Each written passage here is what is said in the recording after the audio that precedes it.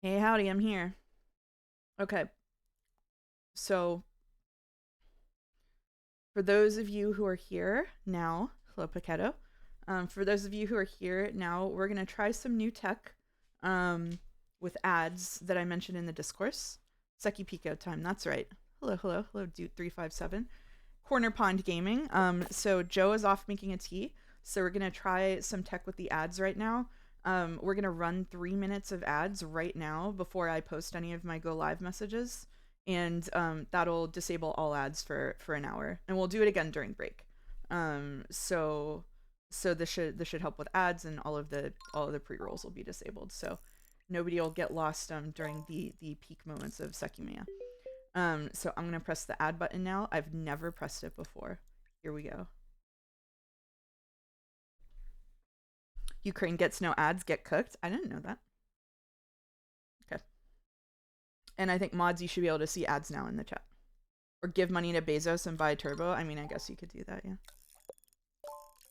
Sucker Mary Barrels into Sucky Neko or so back. Oh my god. Like, have you thought about the fact that Joe and I are both, not just one of us, both of us are going to be reading two different visual novels for in the 2 days of the weekend.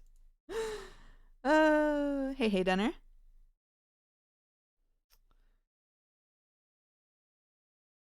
Twice the theories to keep track of. Yeah, maybe he'll finally write something down.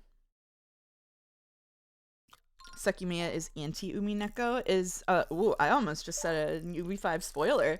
We'll say it next week. Is Sekimeiya somebody's favorite visual novel? It might be.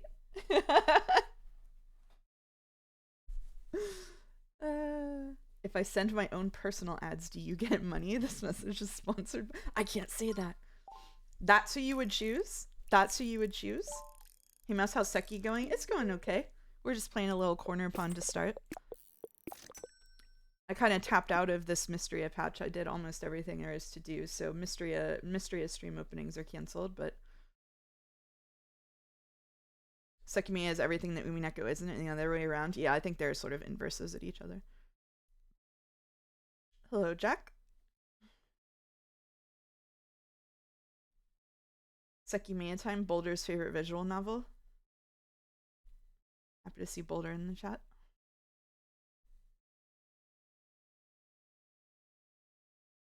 Guess I should open it.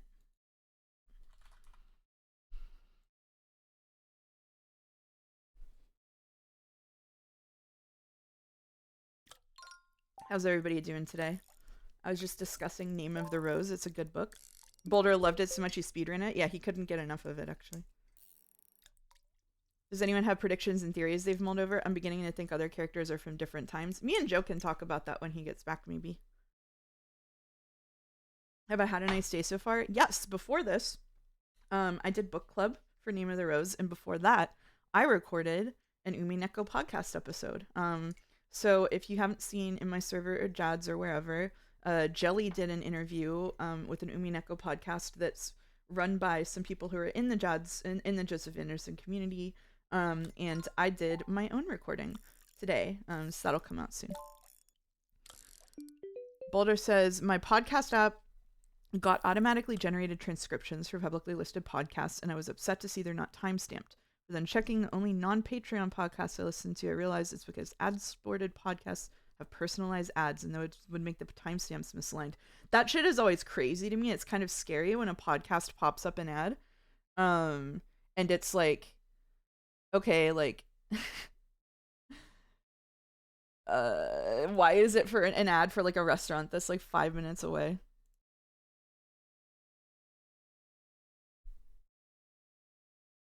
Hello, hello, hello. Hello, welcome. Can we hear Joe? Can we all hear Joe? What's the podcast again? I don't remember what it's called, but I can post it later. Okay. I just punched the microphone, sorry.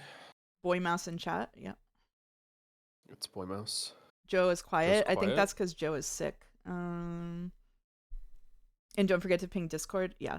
Now it's saying that it's gonna do another ad, but it was supposed to delay the ad, so I'm kind of pissed off. But whatever. Incoming ad breaks, snooze, dismiss. What? You can just not look at that. So there's a setting. So what we discovered is there's a setting on Twitch that lets mods on your stream see when there's an ad break coming. So if like something intense is happening in the game, they can delay it. So I turned it on for Oh. people to do that. Yeah, yeah. We Oh. researched the ad tech. Wow. Yeah. I'm learning so much about streaming But from me, when I'm not streaming.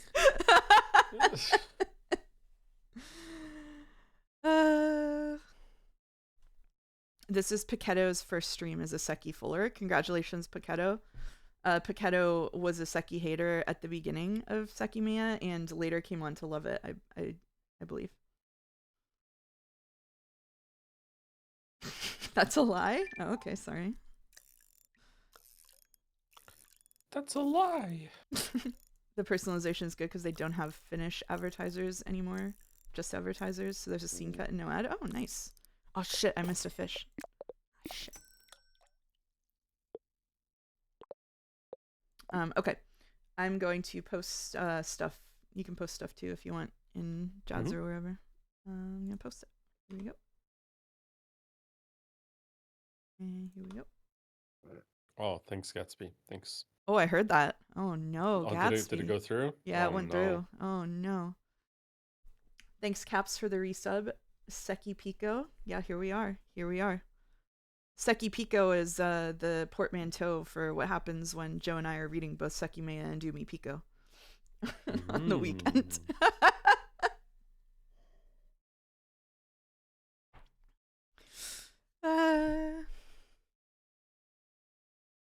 Glorp. Glorp. Yeah. Without Cliff, there can't be Peak. That's true. The darkness needs the light. Glorp. What is it, Gatsby? What is it? What's the matter? Really want to know where it's going? Well, we might find out.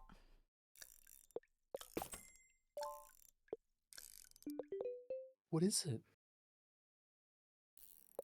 Hi, hello, yes. Umineko Tuesday.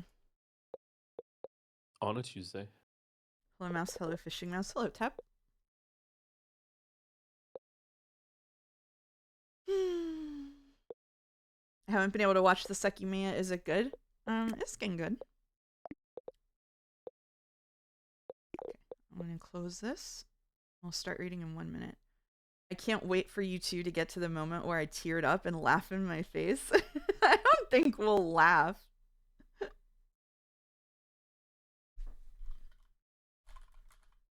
Caps, I think it's because it delays it. I'll laugh. Or yeah, it's for moderators. I'll laugh. You'll laugh? You'll laugh at the I'll laugh. emotional I'll thing? laugh. Oh Yeah, shit, I'll laugh. I need to send you the new voice assignments. I'm sorry. I'm really okay. Here we go. I have DM'd them to you. Despite what you think, or well, not despite what you think. Looking here, I do have more voice lines than you, so you might pick up some of the narration extra to compensate. Really? You're taking? Wow. Yep. Oh, okay. I think Hallyu was giving me the bulk of them because you're sick this week, and so he wanted me to read more than you. Okay, all right. I'm okay with that. He's being very nice. So nice, so nice. Okay. So nice. We're mixing things coughing. up. Yeah. Okay. Let's hit the button.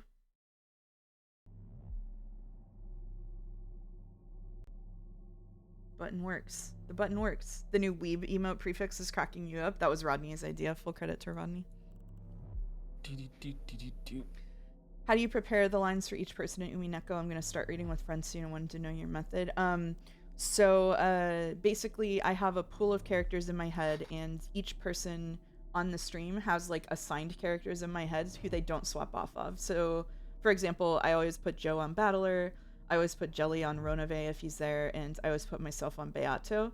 And then the next priority is if two people are having like a prolonged conversation in a scene, I try to make it often, like most of the time at least, that you're not just having a conversation with yourself. hello segmentation fault. Nice to see you. And then I try to distribute it so people have generally the same number of lines. So and I try to swap narration off, unless sometimes like Jelly likes narration over character stuff. So I'll give Jelly the narration if everything else is equal. So I've seen Jelly on the Umi podcast. Yeah, I was saying I interviewed on that same podcast today. Super exciting. Yeah, but everybody should go listen to Jelly. Okay. The only other thing, Joe, is someone was asking about Sekimeiya theories while you were making your tea. Are there any theories you wanna share with the chat?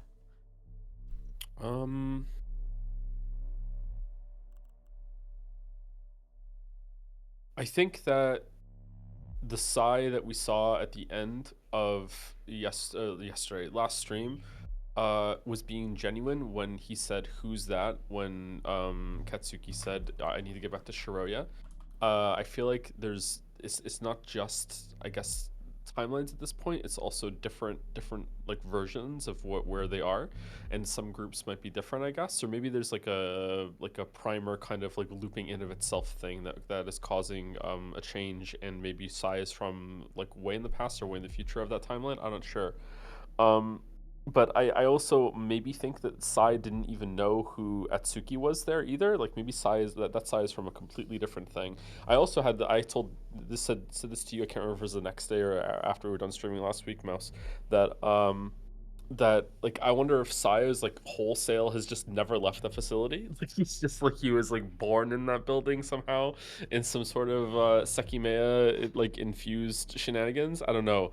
Like I wonder like where that's going. Like I really feel like Sai so far is the most important character for understanding the mystery where we are now, but I find it really weird that Akaro is just sort of there. I feel like Akaro needs more time. I feel like Akaro is more interesting than they're being led on, especially with how he disappeared and then came back and was just sitting in the bathroom. And I've realized now that I've been conditioned from Umineko as I'm doing this to just think that you already know all the answers, Mouse, when you don't. I'm sitting here thinking that you're judging me. No, I'm just letting you talk. I'm being polite. Yeah. Yeah, I think to me it seems like my biggest theory maybe is that either the tower or the Sekimeiya itself or Sai as a character is acting as a kind of fault line that is like fracturing space-time in some way. And I don't know which of those it is or if they're all connected together. So that's probably my biggest one.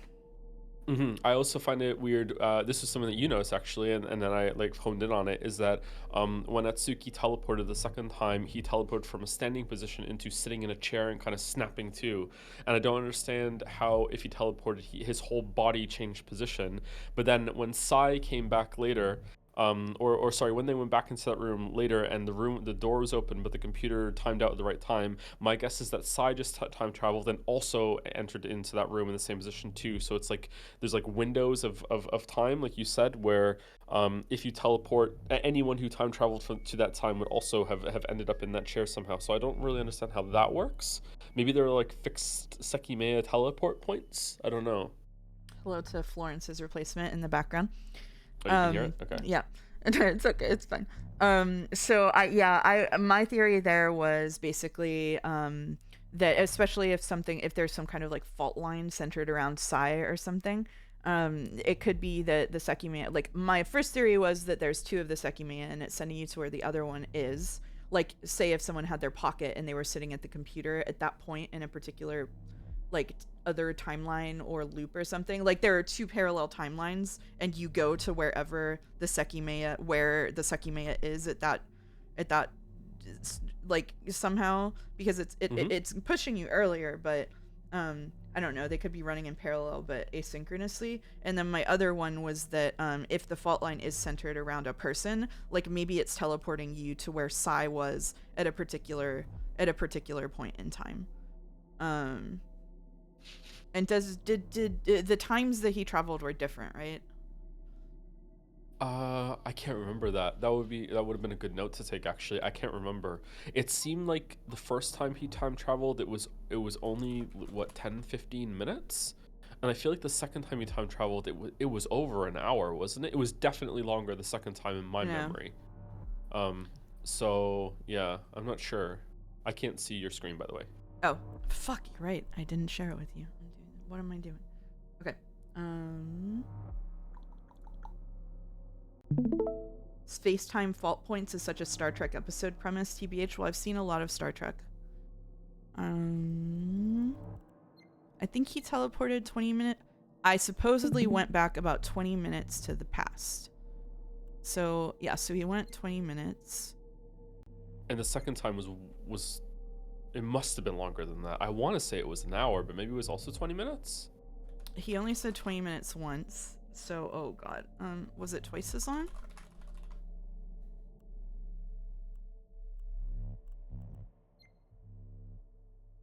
I'm at 40 minutes into it. So it was 20 and then 40. Twice the last amount. Okay. And he said, is that a coincidence? Question mark.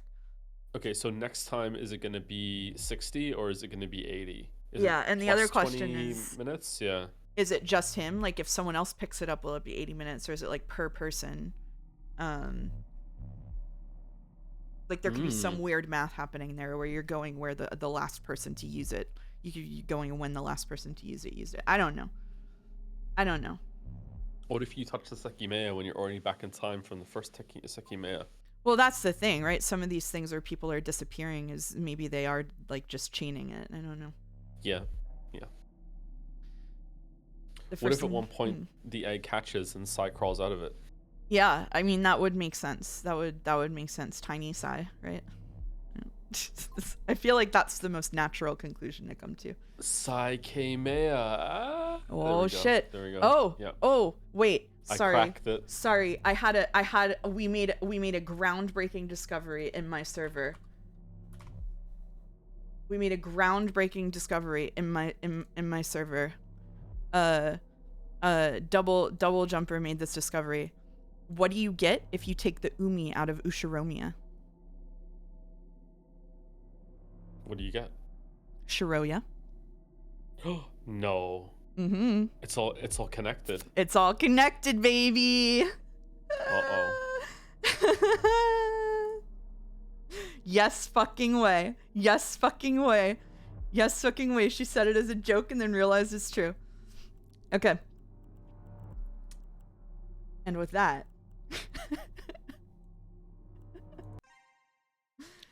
do you want me to do narration at first?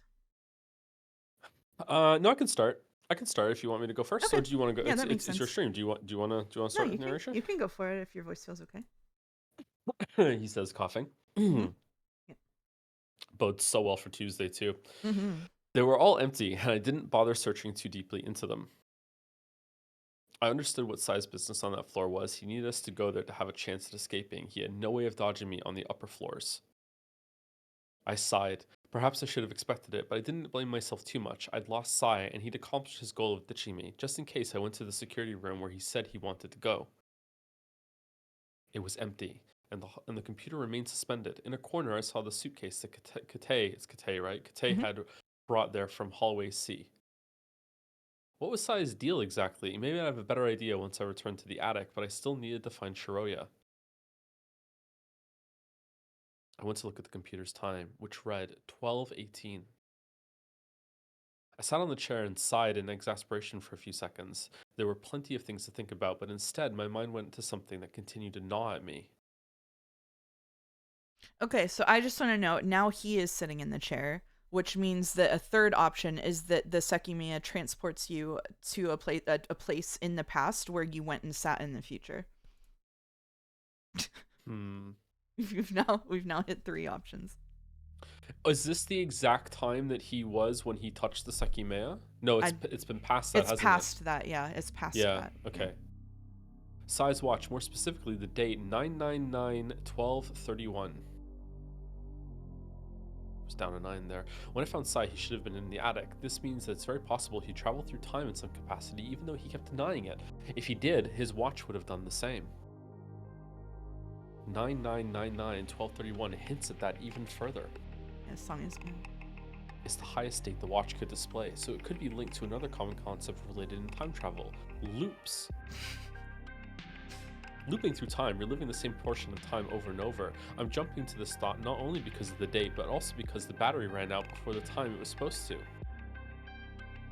For example, if the watch is in the process of traveling from 1220 into the past until it reaches the travel point, the time displayed would increase per travel. If that's repeated infinite times, the date would eventually hit its maximum value and stay there, and somehow the battery just lasted the whole time. If the watch had repeated that process infinitely when I saw it, the date could make a bit of sense. Similarly, every few years the battery would run out, so replacing it would allow the time to continue advancing. Well, you know what we have to do? We have to go to every floor and go into every office and check every watch battery to check if they're dead, so we can make sure that... Hold on. So he thinks that Sai has been in a loop, and it's hit infinity. Yes. That's I don't want to be this pedantic person, but I am.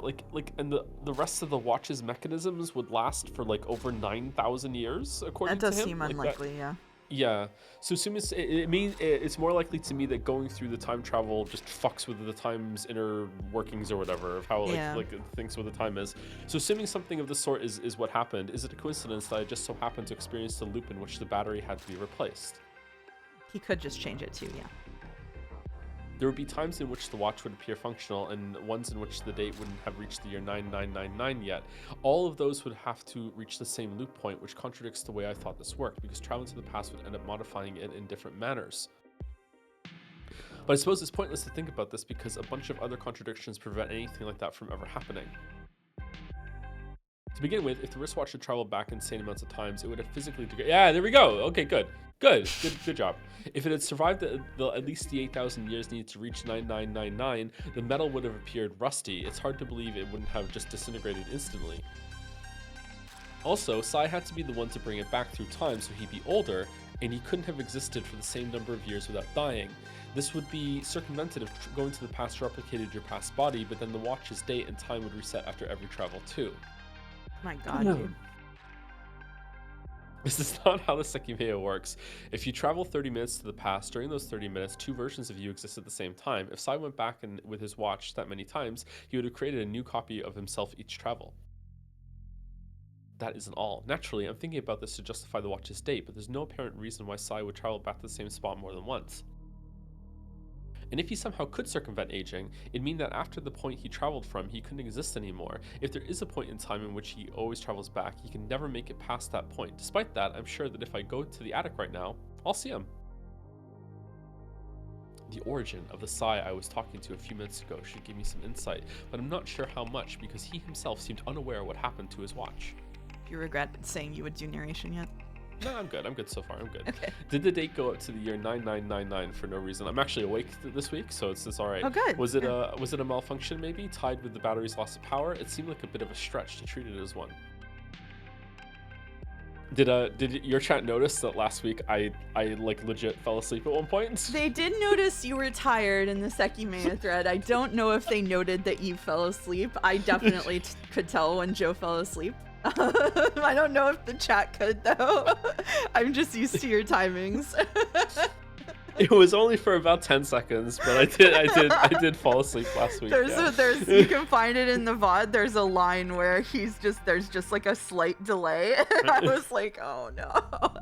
Oh, to be clear, it wasn't because of the VN. It was because I'd been awake for like 26 hours or something. Okay, like it wasn't because of that. The facts are as follows. Sai probably only traveled once because countless versions of himself didn't exist at the same time. The watch can't be in a regular time loop because the Sekimeiya doesn't work like that, and because the watch would physically degrade before reaching the year 9999. Yeah, the Sekimeiya doesn't work like that. Lamau says Katsuki, like. And yet, the date reached its highest possible value. I really feel that something of significance might be the cause behind it. Okay, I actually, again, I feel like this is going to be the trend of the VN. I actually really like this line of thought. I really like all things being considered. It's just taking too long.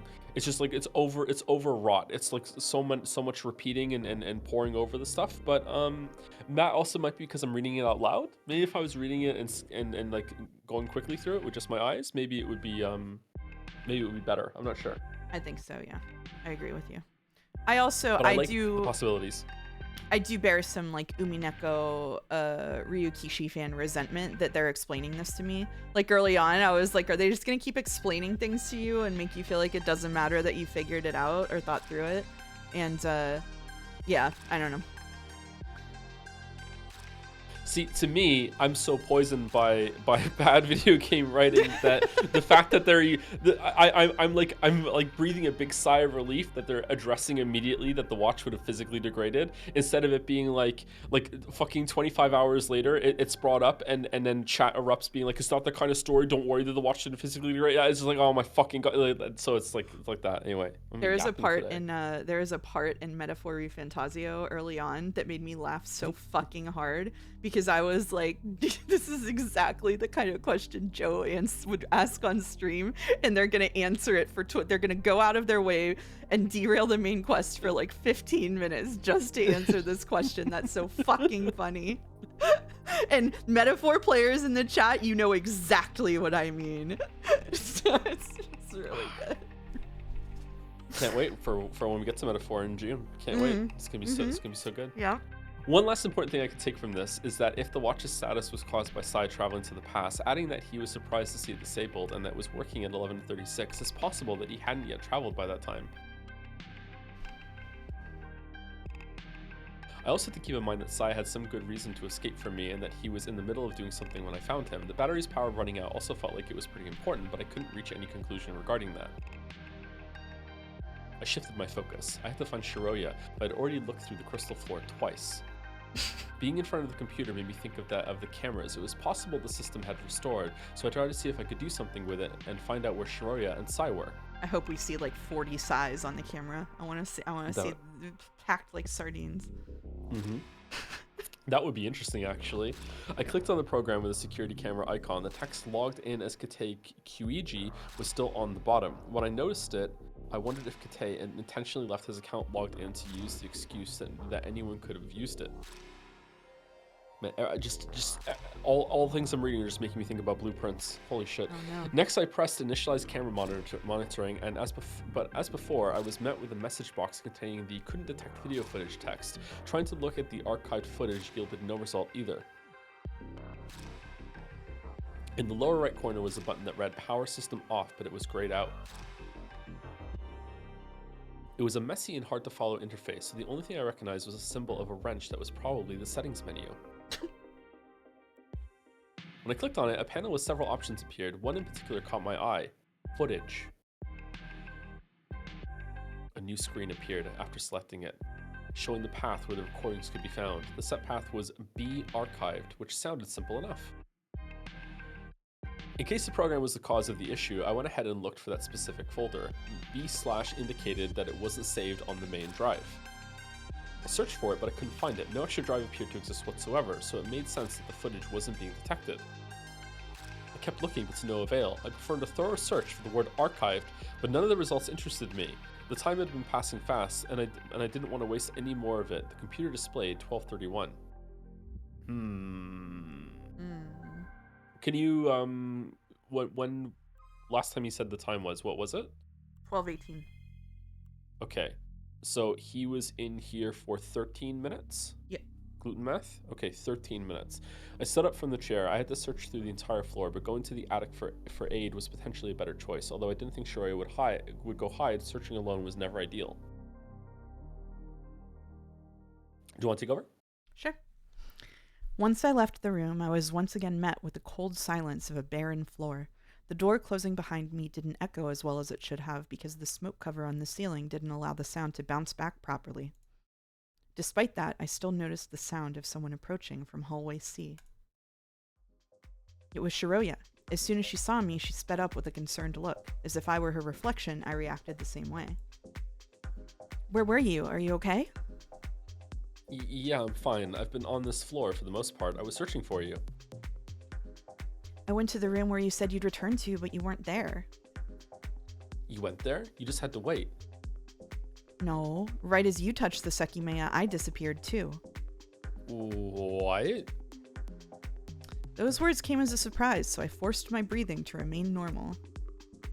You traveled too, at the same time? Why did I never see you then? Well, just as you touched it, I appeared on the second floor inside the offices. It was disorienting, like I changed places instantly. That's what happened to you too, right? I thought your travel might have somehow taken me along with you. I couldn't believe it was real. Talking about it and having it happen are two totally different things. Where did it send you? I appeared in the security room. Do you know how far back you went? I think so. I spent a few minutes sitting down since I could barely understand what happened. Then I went to the attic to confirm I'd really traveled back in time. When I saw that the door was still locked, I figured it had really happened. Eventually, I started to go back down until I heard sounds approaching me from below that made me hide on the 4th floor. It was a group of people, so I thought it was us when we first entered the attic. I figured I could go to the crystal floor to look at the time. I looked at the computer and estimated I'd gone back about 40 minutes. Huh. Huh. Okay, so either it's the time is based on whoever touches the Sekimeiya and triggers it, or it's random, like the time with each use, or Shiroya has time traveled once before now and doesn't know it. So you open the door to the security room. We both travel the same amount of time then. I see. I was in the cleaning room when you came down, so we didn't see each other.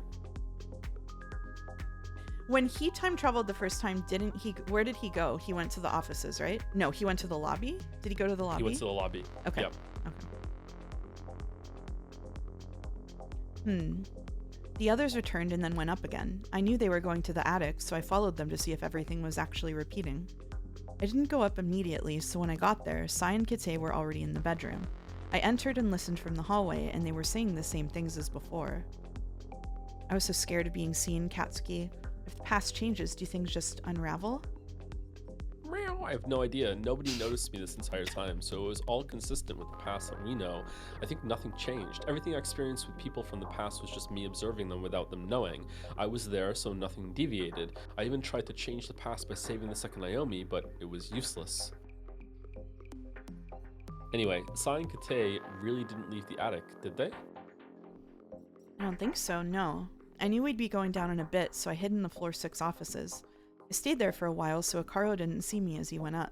Then I came here to meet with you, but you weren't in the room. I wasn't? I suppose I might have spent a few minutes with Sai in the lobby, but I thought you'd stay there. With Sai? But he was in the attic. What do you mean? I waited a bit in the room until I got worried something had gone wrong. I saw the Sekimeiya too. It was still where we left it, but it changed colors to the gray from before. So activating it is what powers it off like that. Probably, but I didn't try to touch it again. I closed the cabinet before I looked around this floor briefly, and I thought that you might be back in the attic. I went there, but not much had seemed to change. I stayed in the hallway to listen to the conversation going on in the bedroom. Even if they'd seen me, it wouldn't have mattered much since we just left from their perspective. At that point, Sai was still there, right? Yeah, he was leading the conversation, telling everyone not to follow us down. Akaro was there too, and he confirmed that he saw us. Sai told them all to wait for us because we'd be responsible for anything that happened after leaving of our own volition. Sarah said something that I wanted to point out in the chat, which is that she might have already time traveled and just lied about it. Also, she might know she did. Yeah, it's true. I see, so he wanted the others not to come down. He kept saying it. He never left, and the elevator was still there with the door open. The conversation started winding down, and when they talked about going to the bathroom, I left right away so nobody would see me. I stayed in the living room for a couple of minutes with the doors closed, but I think that they all took that time to go to the bathroom, so I started going down again to find you. I looked through every floor until I saw you right as I was about to start with this one. I suppose it makes sense we never saw each other. 5 minutes before the point we traveled from, I saw Sai on this floor. I thought he traveled from the future because he was supposed to still be upstairs. If he actually was there during that time, I had to be right in some way. He escaped from me more than 10 minutes ago. I'm not sure where he is right now. Oh, I haven't seen him anywhere. I guess he didn't go up. Well, I looked inside every partition, so he might have been able to. I don't know what his goal was, but he's probably accomplished it by now. Regardless, the most important thing is that you were able to travel without touching the Sekimeiya. Not only that, but you went back just as far as me. I considered that I went back twice as far as my initial travel, but that shouldn't matter anymore since this was your first. And our locations were also different. I'm not sure why I appeared on the 2nd floor. Okay, so what are we thinking? Are we thinking that she wasn't touching him or holding his hand when he teleported, right? I don't think so. I can't remember now. I don't think so. No, she wasn't, because we both said that if in this situation, the first thing we would do would be try to teleport and take someone with us.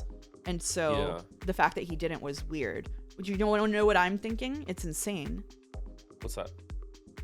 What I'm thinking is, maybe every time that you use it, it doesn't just take you twice as far back, but it also, like, the Sekimeiya is like stronger, and so it's like sphere of influence is bigger, and so it's possible that if they use it enough times, it could transport everybody back, and that's how the time loop gets created. But then wouldn't they remember it now? Maybe they would. Why would it only takes like people back?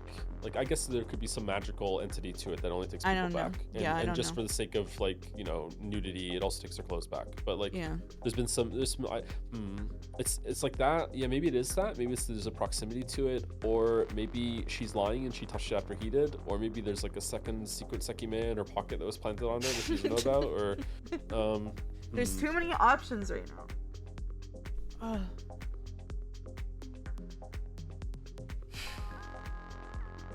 Or this is just a different Shiroya and she's acting. Yeah, it could be that it chooses random nearby locations, but that might be a bit of a stretch. It would mean that we could keep trying it until we appear outside the tower, but that recording didn't seem to indicate that would be possible. There's no way it was real, though. My chat says, I don't get the locations thing. Weren't these two together pretty much the entire time, or am I misremembering? They were together until he touched the Sekimeiya and got sent to the security room, which is where the stream started today. But at the same time, she disappeared and went apparently to the second floor offices. So they were separated for that period of time, but they were together before that. I think that answers that question. 40 minutes before we traveled, both of us were together, moving down from the 5th floor. It can't be that where we appear is decided based on that position, or we would have appeared together. It's addressing it. Interesting. Yeah, I don't know. The amount of time traveled and the location might just be random. Both were different than the first time. I traveled, but when I disappeared in front of all of you, nobody else went with me. Why did it affect you as well this time? I thought about this. I was a few steps behind, and I'm sure at least Sai was closer to you the first time. He was walking to you before you disappeared. But Sai didn't vanish. From that, we can probably assume that the Sekimeiya has an effective range around itself. You think so? Well, even though you were picked up too, it's not like the people in the attic traveled. There's a specific distance from the Sekimeiya in which people can travel if it's activated. The first time it was smaller, which is why Sai didn't travel. If that's the case, are the distance it picks people up and the distance you move through time related? That was my first thought too. The first time I went 20 minutes into the past, and Sai, who was a few steps behind me, wasn't within range. This time I went 40 minutes into the past, and you went too, despite being a bit further away. Yeah, it's addressing exactly what you said. Yeah. Morbed. Both times before traveling, I felt a painful burn on my fingers for a split second. The Sekimeiya was searing. I believe the second time it was even hotter, so it could be tied to this as well. Inside its cabinet, the Sekimeiya is kept cold. Once it's removed, it begins to get progressively hotter at an unnatural rate. Sai brought up something like this earlier. After traveling, I paid attention to the room where we found the Sekimeiya, but I didn't see anyone hiding it there. We don't know how long it was there, but it should have been outside the cabinet for longer than the first time. It could be something like that, yeah. The distance traveled, the range around it, and how hot it gets could all increment slowly as soon as the Sekimeiya is away from a regulated temperature. The place we teleport to still seems to be completely unrelated though. Despite everything we've learned, I'm not sure if there's some other factor given that it hasn't responded on touch sometimes. It seems that when it's activated, the energy stored is released completely and the Sekimeiya turns gray and cools off immediately. Yeah, I think it starts glowing again after some time, but exposing it to the cold might accelerate that, like we saw.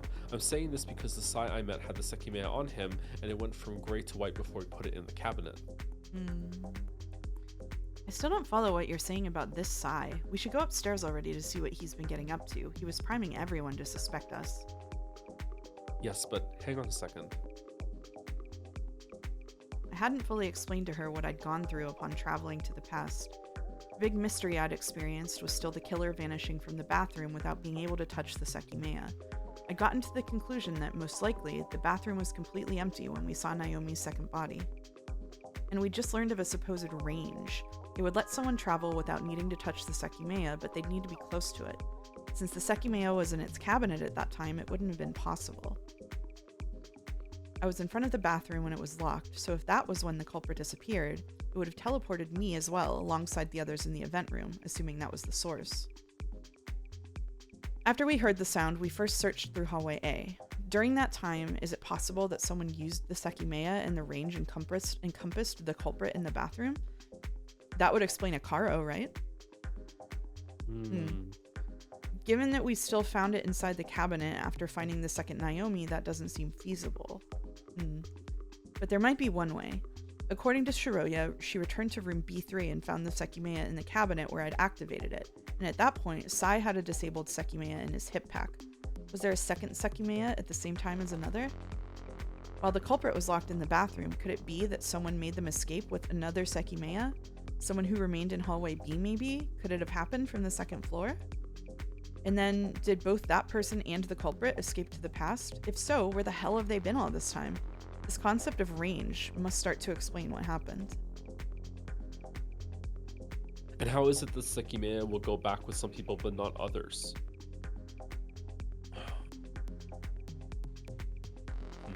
Before we go up, let's check the Sekimeiya. Kate might get unreasonably angry if we don't leave it in the cabinet, and something's still really strange. I do wonder if it's like multiple timelines and there's only one Sekimeiya, but if there are two Sekimeiyas, which I'm starting to buy into that ever since I said it a couple of weeks ago or whatever.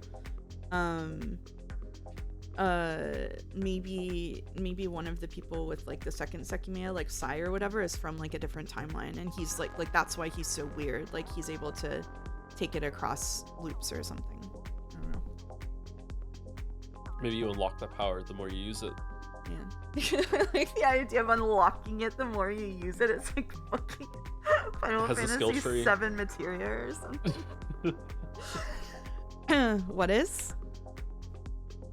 Well, Sai was holding a powered-off Sekimeiya in his hip pack right before we both traveled, or right when we both traveled. Sounds like something from Blueprint says how you doing called out. So there were two of them at that point.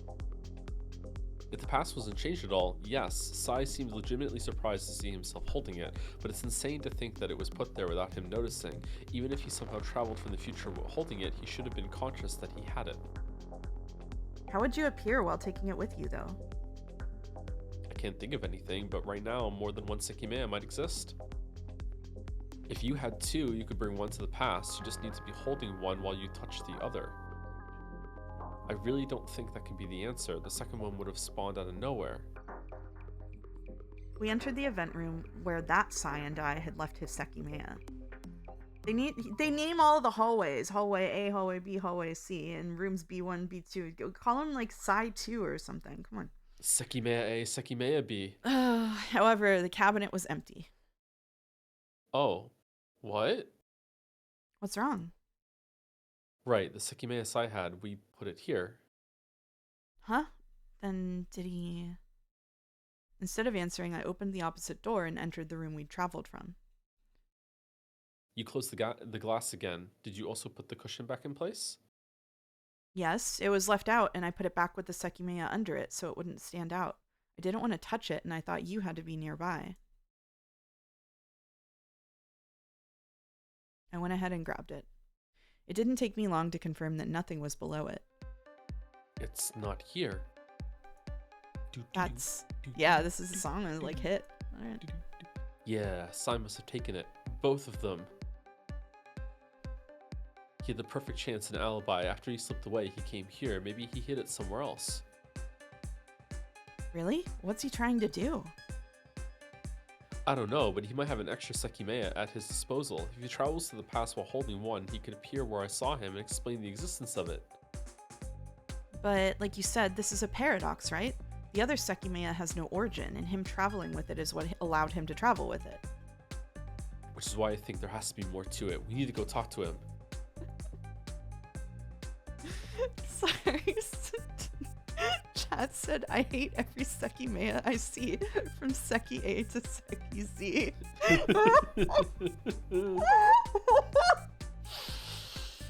Shiroya agreed, and I repositioned the cushion before leaving. Since the elevator should have still been out of commission, we took the stairs up.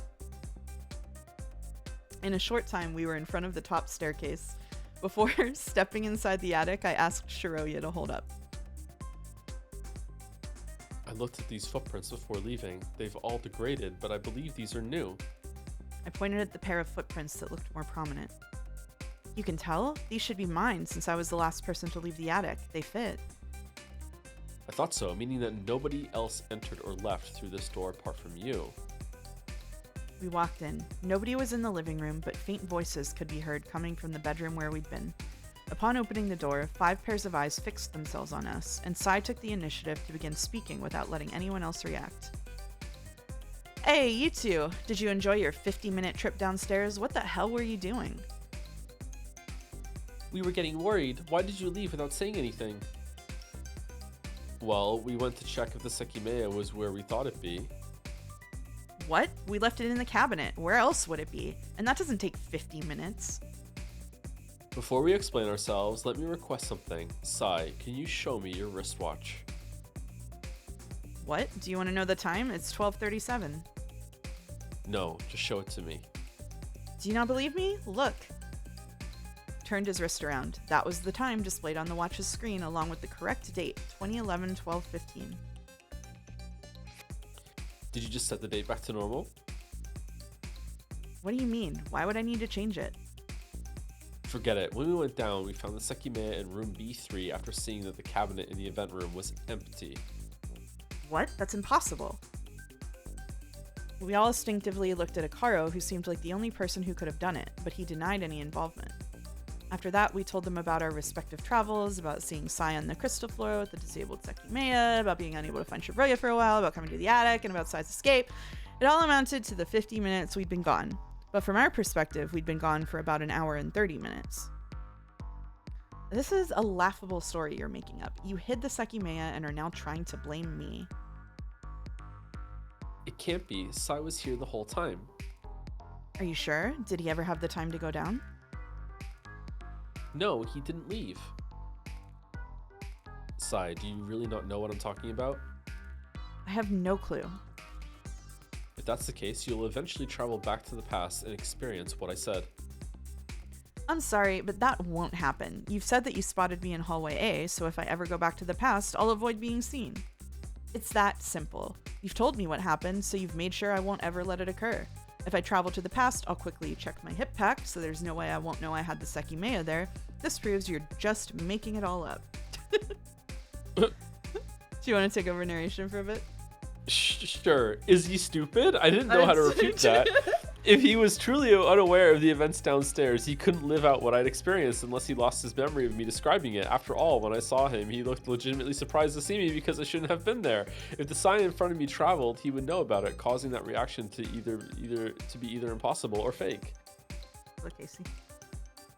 You know, Katsuki, are you sure you're not just creating an alibi for Shiroya? She seems like the most suspicious person to me, given what you told us. I'm sorry? Shiroya frowned too. How was she any more suspicious than I was? Suspicious of what? Like moving the Sekimeiya? This version of myself you describe, it just seems like your imagination. I was here the whole time. So what's with this Sai appearing down there for no reason and clearly holding the Sekimeiya, which told you he was up to something? According to you, Shiroya went back to the past. She knew where to hide the Sekimeiya and was the only one who could have done it. She also wasn't where you agreed to meet, right? This version of myself who you saw, who couldn't have existed, is nothing but an excuse to remove suspicion from her. Am I wrong? You're being ridiculous. If anything, I know now you're very aware of what I saw, or else you would have suspected both of us. You know my story is true. Oh, welcome, Raiders from Man of Answers. Welcome to Sekimeiya Sundays. Don't act like a smartass. I just chose to suspect her before you. Are you sure you can really trust her that much? Didn't she have the cabinet key in her purse? I also remember that she couldn't have hidden the Sekimeiya in the storeroom. That's true. Unfortunately, nobody else could have, which means that someone who appears not to have been able to do it did it anyway. What if it was her? Don't look at me like that. You're the two people who left us without saying a word, and now you claim the Sekimeiya disappeared from the cabinet? Either you two are responsible, or only one is. I was only trying to trust you, Katsuki. I'm going to make this very clear to you, Sai. Don't try to push her around. You can say what you want about Kate, even about me, but you'd seriously better think twice before you go accusing her. She's done nothing wrong. In fact, she's the last person who would ever try to take advantage of this incident right after me. Leave Shiroya alone! I don't follow. You don't need to. Sometimes you just need to be quiet and listen. Let women speak! I still can't believe this is all real. Are you two being serious? Did you travel through time? Katsuki said it before, but... Yes, I'm completely sure now. There is no other explanation for what we experienced. I'm certain too. Somehow the Sekimeiya has that power. Listen, if I'd hidden a device that lets me travel to the past, I'd currently be buying yesterday's lottery ticket, not hanging around here. The rules seem a bit volatile, so maybe you're not aware of them. Something led me to believe that the Sai I met never traveled before. Your purpose might be to experiment with it or to try to leave this building with it. Did you lose your mind? How would I get out and still keep it? At one point earlier, 2 copies of the Sekimeiya might have existed at once. I'm not sure how that came to happen, but by hiding only one, you could lead Ashia to believe the Sekimeiya hadn't been stolen while keeping the other one hidden to retrieve it later. Well, unfortunately, the second Sekimeiya is just part of your imagination. It can't exist, and it seems both of them vanished. We're not going to take any of this seriously when it comes from the most likely suspect behind this new disappearance. Do you no longer think an unknown culprit is behind this? That's still the second most likely possibility, along with Akaro. It wasn't me, I promise. We have to go downstairs. If someone hid it again, we should be able to find it, just like before. That's true. We keep repeating this, but the cameras are still working. They'll eventually expose everything to the police. Time for scavenger hunt number 17. Here we go. Akaro seems to have gone back to his normal self. He was probably right, but a culprit with time traveling knowledge might not have cared too much about that. Do we need to? We can just stay here where we're more comfortable. I'm not fond with staying with people I know are plotting something, especially when it's more than one of you. Let's go see what these two are talking about. We agreed to go down. Meanwhile, I continued to debate whether the sign next to us, the one was the one I'd seen on the crystal floor. If so, how had he managed to trick all of us? Because if he wasn't the same one, the origin of the extra side remained as the hardest mystery to solve, alongside his motive and actions. What's a weeb? A weeb is like a weeb, but for French. Weeb? Had 2 Sekimeiya ever existed at the same time? Was that still the case? And if so, how had it happened? Glass shatter. No. I hope we quickly have a better idea of all that. But in the meantime, I continued running through my previous thoughts. We were only 4 hours into our imprisonment, and we're already... It's 4 hours now! And we were already dealing with a seemingly incomprehensible pile of questions. Before leaving the attic, we made sure no one else was there, and also got our 8 items. The elevator was still open, and we left it that way. As we moved down the floors, we entered all the offices. Once we were done with the ones on floor 2, nobody could have been above us. At the end, only the crystal floor remained. All of us went to the event room, leaving Arena and Isla by hallway A to watch the stairs like before. Shiroya and I had left the cabinet uncovered, so everyone else immediately had a view of the empty interior. Katsuki, be aware that if this is your doing, Ashia will figure it out. That's fine. We had nothing to do with it. It must have been Sai. We waited a couple seconds for his denial, but it never came. Wait, is he not here?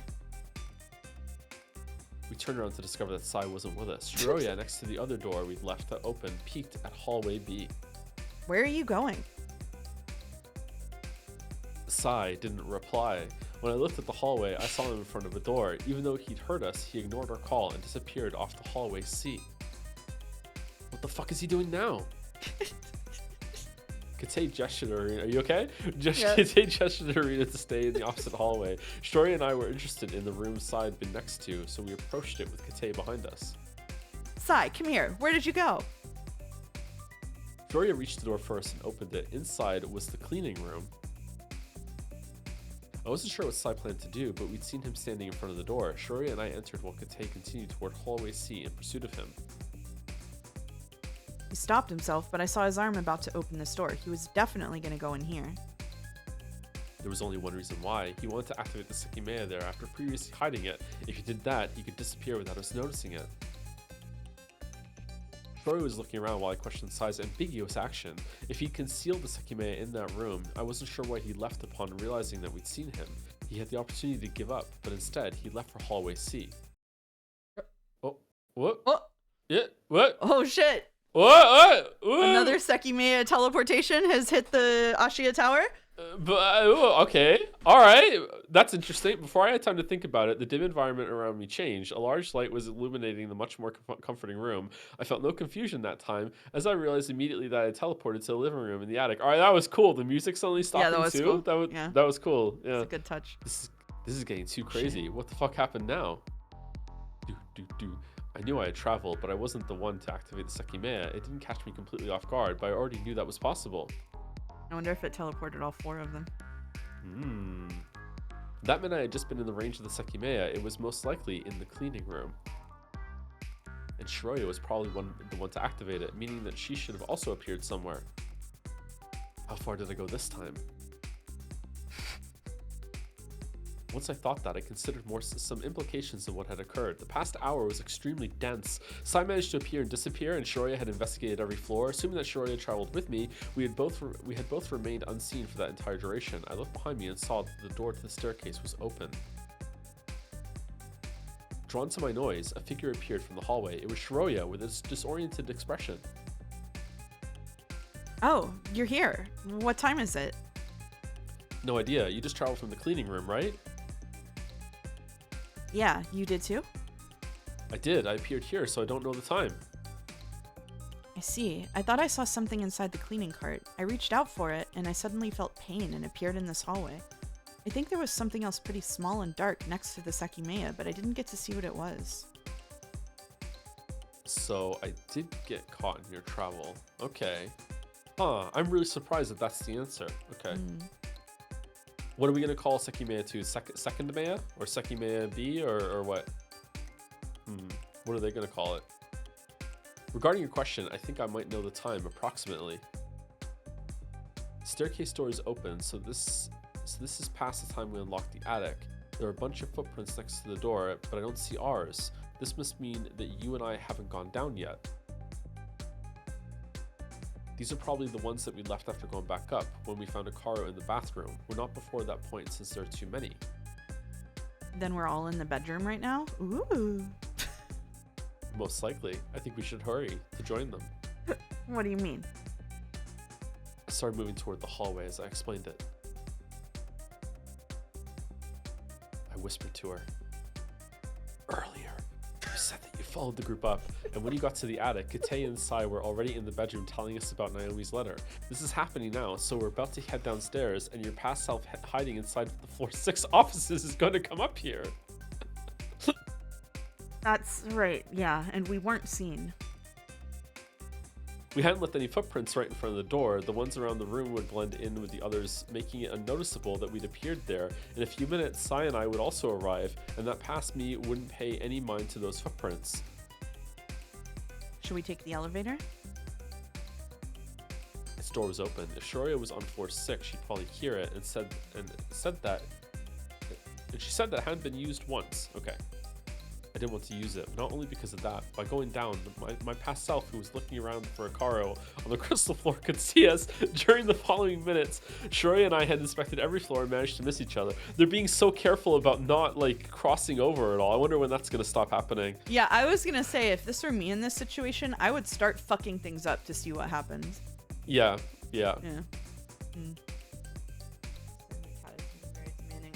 Oh, thank you, Sleepy Griffin, for resubbing. At this point, I'm more of a mouse chatter than a Joe chatter. Oh, no. Love both of y'all's streams. Thank you. I'm right here. You're right here. I'm sorry. And thank you, No Hope for my queer ass.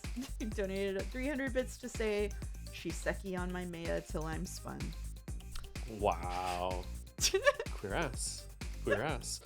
I'm not sure what we should do. Hiding from ourselves purely because we didn't see anyone in the past seems pointless and kind of crazy, but the only place we can actually stay hidden is this floor. Yeah, we should probably stay here. Maybe we'll be able to understand what Sai did, too. She was right. And we had 3 places to choose from: the elevator, the storeroom, and the other bedroom. We knew every other place would be answered eventually, so of course we chose the more spacious bedroom.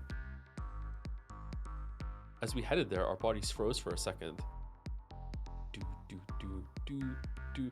Coming from the bedroom where our past selves surely were, we heard footsteps approaching us. We knew we had to speed up, so we opened the opposite door and closed it slowly to avoid making noise. What do we do? In a quiet voice, Shiroya asked the same question I had. It was my 3rd trip through time, but that instance didn't seem like we'd get much out of it, given how Shiroya had already witnessed the attic the previous travel. Was this door closed while you watched from the hallway? Yes. This feels like another 40-minute jump, doesn't it? It doesn't feel like it's definitely not 80 minutes. It could be an hour? I have no idea. It could be an hour, I think. I'm not. So they... Oh, God. Yeah, I don't know. Could be an hour. Could be 40 minutes again. It's got to be increasing, so I'm going to guess 40 or 60 minutes. Oh, they're saying it right now. We should just stay here. We should just stay here then. It's hard to believe anything important will happen, but we didn't come back until 50 minutes after we left, so we might have to be here for a while. Okay, so it's at least 60 minutes. So it's going up in 20-minute increments, or it's double to 80. I don't know. I don't know now. Shit. But she touched it. So the Sekimeiya is growing in power. It's not touching it. Okay. I don't know. I see. Can I get a plot summary? Time travel egg. Time travel egg. Yes. It was a bit frustrating because the only reason we couldn't head down and suss out the situation was that we'd already done that. We couldn't easily exist on a lower floor. Traveling under those circumstances had turned out to be a literal waste of time, but something was piquing my curiosity. Even though there shouldn't have been any danger, we didn't feel safe staying there because someone could discover us simply by opening the door. For that reason, we went up the ladder and sat on a bed above where we could speak without being easily heard. I took a pillow and shook it, removing a bit of dust from the cover. It wasn't hygienic in the slightest, but I rested my head on it since my body noticeably demanded it. While Shiroya did the same, we were startled by a sound. As was becoming common, it was the sound of a door closing, and it came from the hallway. It must be us. Right. We'll be back in 50 minutes then. It must be a 60-minute jump, right? Oh, shit. Yeah. Oh, unique art. Before that thought could become too overwhelming, I began speaking about a detail that I noticed. So Sai most likely stored the Sekimeiya in the cleaning cart. He wanted to either activate it or move it. I'm not sure why, but he knew a search was coming. He might have hidden 2 of them, right? I never really got to see it, so it's possible there were 2 inside the cart. The plastic bag and the light being dim meant I couldn't exactly see inside it, and I only noticed something strange when I saw a glow coming from the inside. Wait, did she finally clean her face? She did for this CG, at least. I see. You did feel a burn, didn't you? Fun fact, this art used to look more anime-styled and was changed in a patch. Oh, so she was, like, naked suddenly? Yes, when I touched the Sekimeiya, it disappeared as soon as I changed places. Precisely. I think this means that our bodies now aren't the same ones we traveled with. If they were, the burn would still persist, and you still feel... Wait, what? What?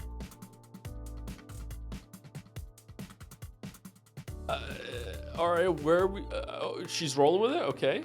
I suppose so? I think we went about an hour to the past. I'm not sure if this is a coincidence, but that's 20 minutes more than my second travel.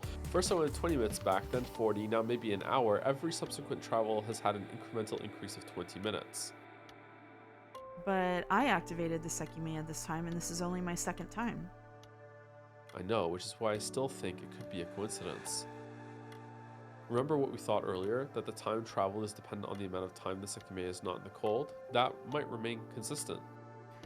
Oh, I guess if Sai is like an infinitely living forever time looper motherfucker or whatever, then it would have to be like your body reverse aging every time you travel back, because otherwise he would just like get old, right?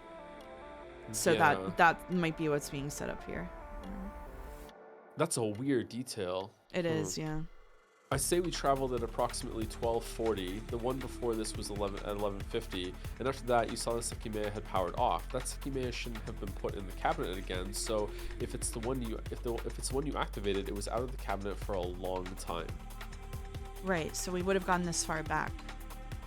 But the origin of the Sai I saw downstairs still doesn't make sense. He traveled to the past at some point to appear there, but if he did it between this time span, he would have reset the Sekimeiya. You didn't see him going down from the attic, and neither did the others. I can't figure out what happened with him. Can't he just go back to the past after 1240? Yes, but if that's what happened, it means that his surprise at seeing me was fake. It means he knew everything would occur. I really don't think that's what happened. Hmm. Well, there's still the Sekimeiya he had in his hip pack, right? Maybe he traveled using that one. I can't say since the origin of that Sekimeiya is a mystery in itself. If he did use that one, it was somewhere else when we traveled from the cleaning room. It could be that Sai ignored us to go use that one instead. Both of us sighed. The possibility of spending a very long time there had forced its way in front of us. And if we knew what was going on, the thought might have been a bit more unbearable. On the other hand, it was also useful to have information that could protect us. Gloria had apparently recovered somewhat of her grief at Naomi's death, but I was sure it was due to absurdity. Someone dying twice made the whole thing surreal and removed from reality. I spoke again after a few seconds, as I hadn't yet explained what had piqued my curiosity about our travel. The place we teleport to has seemed random every travel, but if we believe the amount of time traveled isn't at all random, it's hard to believe the place would be. You thought of something? Not exactly, but I appeared in the living room while you appeared in the hallway. There was a time when those were our locations, right? Huh? Definitely not an hour before we traveled, right? At that point, we were all in the other bedroom. Oh, you mean later? Yeah. When I explained to the others what Sai and I did downstairs, I mentioned that we briefly came up to the attic. I didn't elaborate on that, but we went to grab a battery. At that point, you were in the hallway, listening to the conversation going on. Oh, shit. That coincides with the locations we appeared at, right? I think so. Wait, is this what I said about them moving to their future positions? Did I do it? Maybe, yeah. I think so. I didn't notice you two back then since I was paying close attention to the bedroom.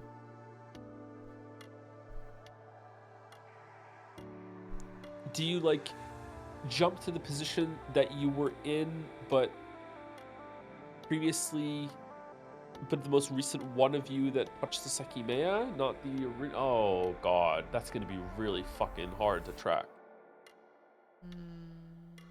Oh. That had to indicate something. On the surface, the location you appeared could seem like something trivial, but with how many things didn't make sense, understanding smaller mysteries could work well to decipher others.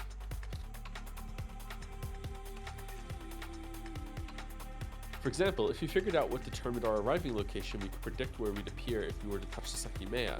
That could help us decide if traveling purposely would be a good idea. Oh, so where we appeared might be related. We went an hour to the past, and at around 12:10, both of us were in the attic, right? That would hold up, I think. That's around when Sai and I went to the living room. Well, you said we traveled at around 12:40, so to 11:40. That means 12:10 was the middle point. Oh, you're right.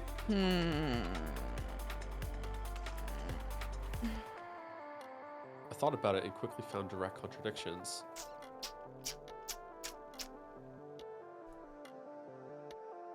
It's not consistent, though.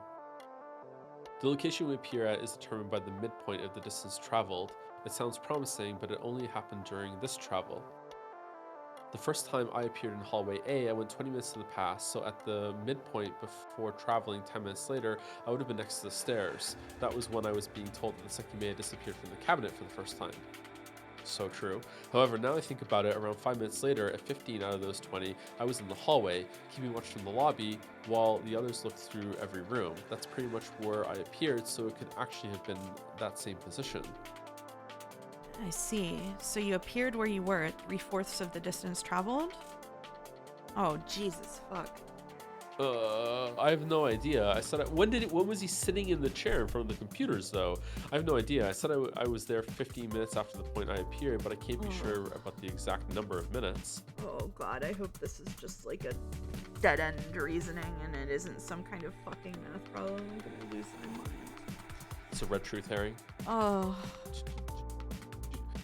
This falls apart in the second travel, though. We went 40 minutes to the past, and I appeared in the security room while you appeared in the floor 2 offices. Not only that, but I was sitting down in midair. We traveled from 11:50 to 11:10, and during those 40 minutes, I was never in the security room. We just found the second Naomi and moved back and forth between the attic and the crystal floor. Welcome, Godot. You don't want to do math while playing games? Interesting? No, I don't want to do math while playing games. Full stop. I don't think that's interesting. I think I just don't want to do math. Yeah. During that time, I never entered the second floor's offices either. Well, before we found Akaro in the bathroom, we came down from the attic and searched every floor. But I didn't step very far into the partitions since everyone else was looking too. I peered deep into the second one, so it can't be from that time. So we can't get anywhere with this. Appearing where both of us were at 12:10 could be a coincidence, but if it isn't, I have no idea what determined it. As I said that, I thought of another valuable thing we could get out of figuring out what determined the appearing location. We were dealing with Sai and a culprit who had traveled to the Sekimeiya. If the place you appeared somehow depended on the previous location, we could know exactly where someone had been in the past if we knew the location they appeared in, effectively drawing information out of them. Okay. I couldn't apply it to Sai since I hadn't seen him appearing anywhere, but it was something to keep in mind in the future. Missing chandelier reaction is really good. Where's the chandelier? Good question.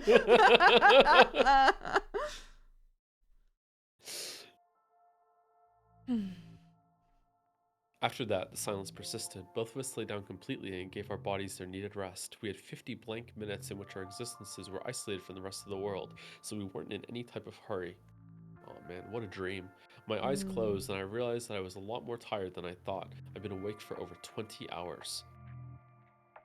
As soon as I thought that, it all came back to me. How we'd spent our past week and everything about Mia. And we're gonna learn what happened, right? Here we go. I couldn't see Shiraya's face, but her mobile body gave away that she was exhausted too. Our deep breathing became background noise as I subconsciously reminisced about how our life had been until recently. I knew none of that would go back to the way it was, but even though I had already accepted it, I still felt the sharp pain every time I acknowledged the truth. And instead of moving through things normally, the Sekimeiya had appeared before us. It was still unbelievable, but I traveled back through time more than once. It was real and highly ironic. Are they gonna have the thought now? They could go back in time? Yeah, during the past 2 weeks, I pointlessly thought about it a number of times. If only I could go back in time, right before I time traveled. Every time something negative or of significance occurred in my life, I'd resort to those useless thoughts. They were necessary, though, as immersing myself in a better world often seemed to temporarily alleviate the pain. Good question. Why are they tired if the bodies are new? Good fucking question. Good fucking question. Huh. Well, if they're not new and they're just jumping back to the bodies they had at the time when they traveled, then they would still be tired, but yeah. Huh. Maybe it's a mental tired? I don't know. Yeah. When I thought of the world in which Mia had met such an abrupt end, I could successfully depart from the real one briefly. The only way to truly achieve that, I thought, was by traveling through time and avoiding the path that led to her death. Godot, I think someone linked the cool Isla art the sprite artist did in the Discord. Yeah. And then, as if the universe was laughing in our faces, time travel had become possible right in front of us. However, instead of reopening the door to the normal world, it created a tangled mess, starting to trap us in the tower for weeks. Not only that, but it seemed that even if we managed to solve every riddle surrounding the Sekimeiya, it would be useless for us. Changing the past was not possible. Traveling back would just formally— You haven't even tried, my weeb! What are you talking about? They've gone out of their way every single time to not change the past or not even attempt to. Yeah. What do you mean? If we were right about the power storage, left the Sekimeiya out of the cold for a very long time, and traveled more than 2 weeks to the past, we wouldn't be able to change anything. Perhaps that wasn't the real way to put it. Something would prevent us from traveling like that in the first place, as if it was an impossibility. Or maybe we travel and suffer an accident before we could try to defy reality. He's just yapping. He's talking like is. he read a time travel book once. No, I'm not going to give him that. He's talking like you read Steins Gate and now he thinks he knows the rules. Like, what? I think this character probably canonically has appreciated Steins Gate, yeah. There was no way Shiroya hadn't thought of it already. If we went back prior to Mia's death, we'd just have to suffer it again from another angle. In my head, as my consciousness slowly dissipated more and more, it all sounded like an outlandish story I was making up, although in reality, plenty of time travel stories revolved around going back to the past to prevent an incident from taking place. Is he going to wake up before the thing that happened 2 weeks ago ever happened? That would be cool. Be it to save a person or save humanity, I wasn't the originator of that idea. It might have been present within every person. Haphazardly thinking of going back in time after a bad experience was fairly common. I laughed inwardly because something else usually present in those stories had occurred in the incident 2 weeks ago. Mia's body! Discord just cut you the fuck out. Discord just cut you the fuck out. Discord didn't even pick that up. Oh man, I'm sorry.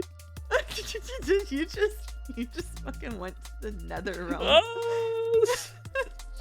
Right before Mia died, she got on her experimental time traveling hot air balloon that she had done herself and said, "I'm gonna go, and if I disappear, I'm not dead. I just time traveled." But everyone's like, "Nah, she's dead." Even though we never found the hot air balloon or her body. No, she's dead for sure. There's no way anything else happened. She's dead. She did not become an egg. No way she became an egg. She's fucking dead.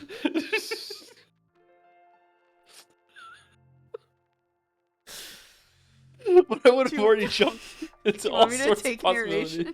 Sure, go for it. I need to laugh.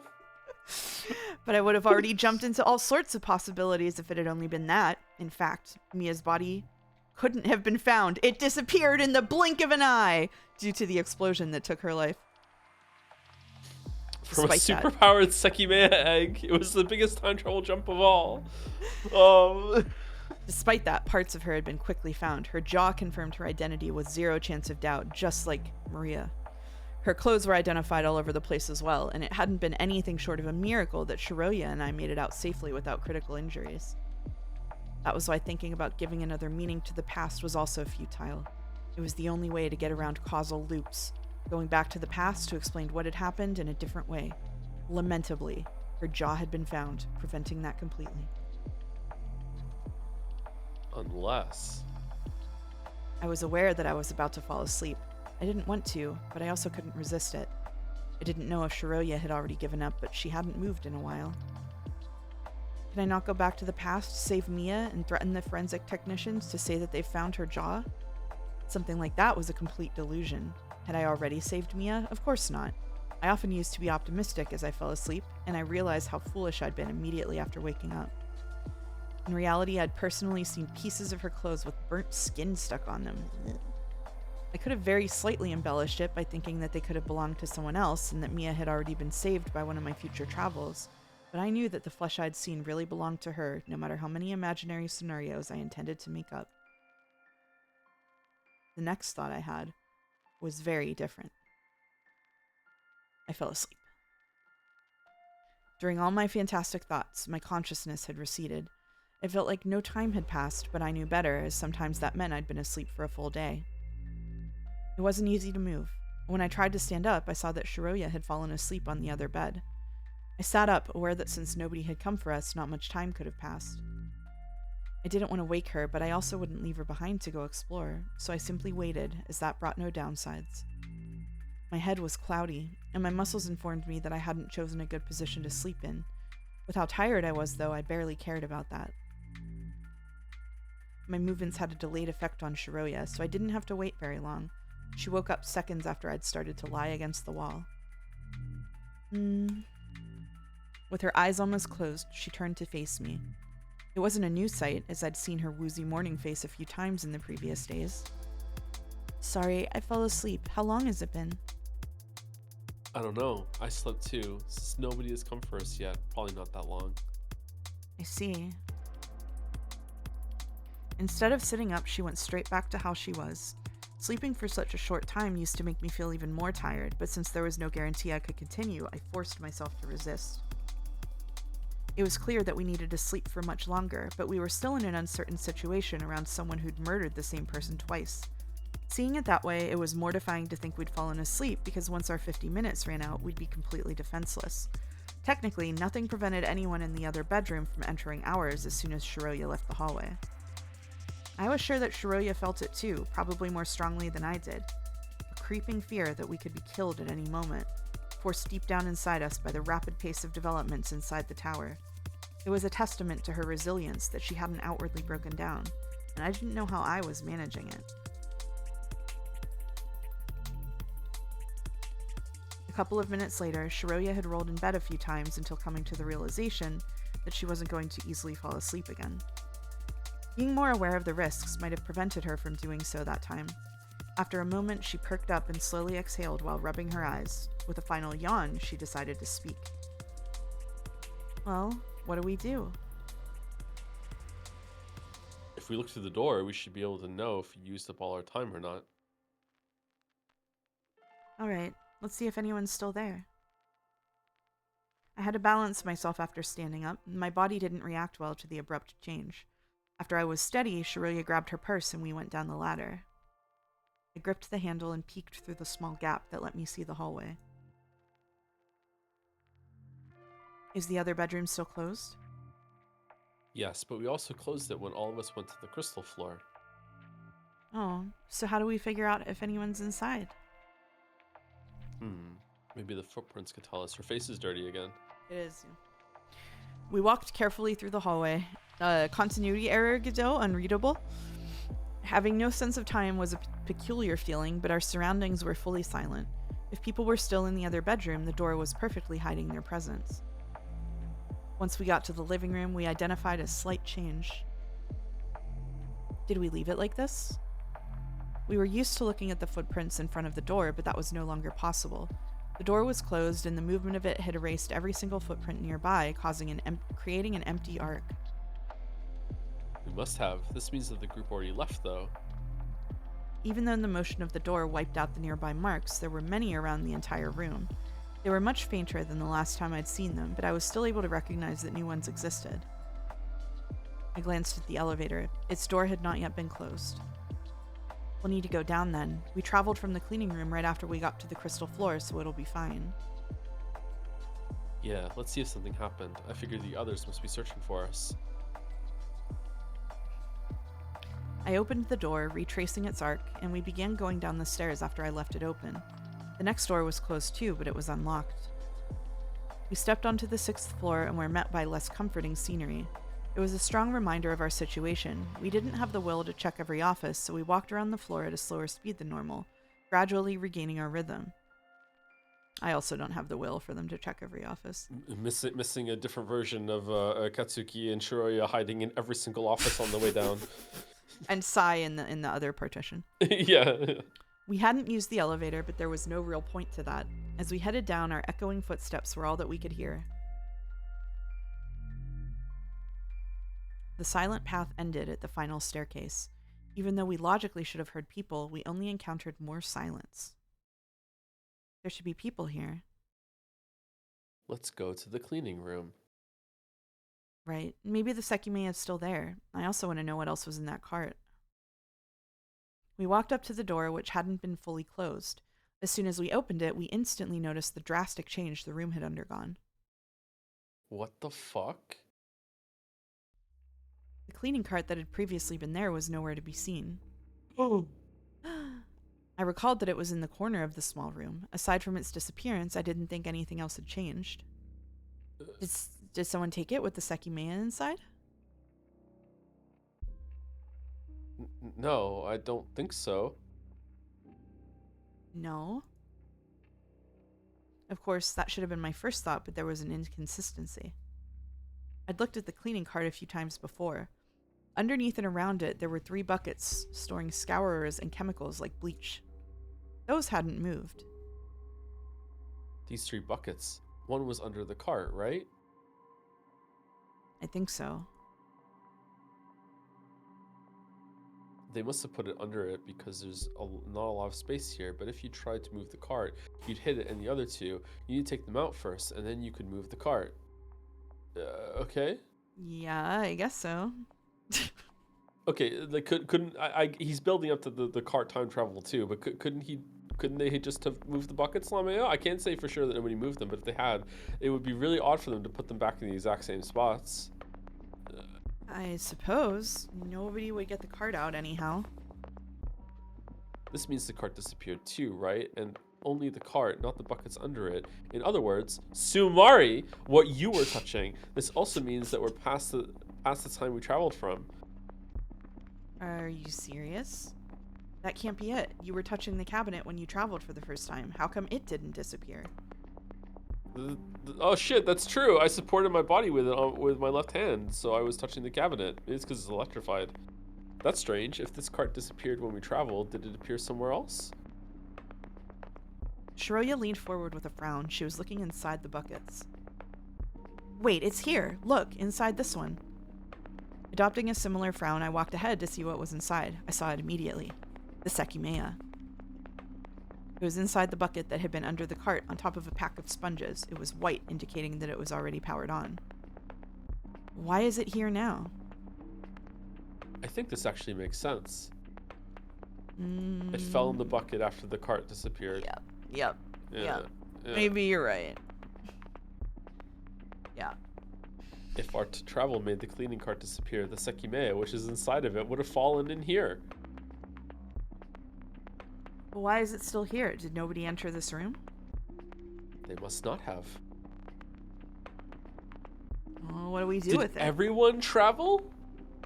I don't know. That's what I was wondering. I was wondering if all 4 of them traveled, at least. Huh. Yeah.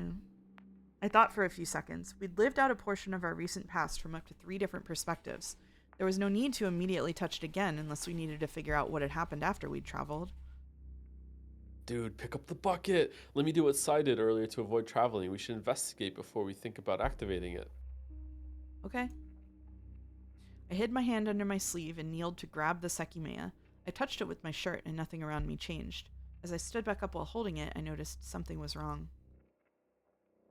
Wait, it's not hot at all. Huh? Earlier, when Sai did this, the Sekimeiya felt really hot for him. He even touched me with his sleeve. Now, though, it's actually cold. So it won't do anything right now? I wanted to test it, and I got close to Shiroya so that if it worked, the range would encompass her too. Perhaps it was a bad idea, since nothing assured us we'd appear together, but it was better to try it like that. Without overthinking it, I placed my entire left hand on top of the Sekimeiya. After a full second, nothing had happened. Yeah, it doesn't work. That's strange. Can you think of why? Not at all. At least not if it stays consistent with the previous events. If the mechanics are completely random, it can just be that it takes a random amount of time until it starts to get hot. However, minutes after the Sekimeiya that Sai had in his pack turned white, it was already really hot. I don't get it then. It's pretty confusing, yeah. You know, aside from the obvious time travel, a lot of bizarre things keep happening around this, and someone with us is behind this whole thing. We've put it in its main cabinet a few times, but they keep getting it out. The last time we saw the cabinet key was in the attic, but we shouldn't go back up just to see if it's still there. We should try to understand how this works. I think working on that is better than just putting it back where it came from. So, what do you want to do? This time, let's be the ones to hide it. Later, we'll be able to see if anything has changed and hopefully understand how it functions a bit better. We have a chance since, for some reason, nobody appears to be here. Are you sure? The cameras are still recording, and we know that every place where we can hide it is somewhere someone will eventually look at.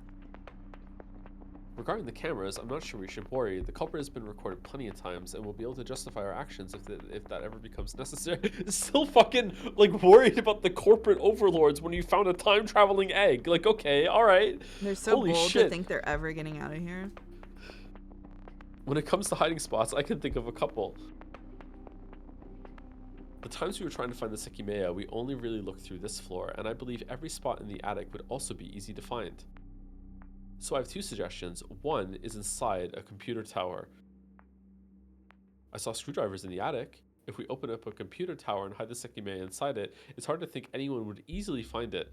It requires thinking about it and unscrewing every other tower until you find it. Oh my god.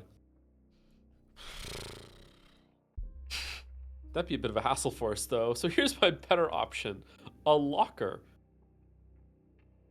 I thought of it earlier. The last key in Naomi's keyring. It's likely it belonged to her locker, given that every staff member has one, and the size of the key seemed appropriate for it. Wouldn't Kate have recognized it? Yes, just like how you should have recognized the attics. We can try it. I thought that maybe Shiroya would be more hesitant, and I'd been ready to abandon the idea, but she didn't oppose it. Given the purpose was to further understand the Sekimeiya, it was likely she was also hopelessly thinking about using it to rewrite our recent past. With that thought in mind, it was the first time we felt the countdown ticking along. The exit was presumably going to be unlocked in fewer than 8 hours, and we still had to confirm what time it was. We only had those hours to understand what the rules were, and if the Sekimeiya would ever be useful to us. But the specter of the voice recorder haunted us. We'd found something that implied we'd be there for a whole month. For the first time, that sounded just a bit desirable, as it would have given us more time to comprehend what was going on and how to use the Sekimeiya. You're out of your fucking mind wanting to be stuck here for a month. You're out of your fucking mind. It was possible someone was angling to trap us for a month just to accomplish that, but I couldn't begin to imagine how the rest of the plan would unfold in that case. At the same time, the exit was going to open at some point. She yearns for the French air. I would be yearning for French air at this point. Oh, oui. And the Sekimeiya would be exposed to the world. Supposedly, it had been found 2 weeks prior on a nearby mountain. It was hard to believe nobody had experienced its supernatural powers, but as I thought that, I recalled that I was also harmlessly holding it in my hands.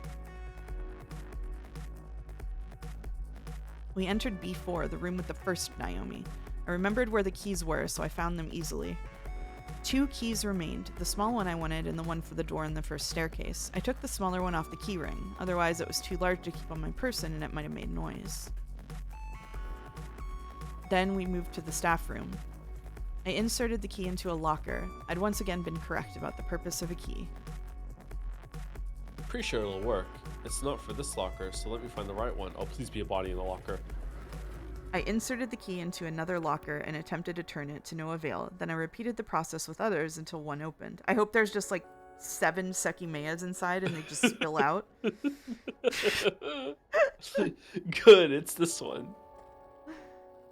The third Naomi. 2 compartments were inside, a small and empty one on the top and the bigger main one that had Naomi's coat hung inside it. I placed the Sekimeiya in the smaller one and took the coat out. I felt through the pockets, but they were all empty aside from a single handkerchief that I left alone. I put the coat back inside. It was a bit disappointing that we hadn't found anything substantial, but I hadn't expected to.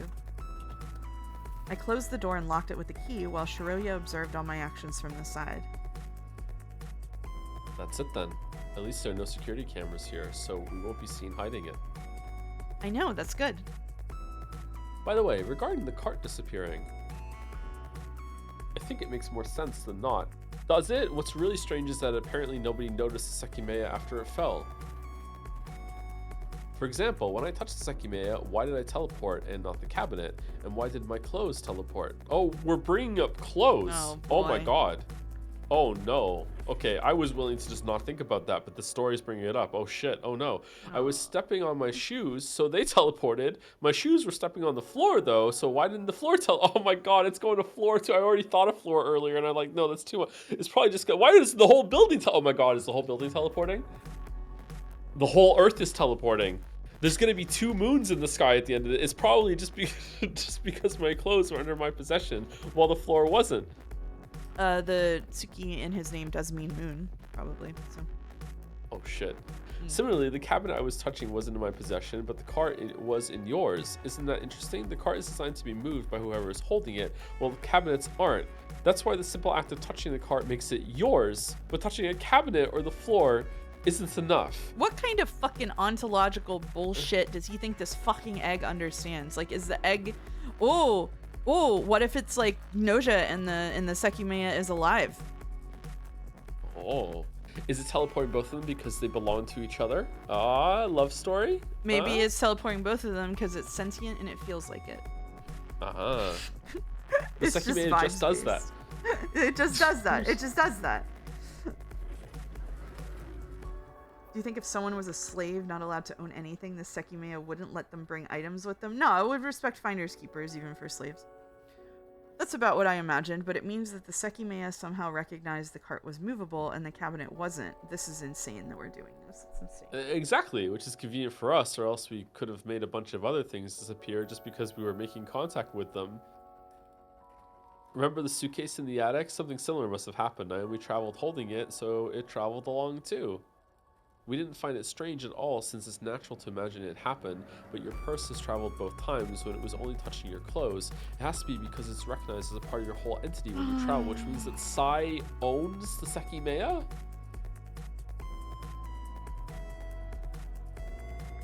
Because he was able to travel with it? That's a good point. But we didn't appear upstairs with the cart while I had my purse. Right. If the cart actually appeared somewhere else, that would indicate again that the location where we appear isn't determined by where we are when we touch Sekimeiya, or else it would have appeared with us.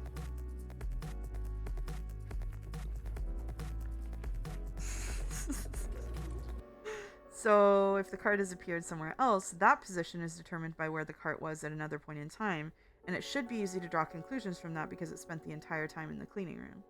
Is the cart at home before it did its check-in to do its cart shift at the fucking place? Like, what are you talking about? Where is it? I think so. Finally, consider this as well. When the cart traveled, everything that formed the cleaning cart disappeared alongside it. That included the bag covering its interior and the cleaning products that were placed in the front of it. All that disappeared. It was treated like a single element you were holding. This is so much legwork to just, instead of someone move the cart. But it's true. It's true. That's why it's notable that the Sekimeiya didn't disappear while it was also a part of the cart. It was inside it, so it should have been part of what you were touching with your other hand. However, it remained in place and fell in the bucket that was underneath it, which didn't teleport it as it wasn't attached to the cart. Is this discount zero escape? No, it was the same price. And just like we thought, the Sekimeiya can't go along with us. Did she say there was a second object there that she's about to touch? I wonder if the other Sekimeiya went back. Pretty much, even though it's what allows you to travel in the first place, it shouldn't be included in your possessions. That wasn't necessarily the case in the previous travels. I wasn't holding the cabinets in the same sense. Maybe Sai has read Homestuck and put the Sekimeiya into its fucking D and I can't remember what it was called. The D cube or whatever the fuck. Jesus, don't make Homestuck references. You're gonna activate Boulder. Are you gonna cry out in pain if the cleaning cart is in the lobby and Sai is just mopping the floor? I would be into that, actually. I don't think that man's ever picked up a mop in his life, actually. The Sekimeiya must exclude itself when it comes to what makes travel. Sorry. And lastly, even if it had traveled, it's unlikely we would have appeared with it, which is what I speculated happened with the Sekimeiya and Sai's hip pack. Since the cart didn't appear with us in the attic, the Sekimeiya probably wouldn't have either. You won't ever guess what Sai has canonically read? What, Atlas Shrugged? I guess you're right. This clears a few things up. We should probably try to get an idea of what happened here, though. Yeah, the others should still be around. I imagine they looked at the place we disappeared from, so I have no idea why the Sekimeiya was still there. Let's go find them.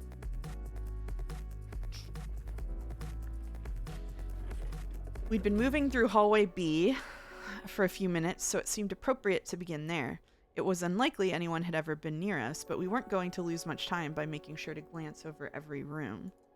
Thank God. The start was the 2 bathrooms, and aside from Naomi's body, there was nothing there. Rapidly, we began to open every door to see if anything we could easily spot was around. The Sekimeiya cabinet, as expected, was empty. The original Naomi was still partially under a curtain after I'd grabbed her key, so I covered her properly again. The last crystal rooms were as they'd been from the start.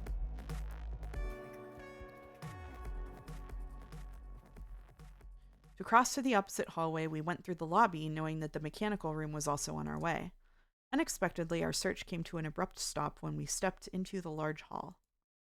People were next to the metallic shutter. We recognized them immediately. Irina, Akaro, and Kite were kneeling down next to the wall, while Sai looked at them from above. Just imagining him lording over this. As soon as we opened Lord the door, of the Shutter. yeah, just Lord of the Shutter. do my bidding. As soon as we opened the door, their heads lifted to meet our gazes. After a couple quiet seconds, Kite was first to further acknowledge our presence and stood up from the floor. He began walking toward us, and we did the same until we met in the middle of the room. Where were you? What the hell happened earlier? While the conversation started, we approached the others who had kept silent. Strangely, they were looking down again, wearing unsettling expressions. You mean when Sai sneaked away? Right, we disappeared. The Sekimeiya made us go to the past again, and this time we appeared in the attic. Oh, I see. Do you want to take narration till break? I need a break. Sure. Okay. After a strangely short response, we went over to the shutter. Something might have happened, as everyone else appeared quiet and unresponsive. I wonder why they decided to stay there too. Is the cart like lodged in the shutter? Mm-hmm. Did you search for us at all? Since that wasn't a question directed at anyone in particular, Sai decided to speak. You were in the attic, you said? Why didn't you come down sooner? We fell asleep and lost track of time. Did something happen? Where's Isla? I asked that instinctively, but I hadn't consciously realized that Isla wasn't with them. Uh-oh. Oh shit. Irina, who I'd imagined would quickly answer, remained looking down at her lap, hiding her face from us. Strain filled my body as that mere action made me imagine that something terrible could have happened. None of the others decided to respond either, and instead shut their eyes before lowering their heads. Finally, I noticed that their expressions were tinged with sorrow. They understood that their own reactions had started to fill us in. After a few unsettling seconds, Sai began speaking in a faint voice, uncharacteristic of the way he'd come across at any other time. Shoria and I, along with the others against the wall, listened to the words that narrated what had taken place while we'd been sleeping 6 floors above.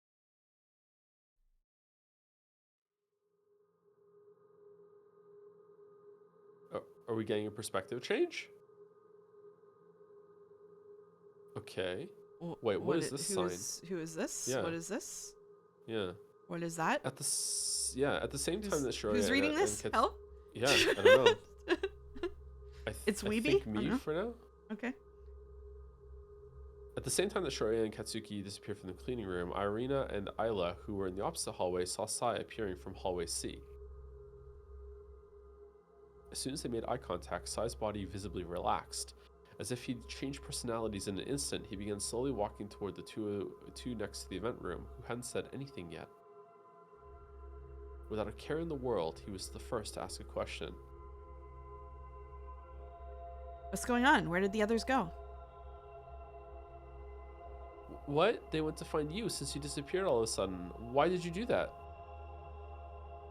Naturally, Irina didn't know how to react, given that the others had made it seem essential to guard hallway A in case Sai went there before they could get him.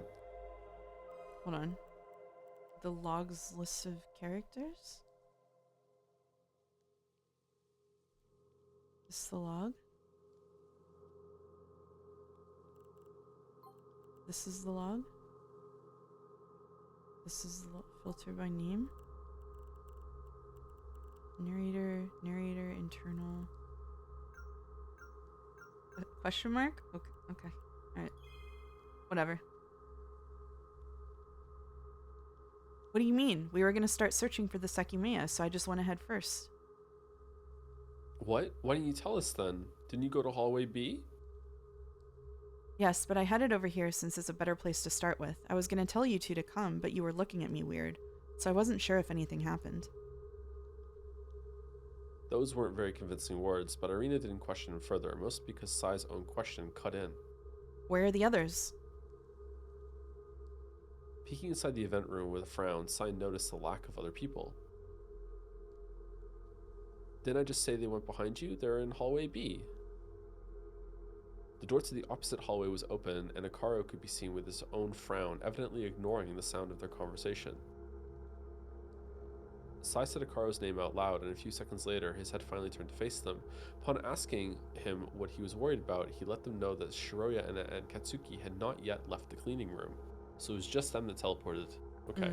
Sai, showing the strongest reaction, approached the room while letting out a conspicuous grunt. He opened the door and stayed still for some time. Then he entered the small space. Before the others had time to wonder what he was doing, he exited and told them that it was empty. And he also had like a cart-shaped object underneath his shirt. Akaro, who had a hard time believing it, stepped forward and became aware of the glaring contradiction within the room. Seeing his dumbfounded face, Arina and Ayla got closer too. The four of them saw that not only had Shiroya and Akatsuki vanished from the room, the cleaning cart had too. The disappearing cart was nothing compared to everything that had already happened. Once the other three stepped in, they became aware of the cause. The Sekimeiya sat in one of the few buckets that remained on the floor of the cramped room. It was Sai who first questioned its status. As it somewhat contradicted a few things they concluded earlier, it was white instead of the gray color they thought it become after teleporting two people and a whole cleaning cart. Not much discussion was had. Up until then, they'd grown accustomed to Katei's voice immediately instructing them to put the Sekimeiya back in its cabinet. It was a lack of those words that alerted them that Katei wasn't there. Where's Katei? He followed you to hallway C. Me? Then why didn't he come to the event room when we were in hallway A? Doubtful looks were the only answer. Sai, Arina, and Ayla had spent a few seconds talking next to its door. Of course, Katei should have been invisible. Taking advantage of Katei's absence, they removed their full focus from the Sekimeiya and left it where they'd found it, prioritizing finding him. All of them assumed that attempting to locate Shiroya and Katsuki was futile, as they'd most likely teleported through time and were somewhere else entirely. Sai was first to suggest going to see where Katei had gone, which shouldn't have taken a long time. With Akaro in the front and Sai in the back, the four left the room and saw the empty hallway C. The stairs presented the possibility of Katei moving upstairs, but hallway A was the most likely option. Shiroya and Katsuki should still be here even if they traveled back in time. It could be that Katei took advantage of this situation to do something.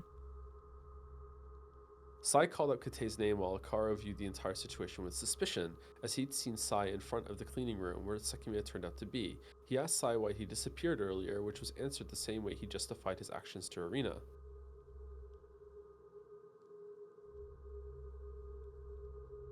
They stopped in front of the stairs, and Sai sighed as soon as he saw the other long, empty hallway. You all rushed too quickly to find me when I was only trying to move things along, and now this happened. We found the Sekimeiya already, at least, but now we have to search for 3 people, which is just great. Sai began directing the others. With Katsuki and Katei gone, his demands met no resistance. His arrangement consisted of Arina and Ayla staying next to the stairs, as usual, and Akaro checking hallway B, while he himself looked through the hallway A rooms. That way, the search wouldn't take more than 2 minutes. As they put that into practice, Sai continued yelling out Katei's name. He wasn't being drawn to the noise, so it followed that he wasn't nearby.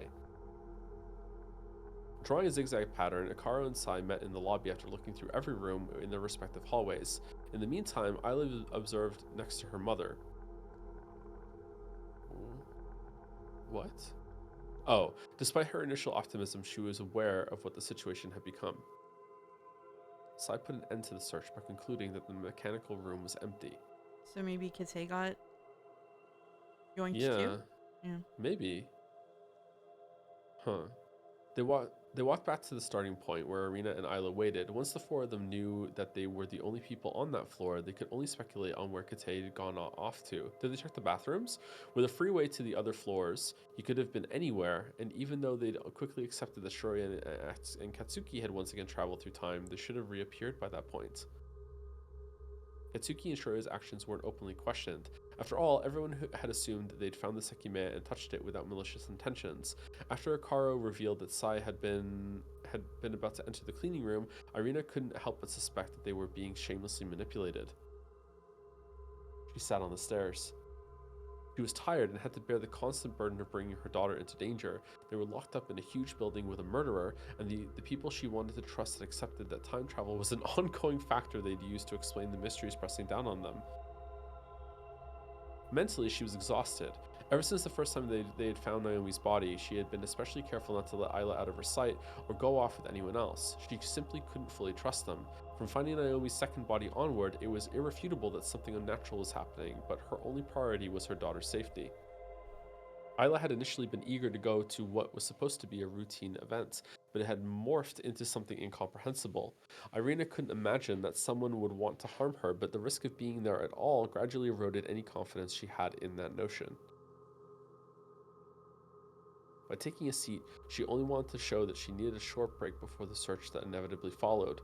Her own daughter, though, didn't grasp that intention, as she suddenly walked off toward hallway A while the others watched her curiously, and then she's just gone. Uh-oh. This is why parents aren't allowed to take rests in stories. They're just gone. Sweetie, where are you going? With distress and concern lacing her voice, Irina asked that question, looking up from the stairs. Isla turned around and saw her mother's face, which she found a bit tricky to decipher. Choosing to answer the question with her own action, she continued walking and stopped next to room A5. It was the place where gemstones had been stolen, the sole crystal room exposed to the smoke that they still haven't explained that they knew and what it looked like before it happened. Isla reached up to grab the doorknob and turned it to open her way in. From the stairs, three people looked at her, finding what they were seeing very odd. As soon as they saw Isla entering the room, Irina gave up on her brief rest and stood. While she approached the room, she timidly called Isla's name. Once she was by the door, the two men behind started to approach her, intrigued by Isla's behavior. Isla had left the door open, so Irina was the first one to see the interior. Just as she remembered, it was dirtied by a purplish-black color, and almost no brightness penetrated the coating on the ceiling. The light leaking from hallway C was the main source of illumination. It took her a second to spot Isla with how dark it was. She was putting all of the force she could into opening up a cabinet. Unbeknownst to Irina, what would then occur would not leave her memories until they all faded away. Oh, shit. Applying force with her two small arms, Isla lifted up this heavy cover of the cabinet, found deep in the room. To prevent it from closing, she leaned it on the wall. After that, she attempted to peek inside, but her short body didn't make it easy. With both hands, she grabbed the top of the cabinet and propelled herself upward to see inside it. Once her eyes made contact with what lay inside the compartment she'd uncovered, a nightmarish scream tore through the room, terrifying Irina while she stood in from the hallway. While she looked in from the hallway. What? But that was only half of what she had to witness. Isla's face was hidden in the cabinet, so Irina was unable to see that her confident look had shifted into an agonizing expression. To find a body? Irina's mind reeled in response as she began running to aid her daughter. She frantically questioned what the cause of this horrible scream could have been. Had it been the physical pain or a reaction to something she'd seen? Whoa, the song is distracting me. As Irina rushed inside, Isla's instincts told her to get out of the position she put herself in. However, due to jumping upward, the front of the cabinet had suspended her in midair, painfully pressing her stomach and preventing her legs from reaching the floor. Okay, do we think third Naomi body, someone else's body, Isla's body, or did she find the cleaning cart? I don't think she would scream at a cleaning cart. Maybe herself? It's definitely not a Sekimeiya. She wouldn't scream about Sekimeiya. No, she loves the Sekimeiya. Does Sekimeiya take place in Night City? I don't know. Let's find out. The only way she could move was by leaning forward. Next to the door, Irina's senses all perceived the same thing. Isla, in her helpless state, inclined forward and fell inside the cabinet. Only the sound of her body landing was audible, as no yell came out. With the curtain falling after a play, the impact made the lid fall, shaken out of its precarious balance. Wait, what?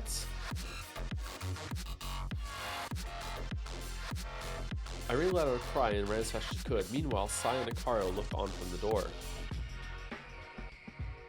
When Irina reopened the lid and leaned in, she finally saw what the ominous cabinet contained. Nothing at all. Nothing. Irina didn't Magic see trick. anything. but the 5 faces of the cabinet, covered by a velvet texture that, while untainted by the smoke, appeared black due to the lack of light. Why was she screaming then? Huh. She stood still while her heart took off. Then she snapped and began to feel its walls, trying to understand how that cabinet had swallowed up her daughter.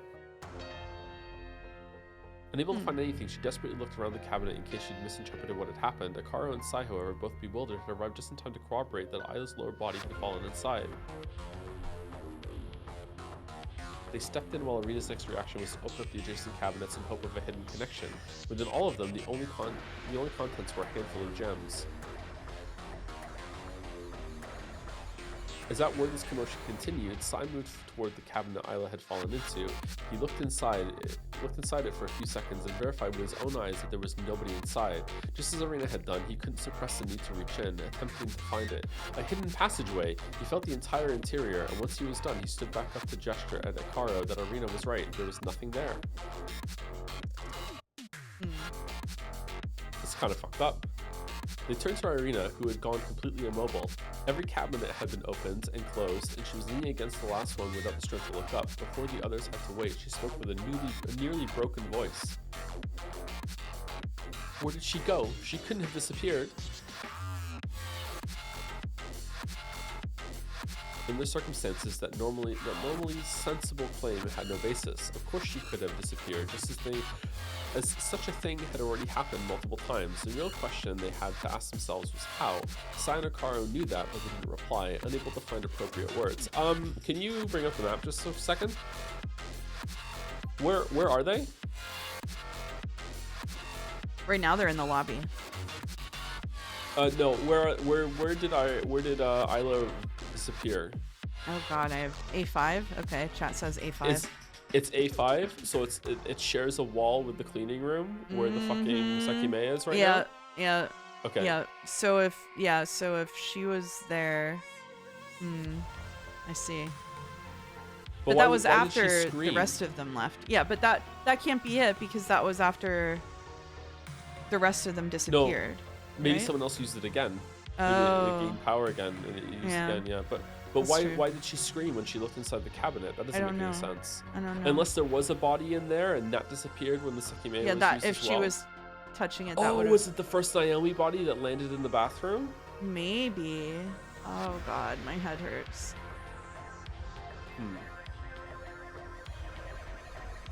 Okay. In the circumstances, normally says, yeah, okay. Tell me, something must have happened to her, and it has to do with this teleportation you two keep talking about. What happened? They had realized that the room was empty. Isla had suddenly disappeared without leaving a trace. Even though disappearances had become commonplace, they thought that Sekimeiya had to be directly involved for one to occur. Despite that, they found it in the cleaning room and left it there. Furthermore, Katsuki's earlier explanation of the range emitted by the Sekimeiya couldn't explain what had occurred, as nobody else nearby had disappeared along with Isla. Unless. And even though it seemed of less importance, there was one last thing without explanation: Isla's scream.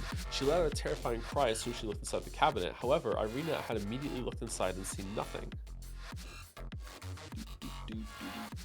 Sai and Akaro told all of that to Irina, who until that point hadn't completely considered the full implications of the paranormal events she had witnessed. They wanted to reassure Irina that even though Isla had somehow disappeared, she had gone to the past and was safe somewhere else. You made a banger choice making me take narration before break, huh?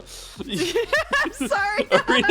Irina knew that what had happened couldn't be immediately answered, so she rushed out to find Isla, hoping that they would reunite soon. They had a whole building to search through and no guarantee that Isla was still in it. At the same time, a part of Irina was still trying to understand why Isla had suddenly walked up to that cabinet.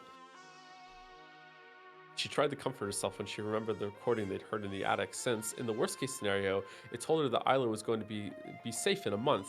For the first time, Irina viewed it as a fail-safe instead of one of the worst possibilities.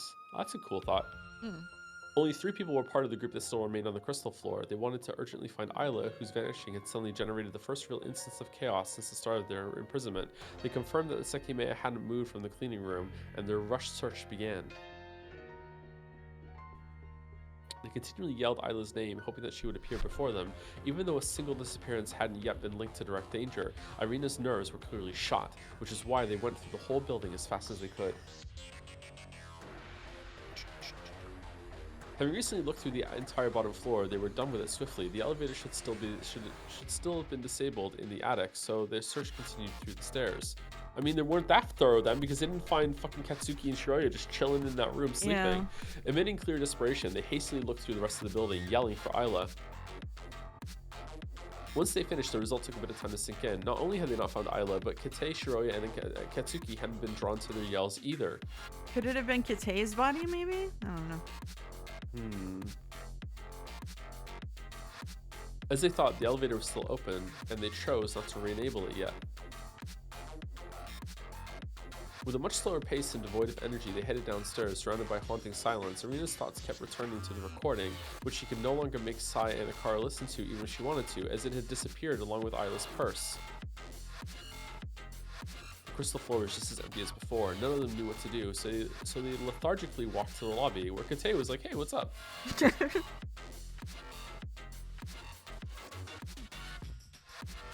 Before them was the immutable shutter preventing them from escaping and obtaining help. Irina leaned against it while the other two stayed still. Imagining how much Irina was suffering, being faced with the precarious disappearance of her child, they had chosen long ago not to say anything unnecessary. For a while, they stayed there, powerless against the confusing reality, hoping that waiting would lead them somewhere. So Sai can shut the fuck up. Interesting. They knew where the Sekimeiya was, but without Kate, dealing with it seemed far from their priority. It appeared impossible that it had been related to Ayla's disappearance, but no other explanation existed. Out of the blue, they found themselves alone in a huge building with two identical corpses after 4 people had vanished.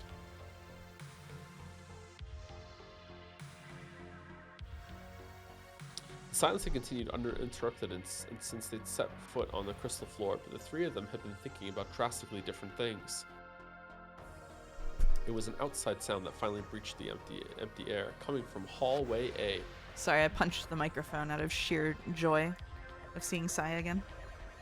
They immediately lifted their heads. The door had been left open, so they all rushed to see if they could spot the origin of the sound.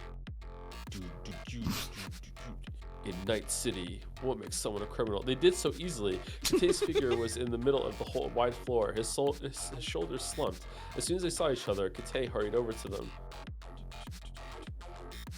Where did you go? We searched for you.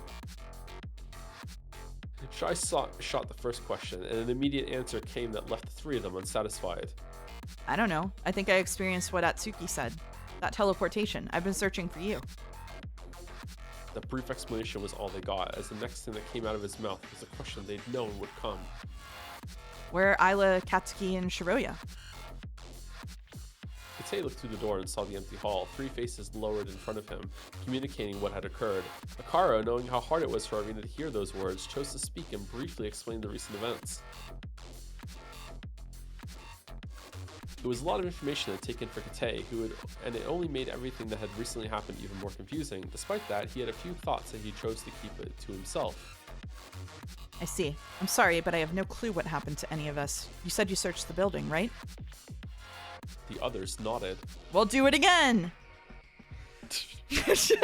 They told her where Ayla, Katsuki, and Shiroya had disappeared from, so he began walking to where they'd last seen Ayla, as that part of the story was what he at least understood. I mean, like, Shiroya and Katsuki were asleep in the attic, and they legitimately did not find them during the search. That's crazy. They all entered room A5, and were hit by the memory of Ayla's body falling into that looming void. They lowered every lid before leaving, so Sai pointed at the one in question. Kate approached it, finding it hard to believe that nothing had been found inside. He completely denied the thought of any opening or passage within the cabinet, so he wanted to see if he could get a good idea of what had happened, or if he could reinforce what he had believed had truly occurred. He gripped the lower part of the lid with his right arm and lifted it. As soon as the smallest gap appeared, he peeked inside. Even though there was very little light, he frowned. Yep, fucking empty. As he continued revealing the cabinet, that frown shifted into a much darker expression. Once he was done, he could only gesture at the others to see with their own eyes, as he couldn't bring himself to say the words out loud. Wait, what? Hearing his faint but trembling voice, Irina ran up to see what he had seen.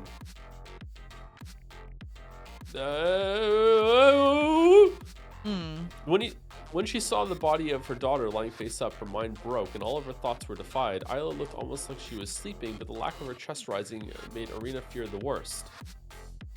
Without thinking, she reached inside, and as soon as she felt Ayla's skin, she gave out and collapsed onto the cabinet, creating a sight reminiscent of the last time Ayla had been seen.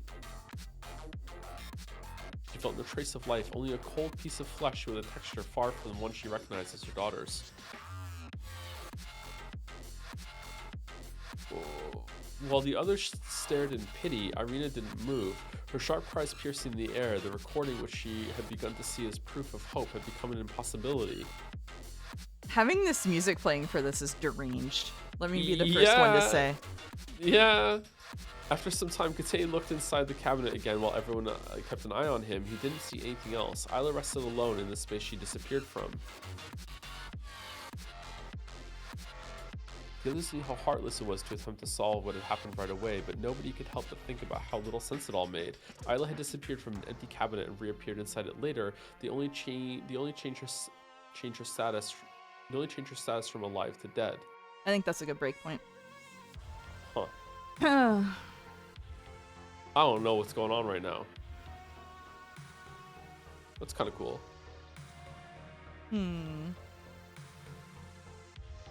Yeah, cat box. Well, I think it would be in maybe bad taste to show the Isla fan art or the Isla sprite art by for breaks. Sorry for whoever requested that.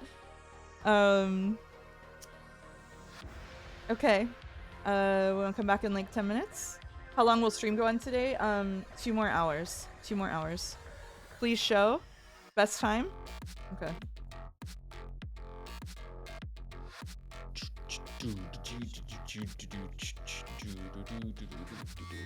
Gotta click the Sekimeiya thread. Was it in the Sekimeiya thread? Who posted it? My searchers.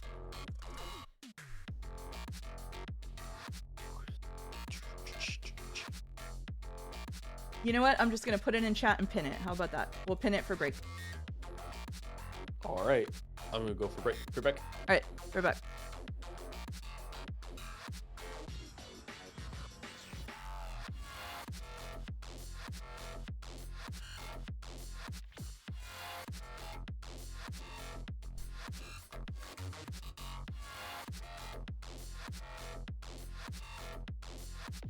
Chat before I go. Sorry, I saw people talking about the ad thing. The ads were not working as intended. I was misinformed about how they would work. I tried to turn it down. I don't know if it'll work midstream, but for next Sunday, you will not get as many. Sorry about that. Anyway, I'll be right back.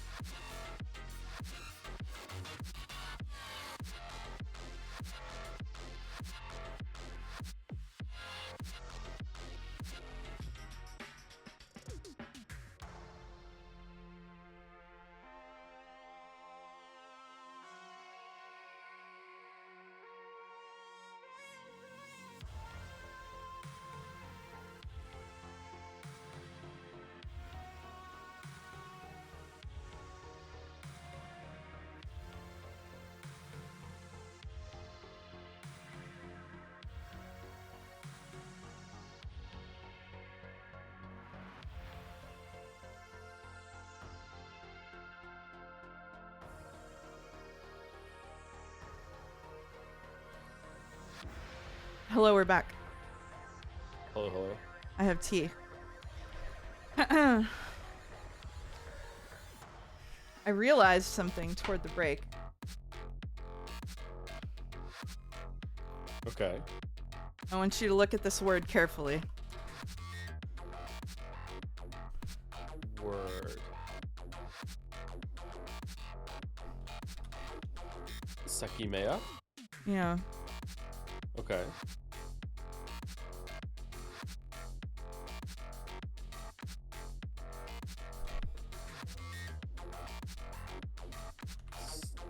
That?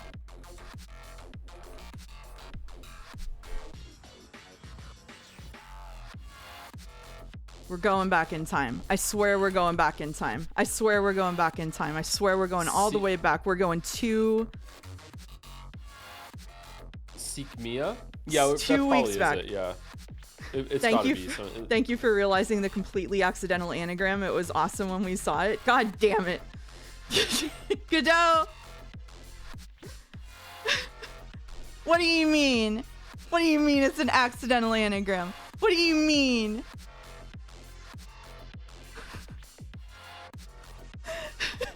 I'm crashing out.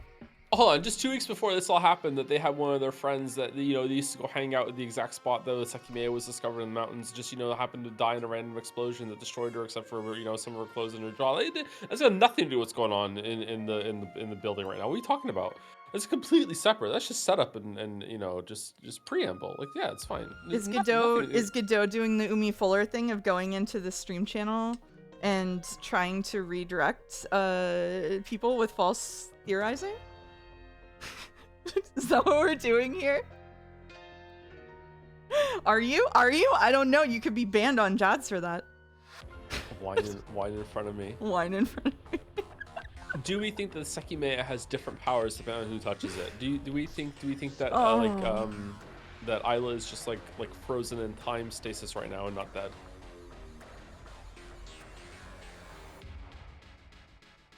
And maybe when someone else touches it, all the contents of their pockets and purses get scrambled, which is how those items appeared. I think it's parallel universe shit. I think that somewhere else she was dead and she got swapped over. I don't know. I'm going crazy. I don't know because I keep coming up with ideas and then I'm like, we really don't know enough to do that. And then fucking Beatrice, like episode 2 Umineko comes in my head and goes, oh, I almost just said my real name on stream. She goes, oh, Mouse, so you giving up? You don't have all the pieces? Welcome back to Rikenjima. Thank you.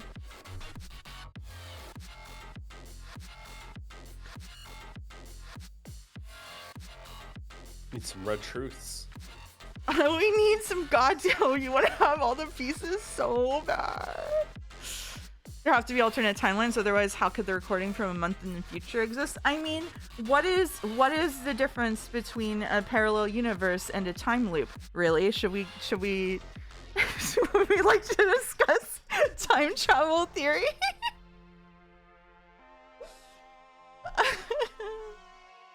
Isla saw her own dead body. Everyone got teleported.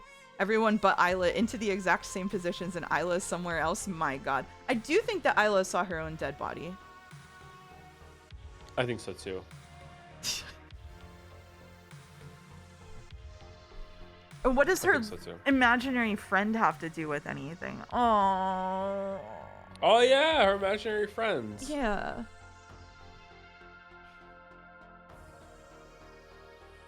And the gem thieving organization that may or may not exist that's been completely forgotten.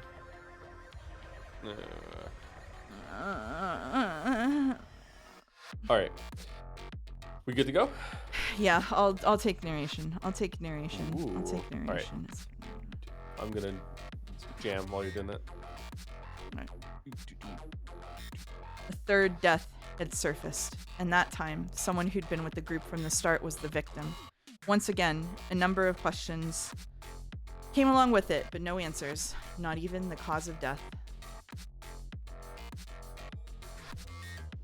Regardless, the unfortunate reality was that a mother had lost her child on what should have been an enjoyable day. Someone just mentioned Zin in chat. I completely forgot it existed. I'm going to be honest. A mother had lost her child on what should have been an enjoyable day, Mother's Day, in fact, which had transfigured into an inexplicable nightmare. The rest of them verified that Isla was no longer alive, and while they were hit hard by such a tragedy, they knew they couldn't begin to imagine what Irina was feeling. They exchanged looks without interfering with her, her body trembling as she hid her face. Eventually, she stood up abruptly and bolted out of the room, briefly displaying her tormented expression. Irina had left due to her recollection of Naomi's death. Hello, chinchillas. A killer was nearby and had managed to remain unseen. Even though she couldn't begin to take in what had happened, she understood that her life had warped into something terrible. Regret, her only companion. She took advantage of the last amount of strength she had within herself and used it while adrenaline still let her. Hello, Jelly. Frantically, she opened every door in the hallway. Then, she looked through every cabinet in case the killer had brazenly hidden in one. Her thoughts on the matter were clear, and she knew who to suspect. Kite, Katsuki, and Shiroya could have been responsible in some way. Hey, Jelly, how's it going? However, as soon as she entered the huge and overwhelming lobby, her body gave out under the full weight of her daughter's death. Yes, you missed something, Jelly. She wouldn't be able to find her killer, and most likely, she would never begin to understand what had happened to her. Suffering from the ultimate feeling of emptiness, she slumped on a wall and slowly slid to the ground. Sai, Akaro, and Kite, upon noticing that the sound of Irina's movements had abruptly faded, walked to the lobby and saw her sitting on the floor ahead. They approached her slowly and remained at her side. A loud noise resounded through the entire floor, and they understood what it had been. The cabinet's lid had fallen when nobody had been looking, sealing Isla inside while also letting her rest peacefully. Nobody chose to leave the lobby. They knew that gravity, a simple law of the universe, had closed Isla's coffin by itself. Oh, okay. However, they didn't know the true consequences that sound had brought, and spent the time unaware until the hallway B door opened.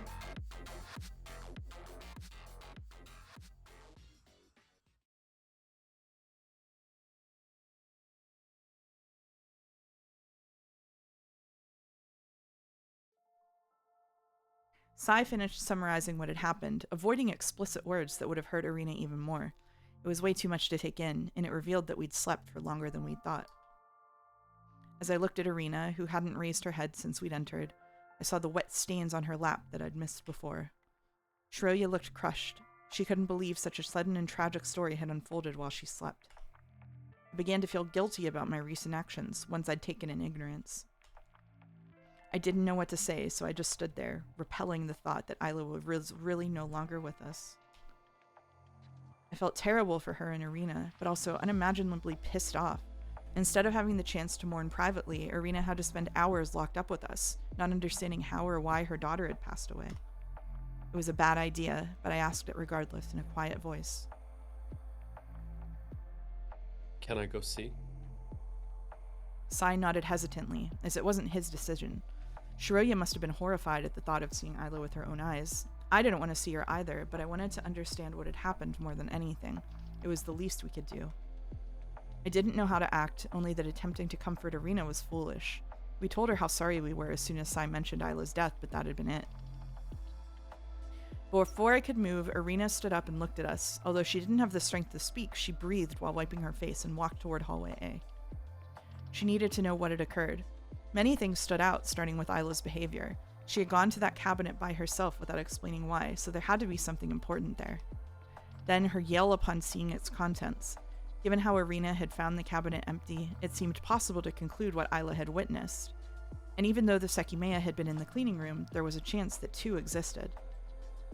If Isla's disappearance had been caused by the Sekimeiya, it was possible that she had seen a human body. It would have warranted the scream, and humans were all that the Sekimeiya seemed to make travel. Maybe there had been someone in the cabinet and they'd disappeared at the same time as Isla.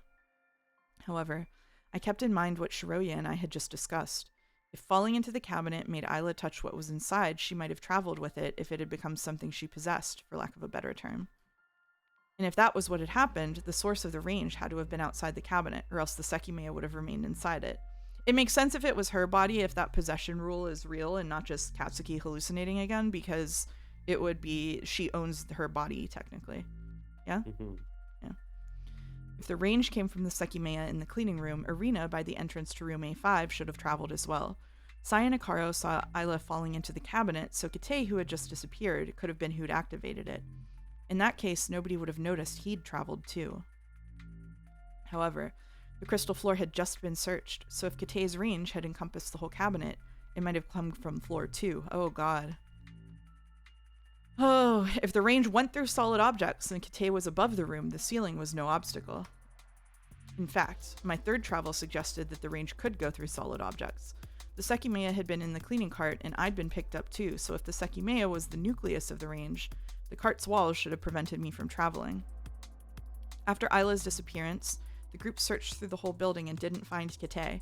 If he activated the travel from floor 2, he could appear on the crystal floor, escaping the search. However, it was important to note that they never found me and Shiroya, so their search wasn't perfect. Yeah. Yeah.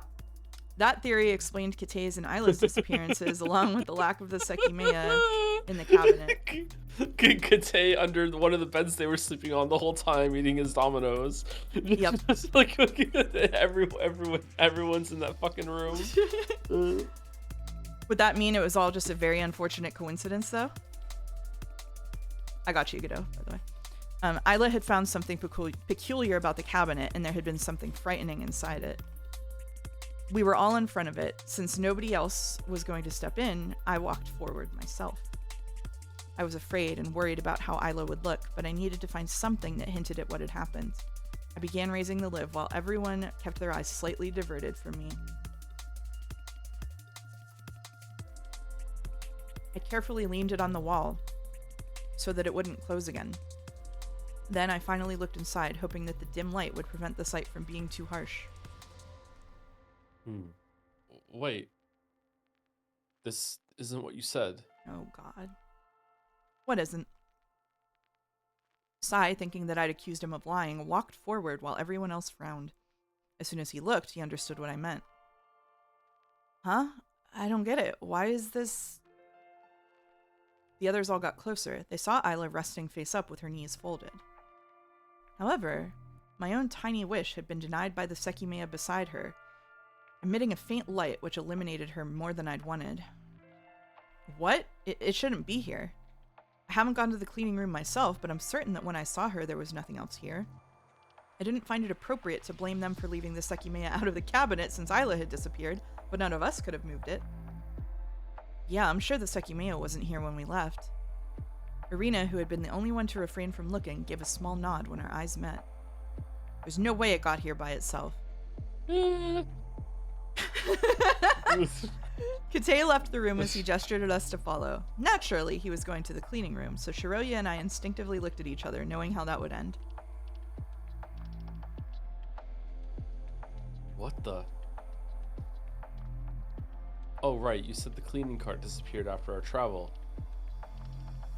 This is too much. Does it simply not exist anymore? The fucking fake acting. Okay. We'd hidden the Sekimeiya, but admitting it was pointless as that had nothing to do with Isla's death and would only make us extremely suspicious. I made sure to communicate my stance on it to Shiroya by appearing to be surprised. It's not here. We left the Sekimeiya in this bucket. What then? Did it teleport to Isla? Listen, Katsuki. I don't want to throw out useless accusations right now, but you understand that you and Shiroya are the only two people who could have moved it, right? That's not true. Someone who came from the future could have done it too. Great defense. You're right. But assuming that didn't happen, it could only have been you two. Kate could have taken it as well, but he couldn't have left it in the cabinet. This is the first time you've seen the cleaning cart gone, right? You came to the lobby from hallway B, so did you not explore these rooms? Why did you go straight to the lobby? Understand that what you've told us is that you two spent all this time asleep in the attic. Despite this, you weren't found. You didn't find Kate either, so you obviously didn't do a great job, and you were in a rush, so you kept yelling Isla's name while quickly looking. I bet you didn't look at the upper levels of the bedrooms, which is where we were, and since we were asleep, we didn't hear you. And yes, we found it unlikely you'd be in the crystal room, so our first instinct was to go to the event room and then to the lobby. Forgive me, but I find this hard to believe. You came from hallway B, which is unneeded for what you're saying. In fact, since you knew the Sekimeiya had been in the cleaning room, what I find most believable is that you came here straight away. We didn't. We just had to go to the bathroom after sleeping, so we took hallway B afterward. This guy's the worst liar I've ever seen. Yeah. Both of you? Yes. Does that matter? If I'm not misremembering, there's a corpse covering the entire floor of the men's. Did it not bother you? Don't be stupid. I used the other one too. I'd admittedly missed that corpse thing. But Sai stopped talking as if it had started to feel very disrespectful. I wasn't sure if he was accusing us of hiding the Sekimeiya or of being involved in Isla's death. I didn't have to say it, but I'd been ready to claim that if we'd hidden it in Isla's cabinet, we would have appeared from hallway A. But I didn't think about the corpse in the fucking bathroom. Well, no matter how, the Sekimeiya moved from here to the cabinet. I don't know why the culprit would do this. Shiroya and I had hidden the Sekimeiya in Naomi's locker, so it was even more confusing for us. Nobody could have put it in the cabinet. The goal seemed impossible to decipher, and there was the entire existence of another Sekimeiya to deal with. Something Sai had said bothered me. The culprit. He was implying that what happened to Isla was someone's fault, and one who had orchestrated everything deliberately. I wasn't so convinced about that, so we moved again to where Isla lay to determine an important fact, the cause of her death. We'd left the lid uncovered, and as I peeked inside, I saw that the Sekimeiya was still present. It was white, and it emitted a bit of light around itself. I covered my hand with my sleeve and reached in to grab it. I underestimated the depth of the cabinet, and my fingers brushed the Sekimeiya, causing it to roll and contact Isla's face.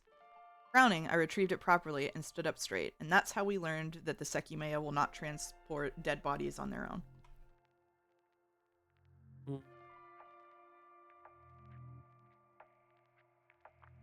Is it not his fingers brushed it through the sleeve maybe, or should it teleported him there too, or Remember what we thought about Naomi, that maybe the Sekimeiya replicated her dead body? Well, I accidentally knocked it into Isla's cheek, and given how the Sekimeiya is still white and I wasn't picked up at any range, it's unlikely anything happens. Okay, I guess so. Is it hot? Slightly, yes. Okay, you're right. Really, it was almost hot enough to hurt, but I didn't feel like indulging Sai. Since I didn't know what to do with it, I made my way to the event room and put it in the cabinet. I explored the possibility of activating it myself, but I discarded it quickly as it was clear we didn't truly know how it worked, and a death that seemed to have been closely tied to its mechanics had just taken place. Going back, I met Kate in the hallway. I went to grab this from the security room. It's a little flashlight I use to move around this floor when the lights are off. It should be helpful. I see. It will. How is Irina not saying use the Sekimeiya to go back and save my daughter right now? Like, what's going on? She disrespects the rules of time travel too much. That's true. Yeah, that's true. Once I returned, I showed the light to Irina, letting her know that it'd help us examine Isla in the cabinet. Irina, are you okay with this? If you prefer, we can wait until the police investigate. I do want to see if there's anything we can find and learn what happened, but I understand if you want us to hold off. No, go ahead. Okay. Nothing else, it was good to see that she didn't strongly suspect us of being responsible, even though it seemed that only Shiroya and I could have had the chance to move the Sekimeiya. Based on the story that Sai told us, it should have also been possible for Sai, Akaro, and Kite to be working together and put the Sekimeiya there themselves, but I considered it far from likely. I stepped forward again. My intention was not to touch Isla directly, and even though I had appreciated the lack of proper illumination earlier, I was about to use a light myself. It made me uneasy that the darkness could easily obscure something vital.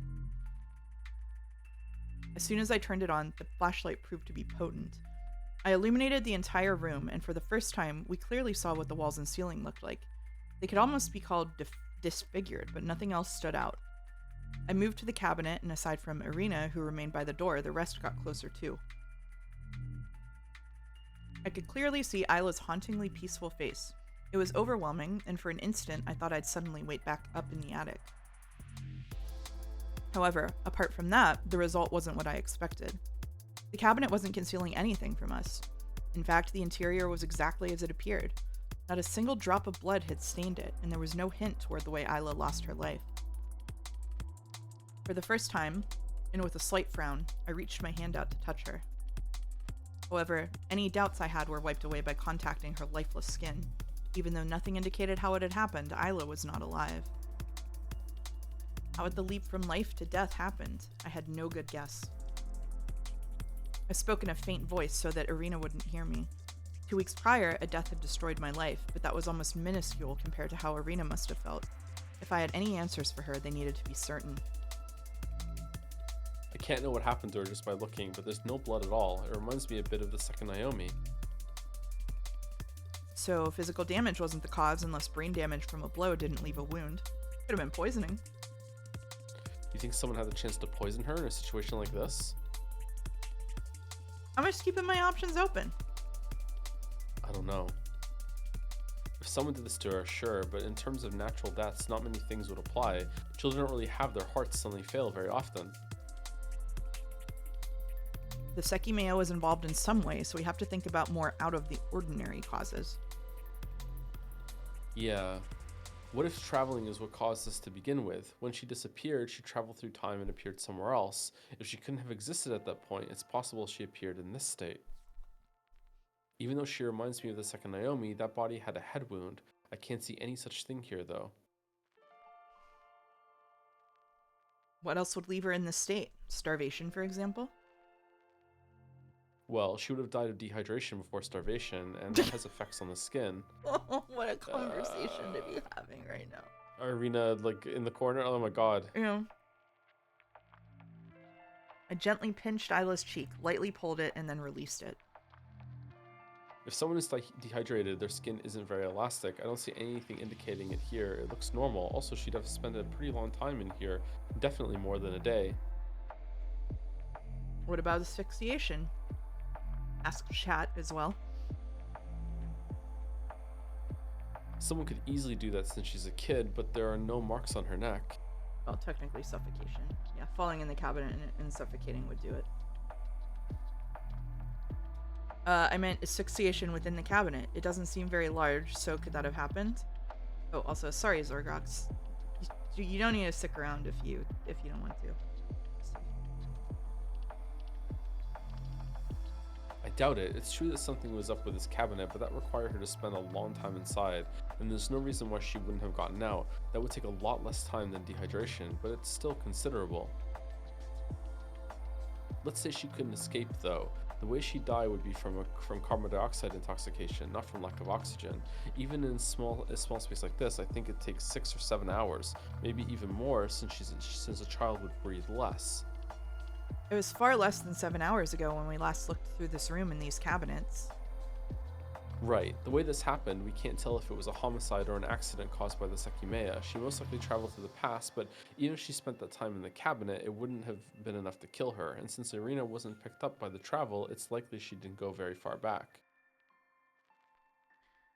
There was another reason why I believed something like that might have happened, and it was Isla's yell. If she traveled to the past and spent time in the cabinet, it meant that Isla screamed because she saw her own body.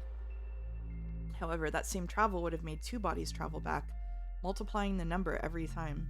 That couldn't be right, and it also meant that the body she saw was alive.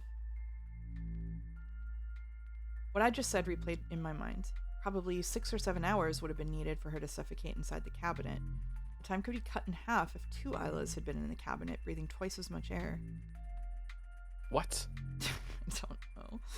Nonetheless, if that was completely off the mark, there was no other possibility except a bizarre homicide, which was one of the most unnerving thoughts that could come to me. I still have no idea why the Sekimeiya appeared here. You're sure it wasn't here before you left, right? Yeah, we checked around her. Then something else happened that put it here. If someone brought it deliberately, it was the culprit who needed it for whatever happened. If not, then it means that the Sekimeiya can teleport on its own. Maybe that's why we didn't find it when Isla disappeared. The Sekimeiya she traveled with also teleported. Yes, but if that's it, it would have appeared with Isla's body, not later. We continued looking at her face, slight traces of pain present behind its seeming serenity. A few hot tears stung the corners of my eyes. The peaceful appearance she had was a cruel joke, nothing more. Although I kept trying to reach a conclusion, everything was too broad and nebulous to definitely conclude anything. At my side, Shiroya hadn't taken her eyes off Isla, and she hadn't spoken in a while. Eventually, we turned around. Irina was by the door looking at the ground. I couldn't imagine what her thoughts were, but we let her know the gist of what we'd determined. She accepted what we said with almost imperceptible nods. We didn't know what else to do, but as we were about to leave, she stepped into the room and walked up to Isla again. I wasn't sure why until I saw her staring inside and crying again. We silently watched her, understanding how excruciating the sight was, but that she still had to look. When she was ready, she stood up straight and approached us. We had only known her for a few hours, but I felt the most sincere pity for her. Excluding Naomi, Isla was the second death I'd had to directly face. If the past 2 weeks hadn't drained me like they had, I probably would have been unable to control my emotions. I recalled the recording that told us Isla would be alive in a month. How to treat it? I had no idea, but it had ironically become a last hope. Could the Sekimeiya have the power to bring a person back to life? It wasn't that crazy of a thought, depending on how it worked, so the recording coming true at the cost of spending a month in the tower was the best case scenario. If one thing was certain, it was that some kind of plan existed behind it. Out of everyone there, the recorder had appeared inside Isla's purse. Not only that, the audio on it was downright bizarre. In a few hours, at 21 o'clock, we'd have a much better understanding of its veracity. Although we hadn't checked, it was very likely within that mysterious cabinet, still inside Isla's purse.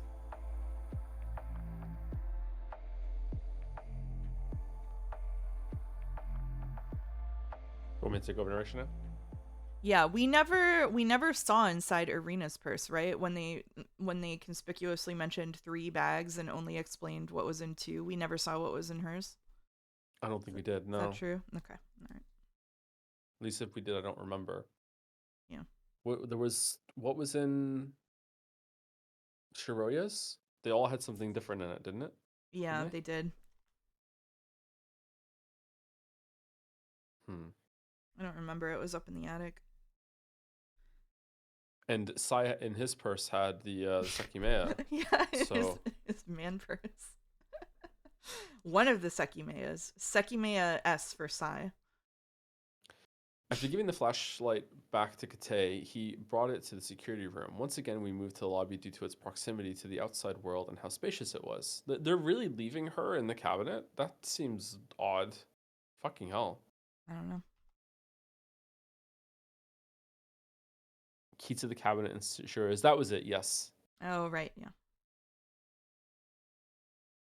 Shoria, Kate, and I sat on the couch. There were chairs next to the reception desk, but everyone else chose to sit on the floor in silence, leaning against a wall. Every speck of motivation, He hates it. He's bored. within me had been crushed. Yep, there we go. While I wanted to know what was going on even more, I only had the energy to think to myself. I was almost sure that two Sekimeiya existed and that one had been the source of Isla's death. I still held the key to the other one. Yeah, I would want to go into locker right so bad right now. Yeah, My me intent was to too. eventually check on the Sekimeiya that we had, so I had to eventually decide what to do regarding that. We were all sitting down, letting the time pass and waiting for our release. If I didn't do anything, it was possible the police would find the key on me, giving away that I'd been the one to hide the Sekimeiya. I would have to discard it before it was too late. I could see Shuri next to me, staring at the tiles. She'd been trying to accept me as death. Naomi said Shirley made things worse, and Isla, who had taken a liking to Shuri fairly quickly, was gone too. The best thing I could do for her was to let her process it. Unlike 2 weeks ago, we had seen Isla's dead body, meaning that using the Sekimeiya to prevent her death was almost certainly impossible. Fucking hell. Despite that, it would probably still be useful to understand what had happened if we used it to go to the past.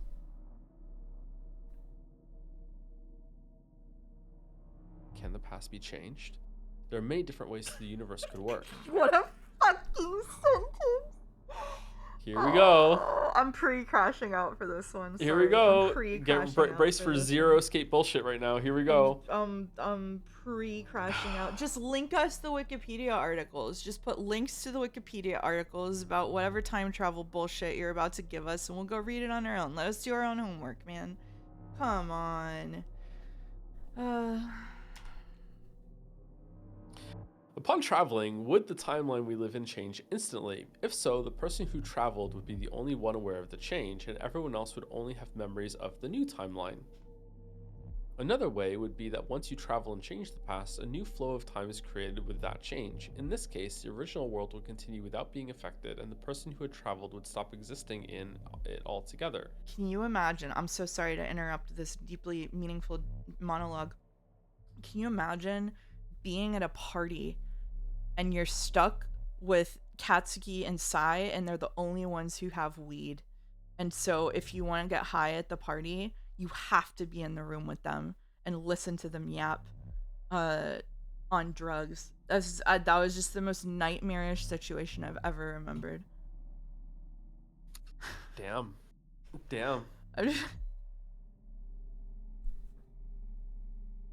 But it doesn't seem like the Sekimeiya allows for either one. We travel to the past to the very same timeline and don't change anything. Because you choose not to. Yet the travels do allow for occurrences to happen that we've already experienced before traveling.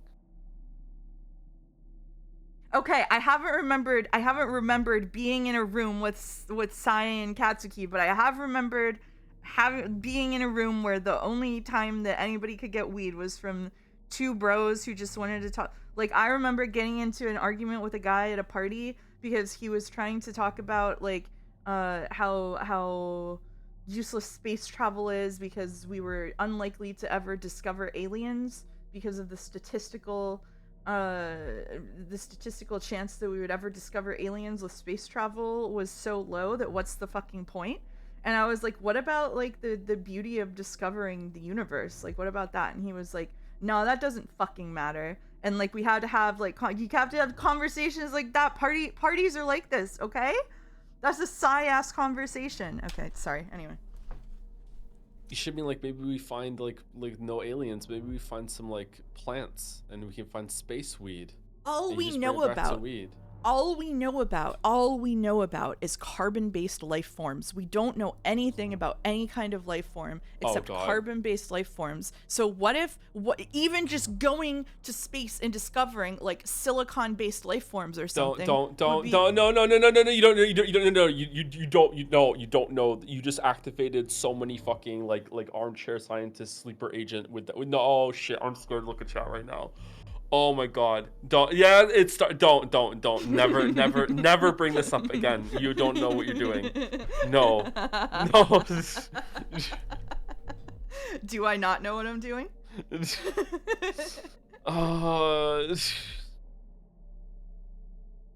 You think I don't know what I'm doing? There's gonna be Reddit threads about you about this now. Like, oh, fucking mouse doesn't know what the fuck she's talking about. Oh no. Oh god. It's fine. It's fine. It's fine. It's fine if that's how you want to define life. You can define life however you want. God knows Americans are defining life however they want. You can join their ranks. Have fun.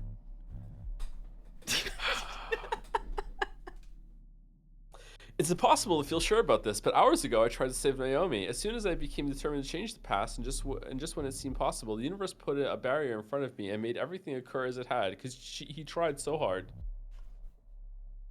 so hard. Even though it might have already been too late to save Naomi when I ran to the bathroom, I already decided not to let her killer escape. Even that was seamlessly denied.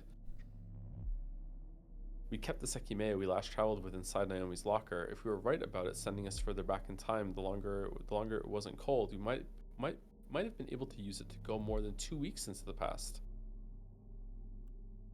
I knew nothing good would come from that, but at least seeing Mia again was a vague possibility. However, the Sekimeiya hadn't appeared to work when we hit it, so we simply had to hope it would start working again before doing anything. To go back far enough, the time traveled couldn't be less than or equal to the time stored. But I didn't think that was the case. But I didn't think was the case. What? Did I add the right word there? If keeping the Sekimeiya out of the cabinet for 20 minutes resulted in a 20-minute travel, we couldn't go so far back. But if a minute stored resulted in a 30-minute travel, it could become possible, although it wouldn't correspond to my 3 travels. Thought about something. For the first time. Why had the Sekimeiya not worked when we stored it in the locker? Could the universe have prevented it from working? What if, after traveling, we would have been guaranteed to change what had already occurred? Maybe the Sekimeiya would disallow any travel that was going to lead into an impossibility. Once more, thought led me back to the recorder that informed us we'd spent my and Shurio's birthdays in the tower. If it came true, we could possibly store the Sekimeiya for 30 days, granting what would surely be a massive travel. We'd found the recorder in our present, so a clear implication was that someone had traveled from the future to bring it to us. It appeared inside Isla's purse, but she couldn't have been the one to bring it back, since she was dead. Yet somehow it also seemed to prove that she would be alive in a month, and to top it off, the recorded voices of Sai and Akaro had sounded particularly surprised to see her. I don't know what the fuck is going on. Anyway. I got a bit dizzy. Just what was the reality of it all? It had to be related to Isla's mysterious friend. Oh yeah. Someone in that silent room with me could have had the intention to trap us for an entire month, potentially so they could achieve a very far travel. As I thought about it, I cemented more and more how important it was to fully understand the Sekimeiya. While the person responsible had to be around us, it was possible they hadn't thought of it yet. Since Arena and Shuria had heard the recording, I found it unlikely either of them would be the one to eventually cause that outcome. If they did, their idea of staying for one more month would originally come from hearing the recording. 1 more month? Just like how I thought of some of its benefits only because the idea had been presented to me, a causal loop like that, generating an idea from nothing, still sounded irrational to me. Sai was the one who first presented the draft of a theory. Sorry, I can't read right now. Sai was the one who first presented the draft of a theory I was using, that the time the Sekimeiya spent outside of its cabinet was what determined the amount of time traveled. If that was the fundamental motive of our extended imprisonment, Sai was the best candidate to suspect. He had never listened to the audio. However, that same recording also made it sound as if we'd been abandoned by the world outside, so it was potentially foolish to blame someone in the building instead. That's insane. But the reality was that we were most likely still sharing space with a murderer who had killed anywhere from 1 to 3 times. The death of the second Naomi had almost certainly been a normal homicide, but I wasn't sure if the case was still the same with Isla. The culprit's actions had been linked to the Sekimeiya from the beginning, and they had managed to escape us so far. It was strange how they'd known about the Sekimeiya's powers right away, and it had begun to seem like they were from the far future. We could all easily have been in the middle of their process.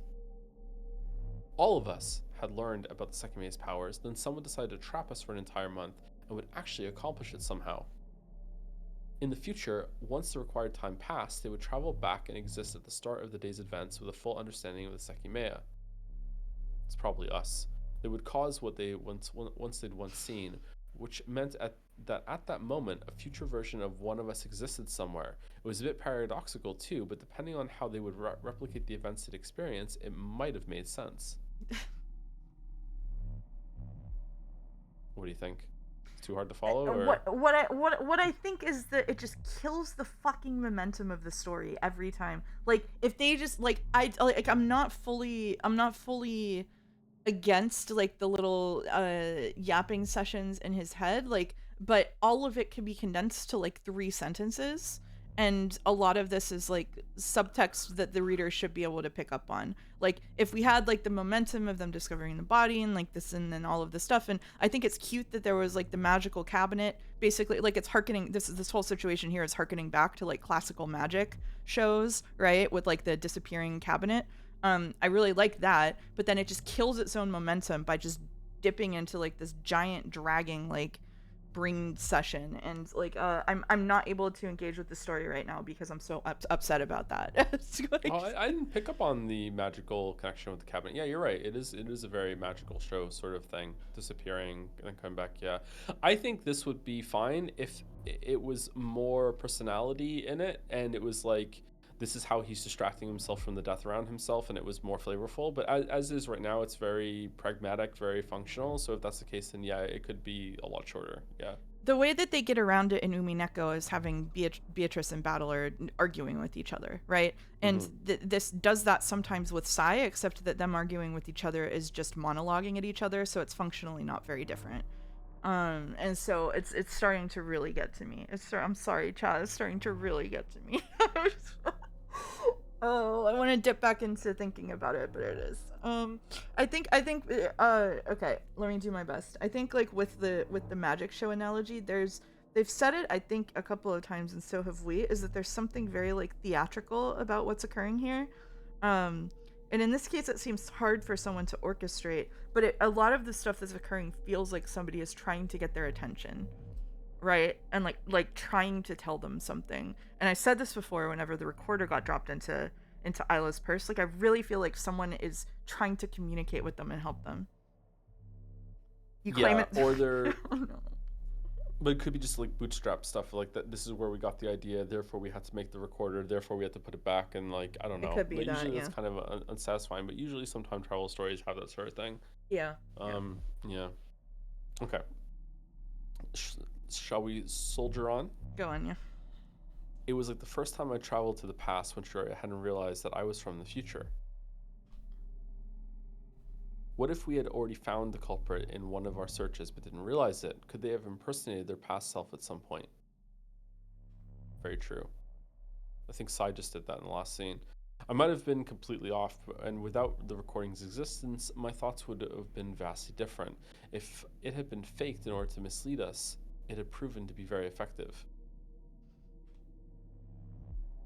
If we had to trust it, the fact that the person who traveled brought the voice recorder with them was still crucial.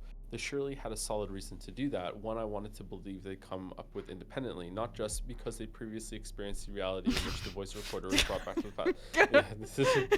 Okay, alright, okay. We wouldn't have food to survive, and there was no way Ashia and the police would abandon us. However, if the recording we'd heard would truly occur in the future, there was one last thing I had to consider. I believed that somehow it would be one of us who would trap everyone inside the tower for longer than we expected. While it sounded impossible, we possessed the Sekimeiya, which had powers we didn't know the extent of. It was likely that keeping the tower shut would be even harder from the outside. Inside, we had access to the computer that managed the security system. Altering the alarm's functions was well in reach, as well as, the ability to time travel back before it was locked down. Yeah. What if ghosts exist beyond our perception and we meet aliens when we're traveling in space who have the ability to detect ghosts? That would be life-changing technology, There's nothing to do with the Sekimeiya, I'm just thinking. I thought that was a chat message, and I was looking No, in chat for it. no, That was you. That was no. a mouse original. Okay, all right, okay, all right. Wow. All right, I just need a second. All right, okay. There exist things that we cannot yet measure or observe in the universe. And they're ghosts. Yeah, yeah, they're ghosts. Yeah, yeah, yeah. Silicon-based ghosts. Yeah, yeah. Inside, we had access to the computer that managed security systems. Oh, I did that already. It wasn't that simple, though. Even if one of us permanently locked the exit, the outside would have to get us out in less than a month, as it would become a life or death situation. They had said that blowing off the shutters wasn't viable, but there had to be something they could do if it came down to it. An underground passage, for example. There was no way shutters alone would keep us trapped for a month. Yeah, this is what are you fucking talking about? There's no way those shutters are gonna withstand like a determined fucking group of people with blowtorches and shit. Like, what the fuck are you talking about? One thing that I'm struggling in my Rodney just said in chat. What I was laughing is Rodney said Mouse hates VNs because she writes them in her mind all the time. But part of what I'm struggling with this visual novel, when I'm trying to like calibrate what to think about what's going on, is that I don't feel like I understand how stupid it is. And by stupid I mean I don't understand how like out of fucking pocket the story is willing to get. So like what if Isla isn't dead in that box, but like that theory that you had like 2 streams ago that people's souls are getting transported between bodies is true, and like somehow her soul got transported out of her body or whatever, like, you know what I mean? Like that kind of shit could be true in some kinds of visual novels, but I got no idea. Isla's soul is currently inhabiting the cleaning cart. It's just like, oh no, I'm a cleaning cart now. And they just need to switch them back using the Sekimeiya again. Exactly, yeah, exactly. I don't know. We don't know how stupid it is. Yeah, like the fact that the building is this weird shape that only has like 2 windows on like 1 floor in particular, and like I know. and the shutters are made out of unobtainium, unbreakable lium, titanium, whatever. Like just like yeah, it's silly. Like but like how silly is it? Yeah, I don't know.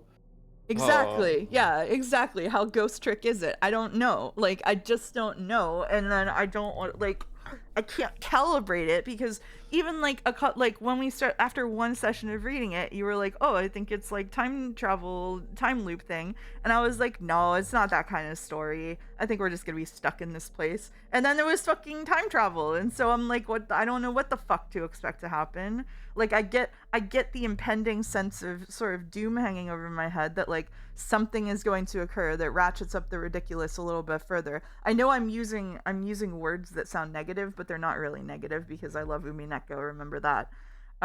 So I'm just like struggling to find my feet. Yeah, like at any moment we might go into a room and there's going to be a goat man with an energy sword that just looks at the screen, and it's The most fucked up thing is that by the end it all makes perfect sense. Screw you, Pichetto. Don't hit me with that. Don't hit me with that. The boob groping scene at the beginning was actually justified, huh? Yeah. I'm missing the piece.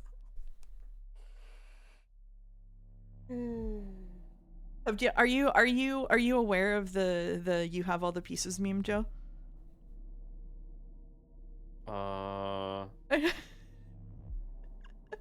No. I think that was on like streamer, Mr. Streamer. You could have solved it. You had all the pieces. Is that it? Or like... no. So the local version of this meme is that when Boulder was reading the Sekimeiya, and theorizing about it, someone said to him, "You have all the pieces." And Boulder was like, "I'm going to fucking explode if you say shit like that to me." All right, I don't know that one. Well, we're saying it all the time now, so it's gonna crop up in your chat too for Umineko. I'm sorry. All right. Anyway, okay. I'll brace we for can it, continue. We can continue. Okay. I'm sorry. I'm getting really derailed. I think ADHD is hitting. That's okay. That's all right. I'm locking in. And regarding the motive, I didn't think I was being unrealistic. It might have been to use the Sekimeiya in a specific way, and I couldn't think of anything else. That would confirm that the time traveled wasn't determined with a 1-to-1 ratio. If 10 stored minutes resulted in a travel of 10 minutes, storing one more time or to a month would be useless. No matter how much time the Sekimeiya spent outside of its cabinet, activating it would always send you to the point where time had begun to be stored. When I thought of that, I came to a pretty unsettling realization. If that was the motive of someone's grand plan, the Sekimeiya would have stored a great deal of time after a month. At least 1 month back, probably more, we've reached the conclusions that the range was likely proportional to the time traveled, and that it most likely went through solid objects. What I like about this is that the person who discovered the Sekimeiya presumably picked it up and got transported back 10,000 years or something. They were just Yeah. gone. They're out. If the range of a 40 minute... No, it's cold in the mountains, so it wouldn't do anything. There Oh you yeah, go. that's true. They That's covered true. it. Yeah, That's true. yeah, Yeah. yeah. Good If point. the range of a 40-minute travel had equaled a sizable room, a 30-day range would surely reach far outside the tower. That would encompass many people outside, and they'd be sent back alongside the culprit who activated the Sekimeiya. Of course, there hadn't been any reports of a bunch of people suddenly arriving from the future. Uh, Yet.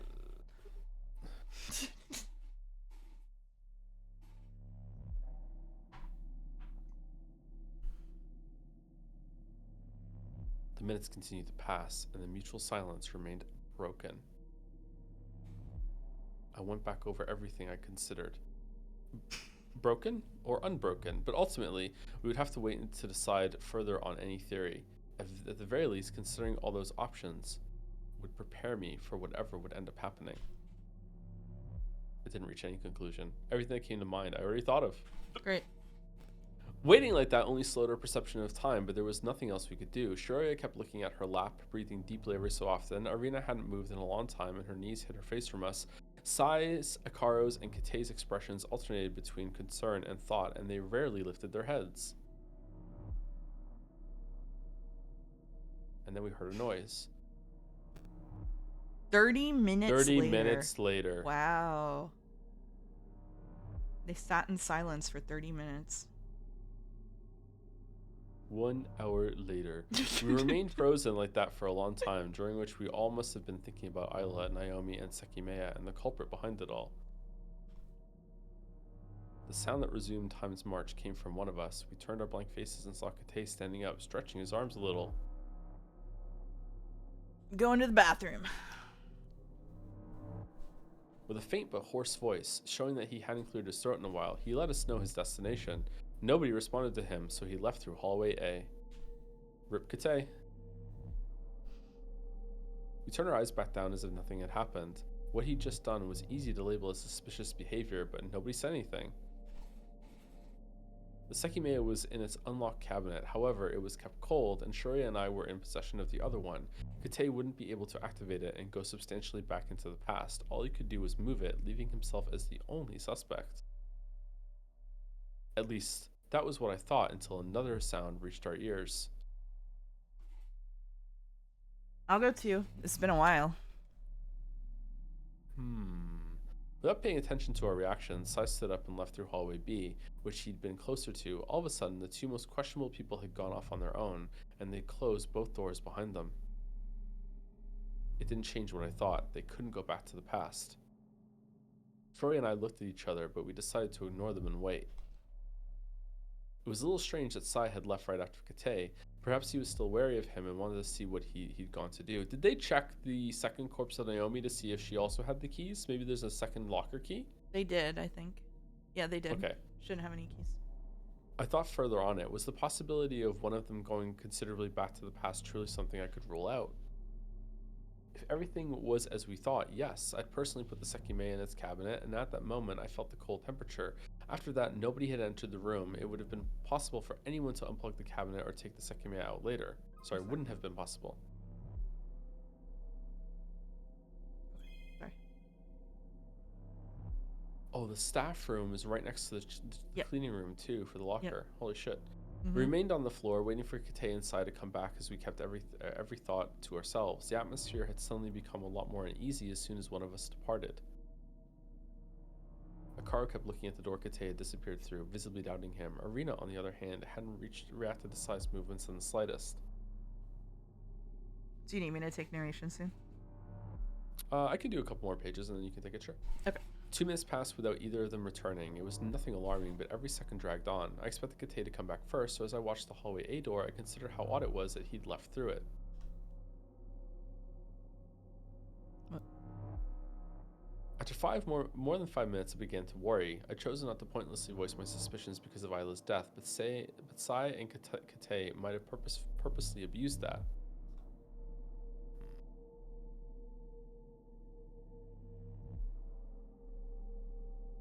I'll see if I can find them. I stood up and directed myself toward hallway B. I didn't want to be the third person to leave suspiciously, so I only intended to check if I could see anyone next to the bathrooms. Before I could reach the doorknob, the opposite door opened. From behind it came Kate, who quickly saw me and gave me a conspicuous frown. Where are you going? To see if I could find you and Sai. Why did you take so long? I went to the bathroom, so that's not a very appropriate question. Did Sai go to find me too? No, he said he'd also go to the bathroom. I see. Did you not see him? Also, forgive me for all these questions, but why did you leave and come back from hallway A if you went to the bathroom? He's gonna say because there's the body and you went to the second floor. Yeah, we go. Yeah. Yep. Katsuki, do you not remember what's in the bathroom on this floor? I could have chosen to go to the women's, but I went to the one on floor 2 instead. That's likely why I didn't see Sai. All right. Perhaps I jumped the gun too quickly. Even though Sai's long absence was still on my mind, he'd gone to a different bathroom, so he hadn't had to wait for it to become available. I resumed what I was doing and opened the hallway B door. I saw it devoid of anyone, and with every door closed, including the bathrooms in the distance. I don't see anyone. It's been almost 10 minutes, so I'll try to find him. Before I could leave, Shreya stood up and came with me. I'll help you. I can't just keep sitting there. Alright, we shouldn't take too long. And then we left the arena alone with like the #1 murder suspect. Alright, cool. As Sai had done, we closed the door behind us. I knew Shreya had spent plenty of time silently mourning our loss, so I understood her. Repeating it was unbearable, and I needed to occupy myself with something after sitting for so long. I was sure she felt the same about Sai's behavior being off. He'd openly accused her earlier, so her impression of him had to be poor. Let's check the event room first. Oh, that's true. Oh yeah, Akaro Akaro exists. Yeah. And Akaro was there too. Sorry.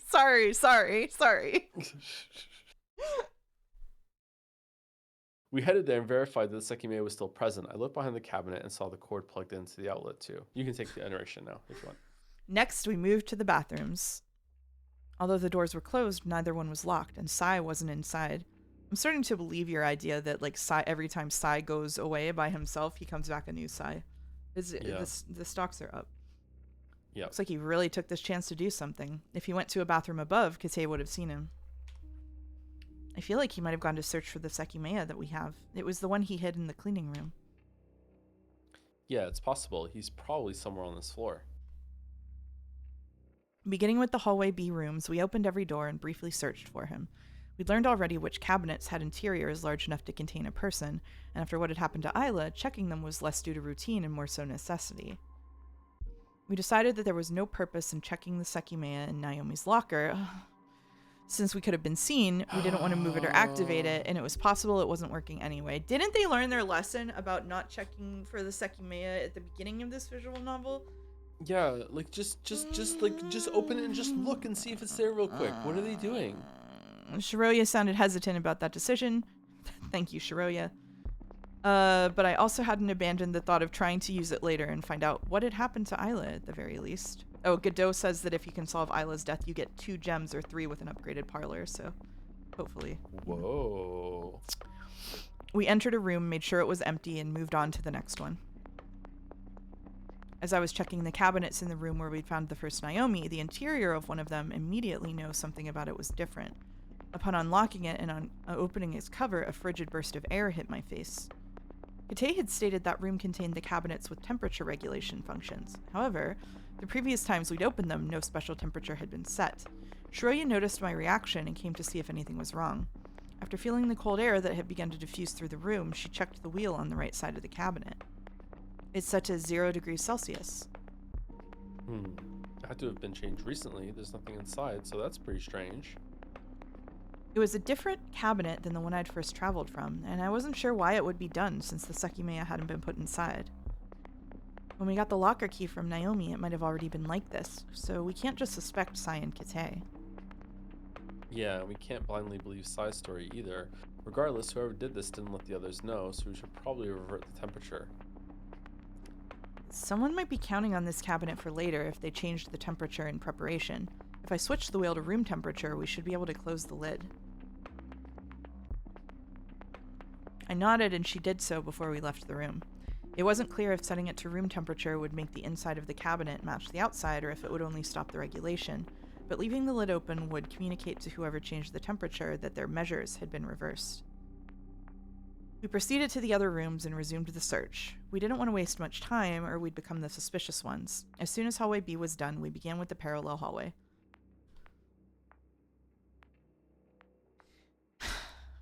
Thanks, kiddo. The first room we entered was the storeroom, continuing with our backward order. It was one of the smallest rooms on the entire floor, and its purpose was still a bit unclear, as it wasn't storing anything that was particularly useful. Given how small it was, we should have left it immediately, but Shiroya noticed something that prolonged our stay. Wait, come here, look at this part of the wall. Shiroya, who'd gone to the end of the dimly lit room, was pointing her finger at the place she wanted me to see. I stepped in, making my way through the cluttered, narrow space. Then I looked beyond her finger, faintly illuminated by the single light. It took me a while to understand what she meant. She was pointing at the left corner, and after glancing up and down, in search of anything out of place, I finally noticed the oddity she'd found. Huh? How did you even notice this? The wall was dirty and uneven from years of aging. You could still see the outline of a grid that separated the wall into tiny squares. They were all defined by white lines, which had started to fade with time. On one of the squares touching the left wall, Shiroya had seen a slight lack of dust, which was otherwise present over every surface of the room. Even though the poor illumination made it hard to see, what seemed to be fingerprints existed on it. Not only that, but its close surroundings were a bit cleaner than the rest of the walls. From the door, I saw this area reflecting the hallway C light a lot more. I don't know when, but it looks like someone touched this corner. That's incredibly hard to notice. Is she from the future and she knows something? Like, No. what? I suppose so. But I doubt it means anything, and we can't even be sure it happened today. I mean, try and push it. Maybe it, like, opens a secret door or some shit. Hold on. These fingerprints, it's hard to see, but they're not vertical, right? Yeah, they look horizontal. You wouldn't touch any wall with 3 fingers in this horizontal position accidentally. I wouldn't think so. Just touching it would leave them vertical and more separated. I've got no idea what we're cooking right now, I'll be honest. I shaped my hand to match the 3 fingerprints and placed it over them.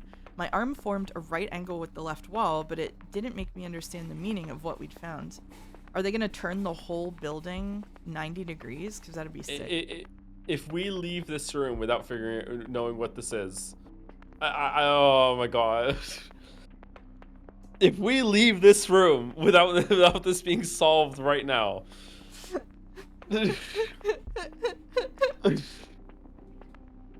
I have no idea why you'd ever touch a corner of a room like this. There's nothing important in this room either. Huh? What? As I removed my hand from the wall, I felt something. Did something happen? When I took away my hand, it seemed as if the square moved a bit. Oh. I didn't see anything. I pressed my fingers on the square again. Instead of pulling away, I moved my hand around, and as I thought, it was a bit loose. Another Sekimeiya behind the wall? You're right, it's moving a little. It didn't go anywhere, though. I could only move it sideways, and it wouldn't detach from the wall. This must be why someone touched the spot, but it's not doing anything. Oh well, let's leave. Will it move any more than that? It was sliding side to side, almost imperceptibly. Realizing that I hadn't been applying enough force, I attempted to move it past its apparent limit. All of a sudden, as if it were a door, the wall opened, revealing a hidden space behind. Yeah, I guess we could have figured that out. It's a box. Yeah. Okay, fair enough. Yeah. What the fuck? Is that your third what the fuck of the day? It's a hidden door. Oh, gamers, the Umineko knowers in the chat.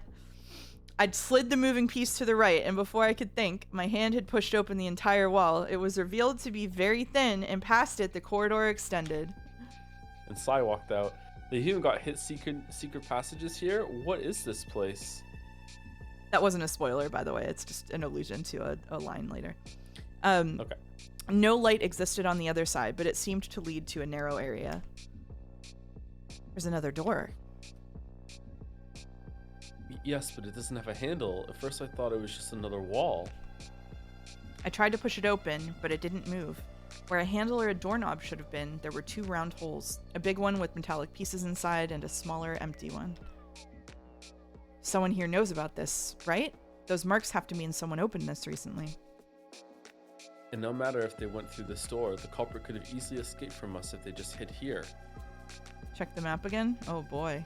Oh boy. Oh, it's even bigger now. Oh How boy. many secret rooms are there? I don't know. I thought this thing was a box. What's going on here? Why was something like this even built in the first place? To do a murder game. What are you talking about? It might have been part of Ashiya's countermeasures to Zin. But that means the Kate would have to know about it. I mean, no matter what it's for, there's no way he doesn't know about this, right? It's a cardboard facade around the most lumpy building imaginable. Oh no. It's just Lego. That part of the storeroom felt colder than the rest of the building, likely because the temperature regulation didn't reach it. Still awestruck, I kept examining the door. I think there should be a handle here. When you remove a handle with a keyhole from a door, you're left with these holes. I think the small one is where the keyhole would be, and the bigger one is what connects the handle to the turning mechanism. This means that this door can usually be unlocked with a key, but without the handle, we won't be able to open it, even if you find the right one. Just kick it down, Big Mac! I was literally gonna say shut the fuck up and kick it down. I was literally waiting for you to stop reading. Oh, I guess someone could have unscrewed it on purpose to make sure it's never unlocked again. Yeah, I have no idea what's through here, but we can't find out, and it looks like a sturdy enough door, so it won't open without both the handle and the key. Yeah, okay. Fucking loser speak. Alright. Sorry, Joe. The door is made of the same material as the shutters. His foot will slide off it and break his ankle immediately. Yeah. Do you know if you remove the lock mechanism, you can make the door trivial to open because you can just manually operate the latch? I did know that, and I will not be answering questions why. I tried it a few more times, but it didn't budge at all. Oh, question mark? Question. What the hell's going on? The sudden voice startled us, and we turned around instantly. Kate's silhouette was behind us, the single light, only hitting his back. We found this hidden section behind the wall. Where does this door lead to? You must be screwing with me. A hidden section? There's no way. You're seeing it right now. Did you not know about it? No, I did not know about it. What is this? Whoa, look at this. Good find, Kazuki. From behind Kate, another silhouette appeared. Without a doubt, the voice belonged to Sai. Sure, I found it actually, and I see you're done shitting. Oh, you finally did something. Good job. Sai's condescending attitude had already resurfaced. He skittered over to us like an insect and began to examine the door. Holy shit! 2 more figures peeked in from the entrance. As they stepped in, the light revealed they were the last 2 remaining people, Akaro and Arena. We were gonna search for you. Did you take this chance to sneak into your hideout? We actually found it while we were searching for you, so you tell us. Where did you go? The bathrooms here were empty. You're all always in a rush as soon as I go somewhere. I just went to the floor 2 bathroom since Naomi's still in the one down here. Wait, what? No, you didn't. I was there and you definitely didn't come. Alright, let's settle this quickly. Kate is lying. I was up there and he never showed up.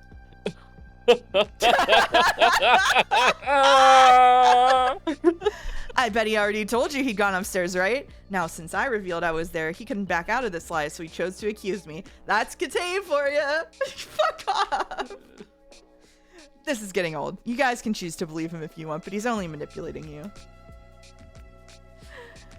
Kate, we found a hidden passage. Stop trying to always be the center of attention. Let's cut to the chase. Did you leave the bathroom's door open or closed?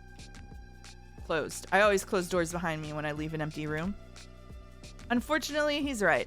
I closed the doors to take him up on his offer and believe me. Now look at this. Someone removed the keyhole from this door to prevent us from opening it. Huh, not only that, but the inner mechanism was broken too. This won't allow for a new handle to be inserted. Whoever the culprit is, they're likely to still be somewhere, so they might be behind this door right now, which is how they keep avoiding us. He's just gonna skate. He's like, anyway, moving along. Kate, be smart for once and tell us where this goes. You heard me earlier. I was unaware of this hidden area entirely. You're awful at your job then. Ashia must have constructed this for a reason, and it's impossible you weren't aware of it. Do you guys not think it might lead to the left side of the tower? You mean outside? Yes. This entire corridor now stretches farther than the crystal rooms. I think it might extend far enough to reach outside. There's some hope you're giving us.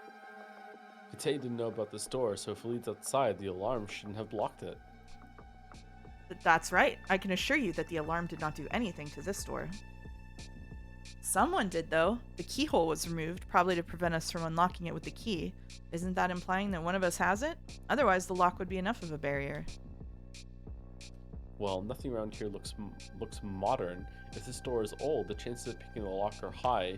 Maybe it was done to prevent that. Just kick it down, all four of you. Let's go. Come on. True, yeah. How did you spot the hidden opening, Shiroya? I saw some light reflecting off one of the tiles. Someone's fingerprints had removed some dust in the corner of the wall. That ended up being the way to open it. Listen then, this was recent. If the door leads outside, the culprit might actually have escaped with the handle. This building is situated at the outskirts of town, so the sides and back are never seen by anyone and are empty, grassy fields. I'm sure the police are keeping watch outside, but probably only at the front, where the entrance and windows are. They shouldn't be aware of this door either, so escaping unseen is certainly doable. There's no way this leads out of the building. I've never seen the outline of a door from the outside, and there's no light coming from behind the door. It's absolutely impossible this kind of way out exists. The gaps aren't big enough to let light pass, or the door is wider than it seems. Just think about it, though. Why would the secret passage exist? If they had something to hide in it, they wouldn't have another locked door past it. They would just hide it in the secret passage itself. Otherwise, this door wouldn't be here or be locked. This passage is the secret itself. It's hidden because this door leads outside. If the middle wall didn't exist, the length of the room would reveal it. I think you're right. That's what this wall is hiding. So we're a single door away from making it out? Can we break it down? There's no way. Just look at it. Whoever removed the handle knew very well that we couldn't do that. I know this is bound to happen eventually, but do you realize what'll occur if we manage to force it open? We'll reveal that the Sekimeiya has time-traveling powers. What kind of consequences will that have? That was completely inconsiderate. Irina was still next to us, and she hadn't said anything in a very long time. Our priority had to be making it out as soon as possible so that the police could understand what happened to Isla, even if it invalidated the recording. Are you enjoying your break? Yeah, I feel like this side doesn't know that Isla's dead. I also feel that way. Yeah, I feel like he's going to ask her where Isla is, and everybody's going to like, bro, what? Yeah. Yeah. I'm enjoying my break. Yeah, I'll take over narration when it comes back. Okay. Don't get me wrong, I'm not worried. I'm just intrigued. How is it even remotely possible the Sekimeiya exists? How did it make it here without anyone finding out about its powers? These big picture questions are what I'm most lost about. I hit the door and the sound echoed heavily throughout the corridor. I repeated that a few times, trying to be as loud as I could and intending to be heard from the outside. Nobody will come. I refuse to believe this leads outside. I'm more inclined to think the culprit is currently behind this door listening. Is there nothing else we can do? Sliding anything through the gaps, for example? What, a letter? We're too far from the entrance to be heard, and I doubt anyone is currently looking at this side. Regardless, these gaps are way too thin, probably to hide the door's existence from the outside. It was incredibly frustrating. We'd finally discovered an exit that the alarm shouldn't have affected, but the culprit had made sure to finish the job. Was it just in case we found the moving wall, or was there a deeper reason? And how did the culprit know about it, but not Kate? Why was it there in the first place? Not only did the door lock us inside, but it also produced even more questions. Feeling defeated, we left what had become a narrow, dim corridor to return to the wider but still dark hallway A. I thought something was noteworthy. Even though a perfect hiding spot existed, the Sekimeiya had never been hidden in it. Why? Earlier, it had been hidden in the storeroom, therefore the person who hid it there was probably not aware of the movable wall. We'd ignored the little fight between Sai and Kate, but there weren't many layers to it. One of them was lying, and it was nothing new, as they'd surely lied more than once already. The fact that one of them took advantage of the situation with Isla to act on their own, though, proved that they weren't to be taken lightly. In addition, one of them could have easily been responsible for the cold cabinet Shiroya and I had returned to normal. Mechanically, we went to the event room. It didn't have anything new to tell us, as the Sekimeiya was still present behind the glass. So it hasn't moved. It's clear that either Sai or Kate didn't go to the bathroom earlier, so they were up to some other business. Good thought. Tell us, Kate. What exactly were you doing that justified lying to us? It's time to put an end to this. Sai won't stop lying as much as he pleases, so we'll have to wait until the security footage reveals all of his actions. You keep saying that, but do you really believe the footage will be salvaged? Even though the cameras are recording, is it really being saved somewhere? Of course, the computer isn't detecting the system, but as soon as that's solved, it'll have access to all the stored footage. Did you perhaps think you'd be able to roam freely without consequences? No, but I have trouble swallowing that. The culprit made sure to cut our access to the system, but why would they do that if Ashia will come in and be able to look at what happens? That's not what they did, though. At the same time, our only method of communication was removed. I believe the reason behind that entire thing was to prevent us from conveying what's happening while we're still here. It's possible that whoever did it doesn't care about Ashia finding out.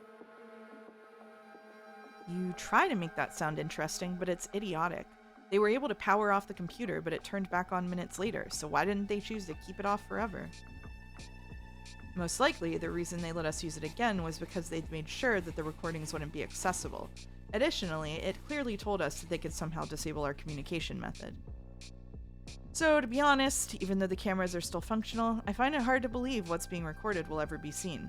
There's no way the person responsible would be fine with being seen once we get out, so if we can't access the system, it's doubtful Ashia or the police will be able to. I feel like you're right about that. It would also explain why they keep putting themselves in front of the cameras. Now, I understand I'm repeating myself, but wouldn't you think that the security staff member among us who conveniently avoided giving us information, has lied multiple times, and could have knowledge of the secret passage is the most likely candidate to have orchestrated this? That's enough, Sai. Is that all you have to say? Of course, once the security cameras will prove that I'm right excuse runs out, you have no arguments to defend yourself with. It seemed the discussions between those two wouldn't cease until one was proven wrong definitively. I knew that Sai wasn't any less of a liar than Kate, but if that hadn't been the case, I would have quickly sided with him.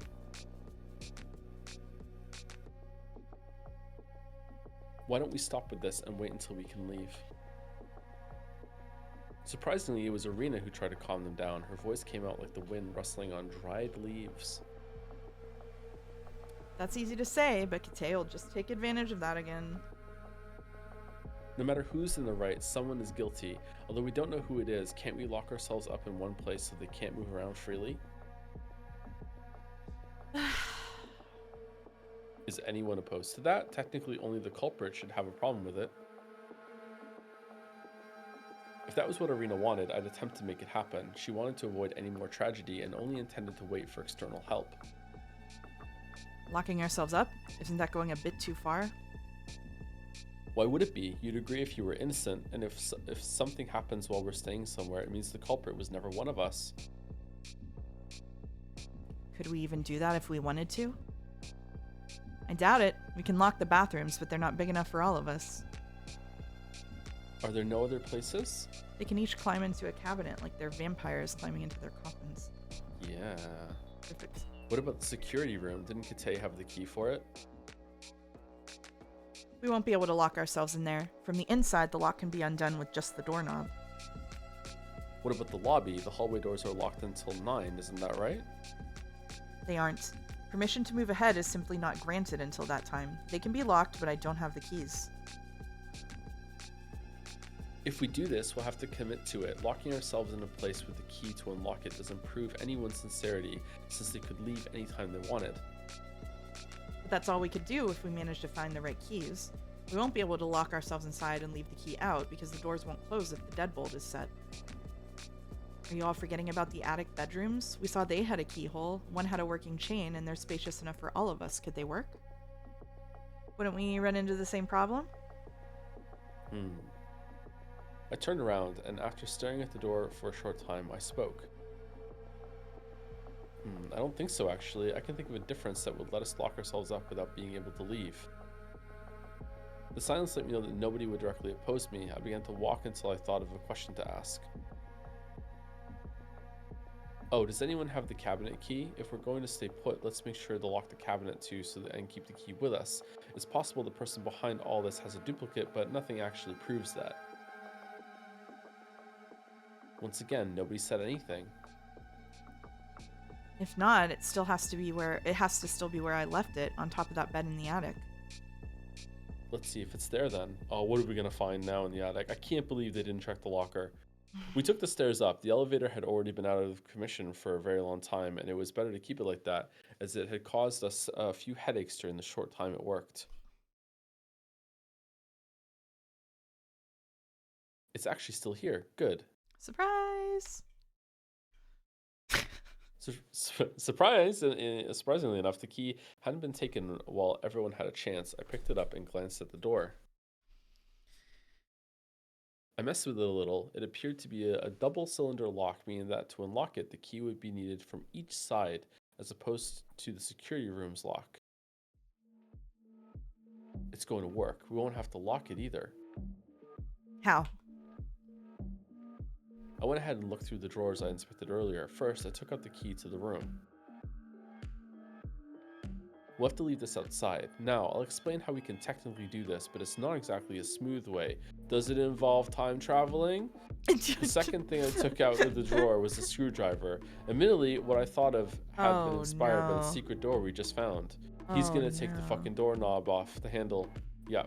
Removing, I wanted to say it like 5 minutes ago, but I thought it would be stupid. Removing a handle is incredibly easy. We can take it out, leave it outside, and close the door. Since we'll be unable to turn it, even though the door will be unlocked, we won't be able to open it. That's the big difference with this door. The handles on the crystal floor don't have visible screws to attach. Are you okay, first of all, now you're revealing your fucking handle removing experience for the other door. Second of all, what the fuck are you talking about? What if there's like a fire or something? Like are you crazy? You still need a way out. Since the keyhole isn't on the handle itself, we would need to leave the key outside. Otherwise, we would still be able to. We could still get the door open to open by inserting the key and turning it. Even though the lock wouldn't be set, it would act as a turn of a handle, and the door could be dragged open. On top of that, we can remove the outer handle as well, so that no one can easily get in. Is the OSHA inspector who sometimes hangs out and chat around? I'm just curious. Just asking questions. Finally, even though we'd hide the key outside, if someone found it and wanted to enter, they couldn't do it. They could find the key and open the door just like I described, but we can set the chain from the inside. If we do this, the door shouldn't be opened until the police enter the building. There's no way it'll be broken down. How are the police getting in then, my weep? They're gonna politely screw the door handle back on and open it right up. Okay.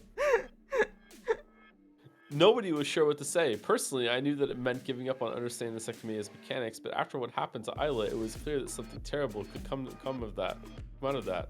1 month later. You must be joking. This is Ashia's special place, and we're currently being recorded. Do you not understand what'll happen if they see us ripping the handles apart? Honestly, who cares? It'll be easy to reattach them. We could do that right as the tower opens, but we'll unfortunately have to leave the handles out of the room, or else we could leave at any point. That reminds me, what time is it? It's been a while since the last time I checked it. With a brief sigh indicating that he wasn't fond of my proposition, Sai turned his wrist. I looked at his watch and saw that the displayed time was 14:56. Almost 1500, I see. We're past the halfway point. So with all that's happened, let's spend the last 6 hours calmly until the police enter and we can have a better understanding of what's been going on. It was an easy way to finally test the recording. If nothing happened after we waited those last 6 hours, we would have to have a long discussion about it. And Katsuki hates having those. Yep. This is what I wanted. Thank you. Irina's gratitude was the ultimate deciding factor. We'd lock ourselves away from the Sekimeiya, ensuring that its powers wouldn't influence our peaceful wait. Hopefully, we'd also be preventing the culprit's plan from moving along. Okay, so right before they do this plan, is Sai gonna say, wait, where's Isla? Something like that? That would be funny. I'd go lock the Sekimeiya cabinet myself, but we're trying to act together by doing this. Let's avoid separating now and creating chances to prepare anything. Any objection? Sai and Kate rolled their eyes, but they kept quiet. If we were alone with both Sekimeiya locked in place as well, nobody could use them. Everyone looked uncertain, and Sai seemed depressed. He made it obvious he was enjoying his time in the tower, and instead of having another 6 hours to play with a time travel device, it was already over. We entered the event room and saw that the Sekimeiya hadn't moved. I made sure the glass was properly adjusted and manually locked it. From that point on, only the key that I had could open it, so I possessed the keys to both Sekimeiya. Regarding the locker key, I'd have to surreptitiously, let me say that right? Surreptitiously leave it somewhere in the bedroom after waiting a while. That way, anyone could have had it. Smart. Finally, we went up again. We'd just gone through staircases 18 times, so we were pretty exhausted. The idea of waiting calmly in a bedroom with 3 big beds started to sound slightly more pleasant. We'll be here for 6 hours, so it's the right time to use the bathroom. Once inside, we'd have no way to exit, so everyone made sure to prevent a future problem. All of us went to the bathroom one at a time, and when we were all set, Sai spoke. Sure, if we're gonna do this, let's do it well. We're dealing with someone who's teleported and gone back in time before, so regardless of whether they're one of us or not, we need to keep that in mind. We need to make sure the door won't be opened no matter what, but a single key can ruin that. He went to grab the bedroom key that I'd left on top of the drawers. Kite, are you sure the key in the other bedroom won't work? I said it earlier, they're not interchangeable. Weird that he knows that. Sai moved from one room to the other and came back with the key for the neighboring bedroom. Is he gonna flush him down the toilet? You're right, they're different.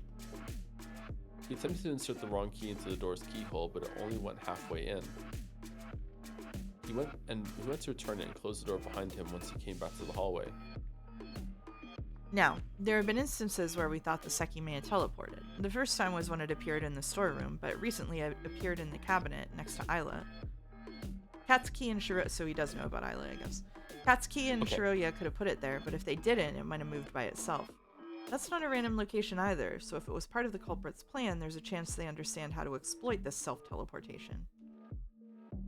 It's more likely they moved it themselves, but keep in mind, if that's what happened, they had to travel from the future, because we expected the whole building before that point. If we're gonna stay here till the end, that means that none of us will have the chance to go back in time and move the Sekimeiya. The 4 main possibilities are, the culprit isn't one of us and we keep missing them. The Sekimeiya teleported there randomly. The culprit made the Sekimeiya teleport there without touching it. One of us will go out back to the past after spending 6 hours here. No matter which one is right, before we lock ourselves away, we need to thoroughly inspect this bedroom, both levels. If a Sekimeiya is already here, the imprisonment wouldn't mean anything, as anyone could leave at any time after making sure nobody is in range. A key would do the trick too, and we've seen that some kind of replication has occurred. We found 2 identical suitcases and 2 Naomis. Sekimeiya? Should this Sai know the possibility of having more than one at this point? I don't know. He didn't mention it, but even though I hadn't seen both at the same time, 2 Sekimeiya had to have existed too, at least at one point. Searching for an extra key to this bedroom might sound paranoid since nothing indicates it exists, but it's necessary. If we ignore these precautions, we're leaving a potential escape route for the culprit that can be used at any time. They have higher knowledge of the Sekimeiya than we do, so we have no guarantee that they couldn't obtain a key they would hide later, use it to escape, go back to the past, and preemptively hide a replicated key inside, knowing we'd lock ourselves in here. My god, sigh. Hmm. Yeah. Our intention is to be safe in here, so let's search around beforehand. You're saying be safe, but at the same time, you and Sai keep implying that one of us is behind all this. This person has already killed up to 3 times, so if what we're doing opposes their plan, wouldn't they just kill us instead of escaping in this convoluted way? I wouldn't say they'd have an easy time of it, but let's see. Hey, jackass, if you're actually here, we're gonna lock ourselves in this room for 6 hours. If you intend to kill us to continue with your plan at some point, hurry up and do it now before you need to deal with breaking the door down. Hmm. Nobody moved, but it was clear that we all had our guard up. If someone was around and didn't care about killing us if they had to, the right call would likely be to start after we were locked inside so that nobody could run away. It's not like anyone has really spoken up against this plan, right? It might even be that by staying here, we're not inconveniencing some mastermind. And in any case, it's undeniably safer than continuing to roam around. That seemed to assuage Ikaru's worries. The 6 of us went to the upper section of the bedroom to inspect it. I used that time to prevent something really bad from happening, as Sai's insistence made me realize something else was to come.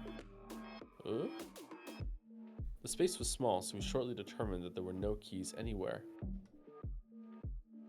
We repeated the process below, and once again it seemed nothing had been preemptively hidden, revealing that nobody had already attempted to outsmart us. We're ready then. Don't be silly, we're missing the most important part. What do you mean? We need to search everyone. Someone could currently have the key. Of course, as I thought, Sai wouldn't miss such an obvious procedure. It was very important to do it, but in our situation, it meant something else. The key to Naomi's locker that I kept on myself was likely about to be found. You fool! You went to the bathroom! You could have stashed it in the bathroom or stashed it in your underwear in the bathroom. Come on, man, pull it together. Yeah. Victoria must have been aware of it too. As soon as I found myself in that unavoidable situation, there was nothing I could do without being seen. All I managed to do was prepare a risky trick before we went up the ladder, and I'd already begun to run through possible excuses while foolishly regretting that I hadn't hidden it in the bathroom. There you go. Exactly, dumbass. When we were up top, I made sure nobody had the funny idea of leaving anything hidden for later. I am very sure that right now, both sections of this bedroom don't contain anything the culprit has deliberately left here. I'll begin. Sai showed us the contents of every one of his pockets, his hip pack and shoes. He held the original key to the bedroom, but he'd been gripping it even before we started to look around. However, he took something else out from one of his back pockets. This is the key to my house and my identification, and this is the ticket for today's event. I have nothing else on me. Let's all do the same. Hold on, you don't mean to say that proves you're clean, do you? My ejection had a reason behind it. That method of showing we didn't possess anything was highly disadvantageous for me. Even though letting them find my key wouldn't have been the worst, Victoria and I would have become very suspicious, and if anyone realized what the key was for, they would all see the Sekimeiya in the locker. Furthermore, I'd bring back the commotion our arena had been trying to eliminate. That was why I took the single chance I believed I had. I was gonna say, if we're not doing strip searches, then it's not worth it. Like. No, of course. Do you want me to get naked? Just a while ago, you said we should do this well. You could have a key under your clothes. Yes, but you don't have to undress. Oh my I walked god. up to him, and like a security agent, I began patting his body from top to bottom. Oh, for fuck's sake. All right, now you can say you're clean. Well, thank God. I was gonna do this too, don't worry. Let's continue with you then. I just wanted to make sure, and that's fine, since you won't find anything. Did he just plant the key on him? I immediately knew I had sounded a little off. It was intentional to set the expectation that nothing would be found on me. As such, when he got to the right pocket of my pants, he looked at me with a frown, noticing that I'd been incorrect. Oh? Is that a key in your pocket, or are you just happy to see me? I took that brief moment of surprise to take out what he'd felt from my pocket. Ah, right, I'd forgotten I put this key here. With 2 fingers, I was gripping the Sekimeiya cabinet key. I moved aside and placed it on top of the drawers. I'll leave it here. We need to lock ourselves inside with it, as I said before.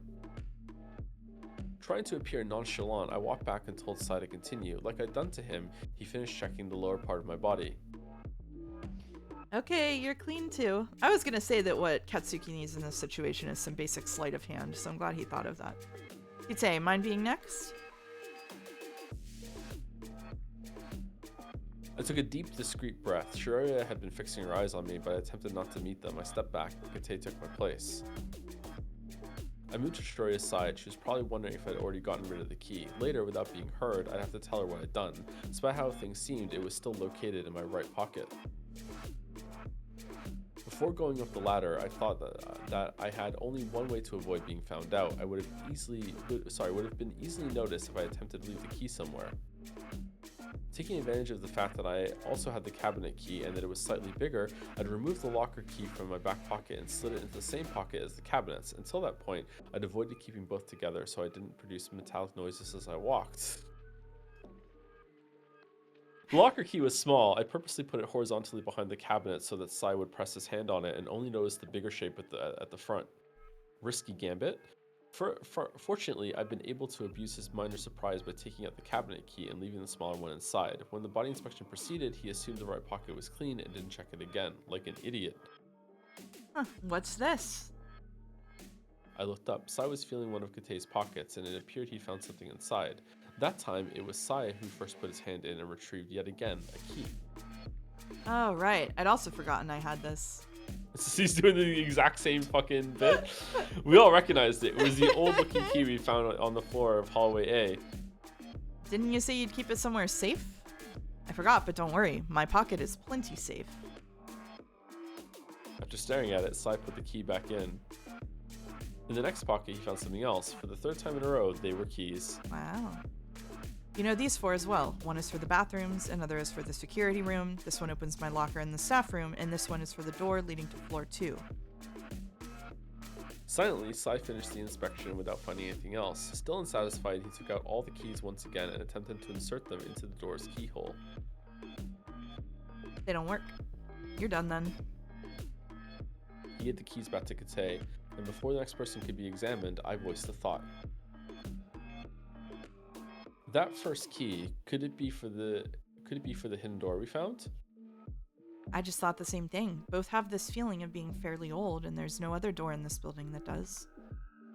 Huh, you might be right, actually. We thought the culprit dropped it in a hurry. If that's what happened, it could be why they had to remove the handle. But the key spent a long time on the floor, so why didn't they retrieve it before we found it? They already left the suitcase in hallway C at some point. Alright.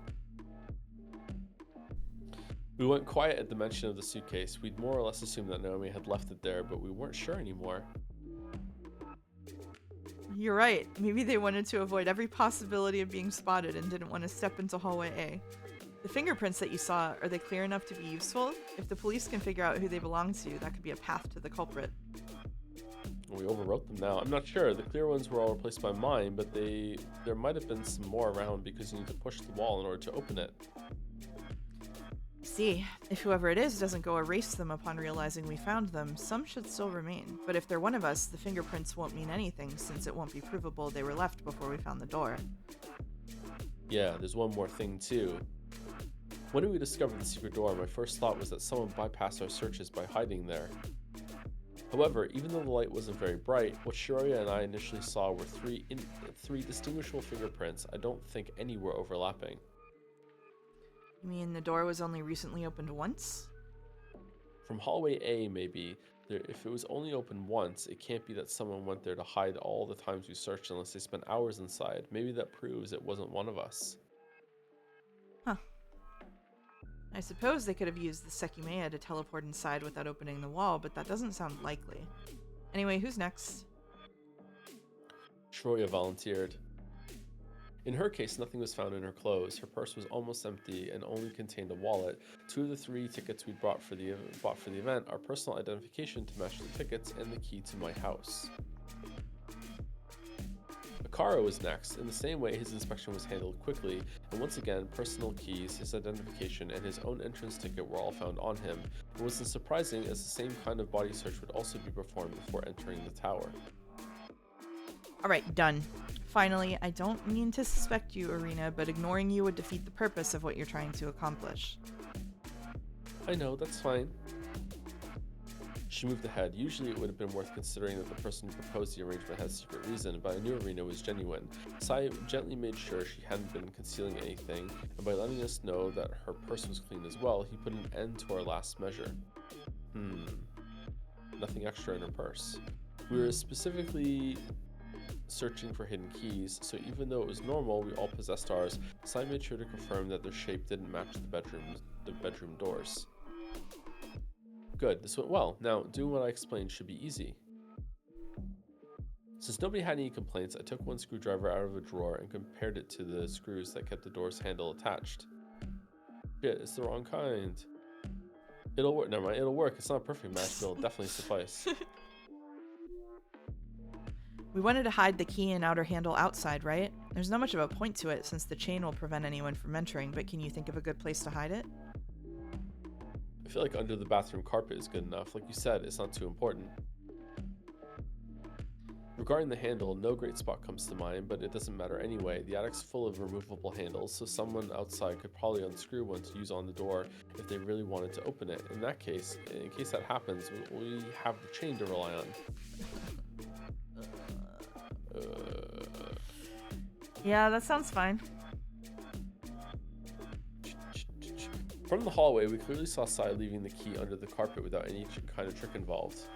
Yeah, that's true. They don't know about the stakes. You can just shoot those through the chain with a stake shooting gun.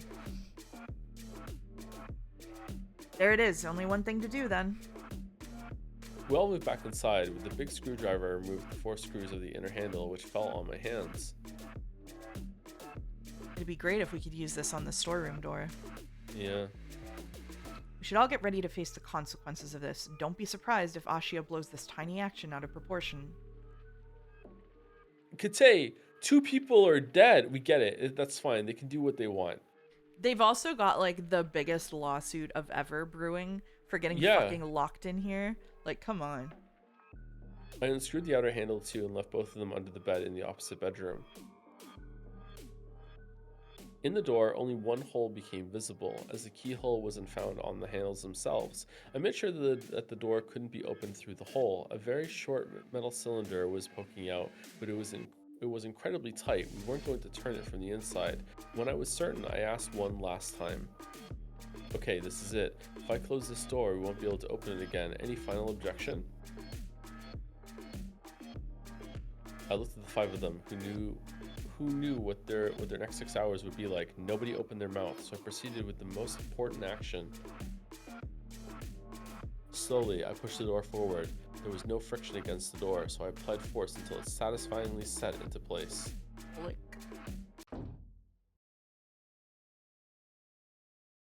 And I just hear so much noise on the other side. That'd be creepy, actually. Mm-hmm. We'd seal ourselves. The chain is hanging off the door, and you attach it to the wall. No, that's usually how they are, aren't they? We sealed ourselves in. Surprisingly, it had taken a fair amount of concord. It was clear that nobody wanted to oppose the request because Arena made it. Any regrets were no longer meaningful. As the icing on the cake, we set the chain. I attempted to pull the door forward and push it outward, and as expected, it didn't budge. It had become a barrier from both sides, and the only way to unlock it would be telling the police where we'd left the key and detaching the chain for them. Cooperation from both sides was needed.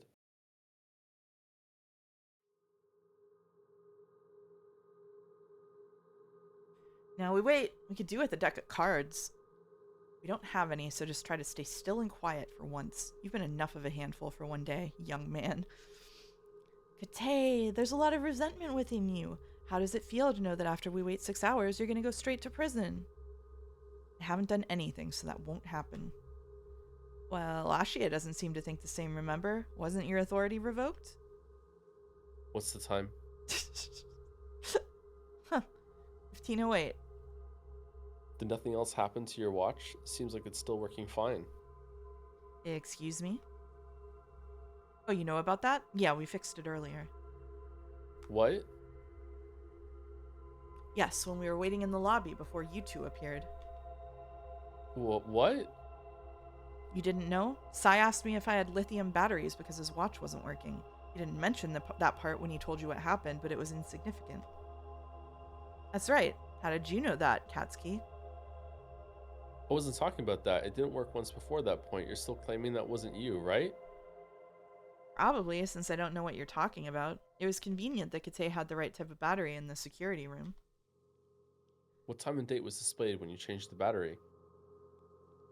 Some minutes earlier than the time shown on the computer, which is when it must have stopped working. Then I synced it properly again. Is that so? I don't know what you two are talking about, but I bet Sai failed at looking innocent again, right? Your irony knows no limits. Are you already thinking about how you'll lie to the police? I feel like something big is about to happen. Yeah, Stop. We decided to stay here to end these discussions. I know. We're already locked in, though, so I have to rub it in Kate's face. I bet he's crying internally since his plan can't be finished now. Yeah, let's antagonize the murderer, Sai. Yeah, let's do that. But Kataya was right. Sai had noticed his watch stopped working again, so like I did, he asked for lithium batteries. That was further indication that he remembered the time he and I fixed the watch. I'll go up and wait there. Before the conversation snowballed again, Irina was the one who stopped Sai. To get as far from the door as possible, she chose to go rest in the upper bedroom. I knew that the illusion of tranquility was well achieved there, so taking advantage of her opening, I decided to follow her. We will too. Separating ourselves into 2 groups of 3 will be the best way to utilize the space. Way to just fucking volunteer Shiroya, I guess. Yeah, taking my cue, Shoraya went up with me. It seemed that Irina wanted to distance herself from the commotion that Sai and Kate continued to spawn, so by claiming the upstairs area for ourselves, we at least had the chance to remain unbothered for a long time. Mouse of the Stream says this is a decent spot to stop. Do you want to stop? Really? There's not going to be something big that's about to happen? I want like a big, like, What's the whoa. next good stopping point? How you doing?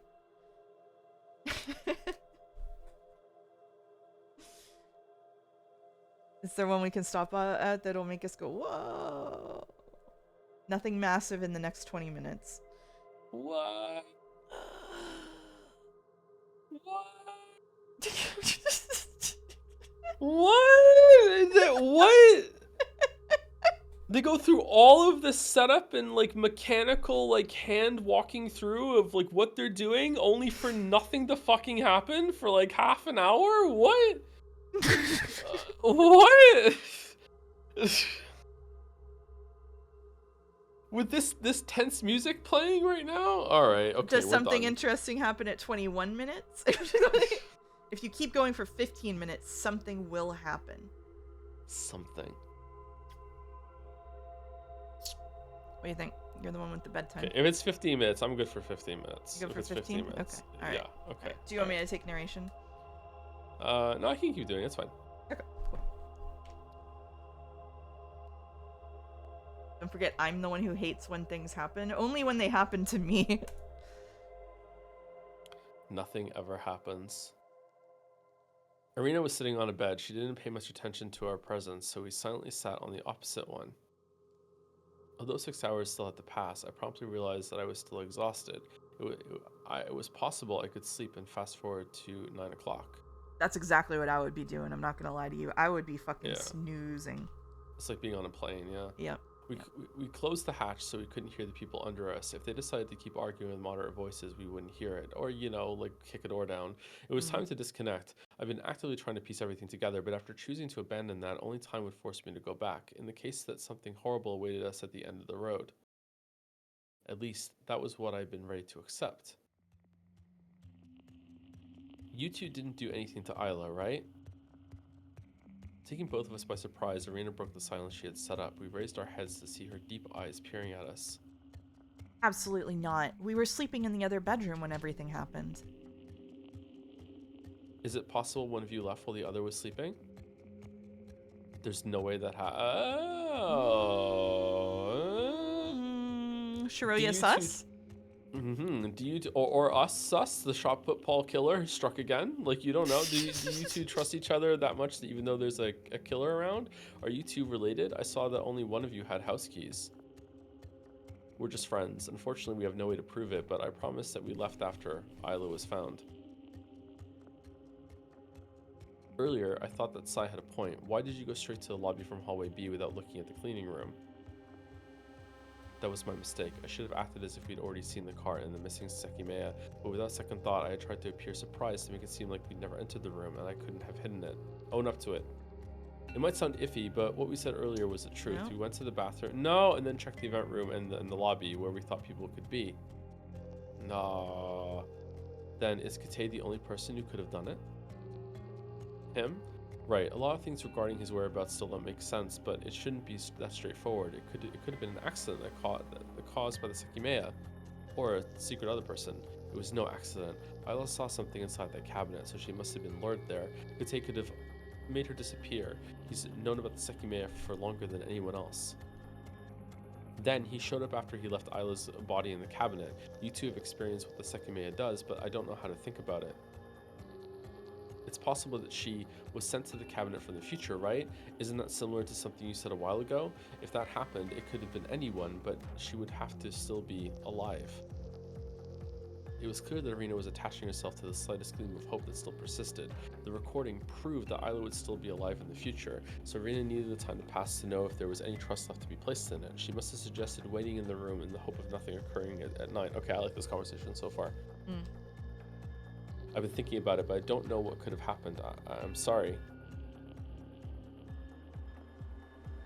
Irina, waking up. I wanted to give her even more hope, but I stopped myself, knowing that it would only make things worse if I was wrong. Even if Isla would somehow be alive in a month, her fate had already been shown to us. She would end up dead in the Crystal Floor's cabinet, even if she had to travel there from a month in the future. At least that was what I thought, until I remembered that the two Naomi bodies defied that belief. I believed that no matter what had happened to Isla, being dead inside the cabinet had to be the end of her path. However, two identical corpses hinted that the Sekimeiya could have some sway even after death, and that was the actual hope Irina had to rely on. The recording didn't guarantee a bright future, even if it turned out to be legitimate. In that instant, I felt a bubble of hope growing in my head. The Sekimeiya hadn't caused any apparent effect when it touched Isla's dead body, even though we might not have seen it immediately. If that had created a living version of her at an earlier point in time, like I speculated with Naomi, my thoughts were directed to Mia once again. Oh, back to Mia. But that bubble popped as soon as images of her burnt pieces of flesh appeared in my mind. The Sekimeiya had to exist somewhere 2 weeks in the past, but how could I touch a body that had been blown to pieces? I forced myself to stop thinking. The three of us present in the room had all lost someone very dear to us, and we were all silently praying that somehow they could be brought back. It was cruel to consider that there was a culprit somewhere who had killed at least once, possessing a higher knowledge of how the Sekimeiya worked, exactly what all of us needed the most.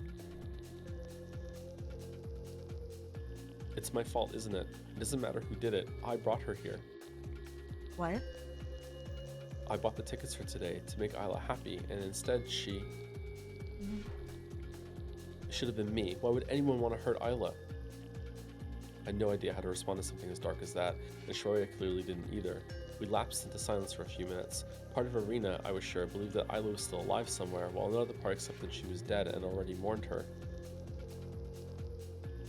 Do you know about Akashic Park? The amusement park? Do you know about Ice Not ES?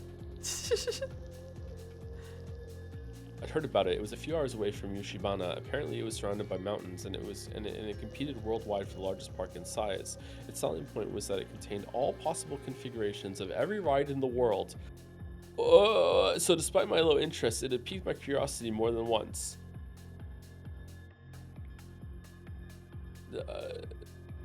Is that word used in anime bullshit that you've played? What word? Akashic. No. It is like a word. It refers to like it refers to what it says there, like all possible configurations of every ride in the world, but the Akashic records are supposed to contain all like knowledge in the entire world. This is like a theological term, I guess is the right word for that. Okay, so and we're in weird. The Akashic building where every possible thing that can happen in this building has to happen. Okay. Well, we're in Ashia Tower, but it's not that far from. You might have thought Isla was obsessed with the gems downstairs, but it didn't even come close to how much she wanted to go there. She brought it up countless times, but it's really expensive, and I've always been a bit afraid of ride malfunctions. I was going to have more money than usual this month since the end of the year. I decided to finally give in and surprise her with a trip after Christmas. I know this for a really nerdy reason, by the way, which is that there's a Minecraft mod called Akashic Tome, which sums up all of the manuals that you can get for all of the other mods that you have and puts them in a single book. So. Oh, that's neat. Yeah. I told her about it less than a week ago in case she preferred to hold off with the money and plan a trip during the summer instead. Even though she was really excited at first, she actually told me that she didn't want to go. I couldn't believe it, but she said she didn't want to leave her friend alone while she went to have fun. At one point, she also said she would only come to see Sekimeiya because I already bought the tickets, and she didn't want to make me waste money, even though she started to talk about her friend before we got the tickets. I told you other small ways her behavior changed, right? I forgot one. Sometimes she hid something from me, a small object, I believe. Huh? That's what it felt like. I noticed a few times she would keep her hand in a fist for a long time. If I asked her to show me what she was hiding, she would run off, so I had to ignore it. It must have been something very small. Is there something in her fist right now? I can't get out of my head. Whatever happened to Isla started weeks ago, and I never realized it. All of that was difficult to respond to, so I stayed quiet. However, Shiroya said something far from the shallow answers I kept to myself. Hold on. Irina, I might know who Isla's friend was. What? Who? Don't say Mia. I frowned. How could she have known that? If the only ideas I kept in my mind were an imaginary friend, a Zin member, and a staff member from the tower. I'm not sure if it makes sense. When we learned about her friend's story, we hadn't experienced the Sekimeiya's powers yet. But just now I thought of something that could make a lot of sense. Apparently, she and her friend were living together, but you said that was impossible since you hadn't seen her. Could it be that her friend was herself after traveling to the past? And they were just never in the same room at the same time? With that sentence, with that sentence, the huge simple possibility opened up in my mind. I hadn't considered it at all since I've been blinded by conspiracies, but I immediately understood why Shiroya reacted to that. Why Shiroya reached that idea. Herself? What are you talking about? I would have seen her. Oh, if this is true, then her saying it'll be okay as long as you guys just stay in one place and don't do anything would have been her attempt to change the past. I think Shiroya might be right. What?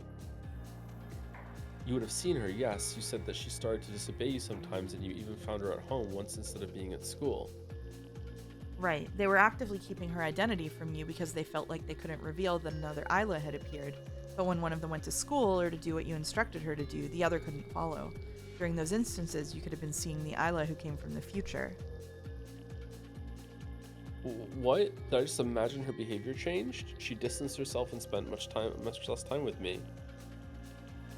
Then this is one of the few things that explains it. Why else would she hide a friend from you? She didn't have bad intentions, and neither did her friend. We watched my favorite movie together, and it was her favorite too. She went to the aquarium last month, just like us. I recall a few things Irina had said. The way Isla described her friend made it sound as if she'd made up a persona that had her own traits and experienced the same events. However, it was herself from the future, wasn't it? She wasn't lying. And that means you can change things. Why else would she refuse to go to the amusement park? Both of them couldn't go at once, so she must not have wanted to leave her behind, knowing firsthand how much she wanted to go too. Then, right now, she's outside. Isla specifically said her friend was waiting for her outside. That has to be it. She will exist in a month. I didn't want to deny it, but it wasn't that simple. In fact, nothing about her fate had changed. I could assemble things the following way. When Isla disappeared from the cabinet, she went far into the past. The range should have been a lot bigger, but we might be wrong about that part. In a month, that Isla will somehow enter the tower. Tragically, no matter what I thought up, the following step had to be, Isla travels to the past and ends up dead in the cabinet. There was no way to end it differently. However, even though the voice recorder had appeared in Isla's purse, the origin of it was still unexplained with that theory. Irina's head lowered, and her expression went back to how it had been minutes before. I don't know. I appreciate that you want to believe Isla, but there's no way what she said was true. Remember what her friend supposedly told her about today's incident, right? I tried to leave the major inconsistency for the end, but Irina was right. She told me something that would happen in the tower, but not to worry. She said that if we stayed calm and in one place, nobody would be hurt. And she promised I'd be able to see and touch the Sekimeiya, so she was right, wasn't she? Yeah, according to her, there was going to be no danger, and she said that only 7 people would get trapped. Exactly. There's no way she'd say those things after seeing Naomi's body and after everything else that happened. Parallel universe. Actually, this isn't what I'm most worried about. Thinking about it conceptually, this is something that cannot work. Conceptually, you have time traveled, right? Things that would normally be impossible are happening. You said so yourself.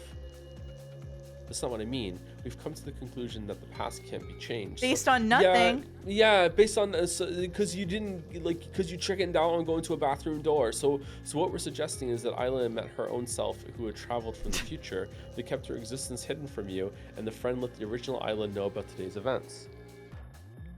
Ignoring that she was told that what she was told was incorrect, the next step is flawed. She can't go back to the past and relive what she's experienced. She would have to replicate exactly what her friend had done and said, as the past would occur exactly as it already had. There's naturally no way she would willingly do that.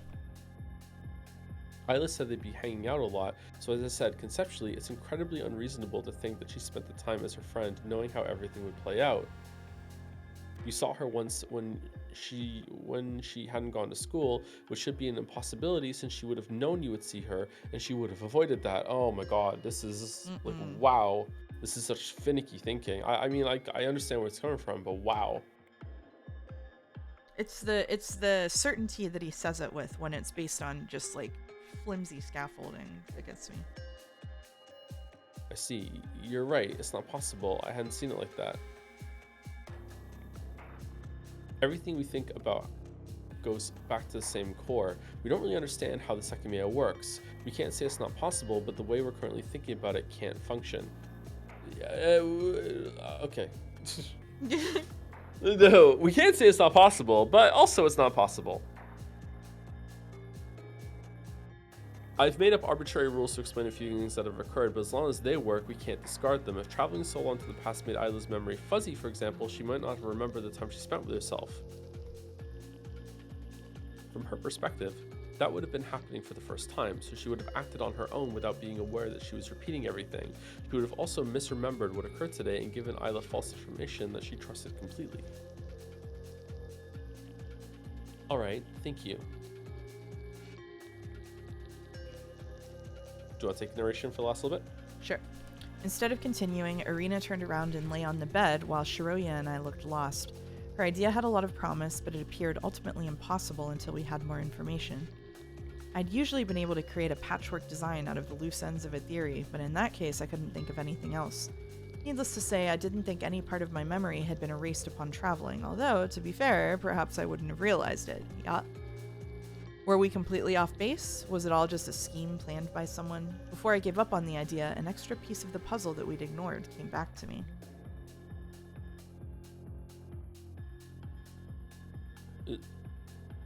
Who's this? Irina. Or Isla, sorry. It's Isla for you. Where am I? They're doing a flashback to the voice recorder. Oh, what do you it's mean? not black and white though. Yeah, we're still in Ashia Tower. Do you not remember? No, I know. What I mean is, what happened to me? Where am I? Following that, there were a couple of unsteady, heavy footfalls, most likely someone staggering. During the next few seconds, Isla cried, and nobody spoke inside or outside the recording. Those were words said by Isla, and they were scheduled to happen in about a month. Was the dark meaning behind Isla's future actions that she discovered the fate that awaited her? Had she found out that she had died and that her fate had been sealed? What happened to me? Where am I? I remembered the agonizing way that sounded. I breathed deeply, but anxiety began to crawl up my back, exacerbated by my own lack of knowledge. I hated exploring all sorts of options without knowing if I'd ever find the truth. Isla's bleak ending had already been revealed to us, making the process of putting together its outline all the more draining. Just a few more lines till end. Was that done? Are we done? Or is that... Are we calling that done? How many is a few? Shiroya was resting her head on top of a large pillow. We'd been there for a little while, and the people below us hadn't interrupted us yet. It seemed like relaxing would be an actual option. Climbed over Shiroya and lay down, making contact with the cold wall. She was occupying both pillows, so I knew I'd have a hard time staying in a comfortable position. Trying not to mind it, I closed my eyes. As usual, attempting to keep my mind blank was futile. The contents of what tormented me were very different. Time travel, a smoke attack, body doubles, murders, suspicion. What kind of mess were we in? I was aware that there was no guarantee I'd ever feel my own bed again, depending on what the truth around us really was. Ironically, the stiff bed began to help me get rid of those thoughts, and my senses slowly faded away. That's a good stopping point. Thank you. How you doing? That's it. We're done.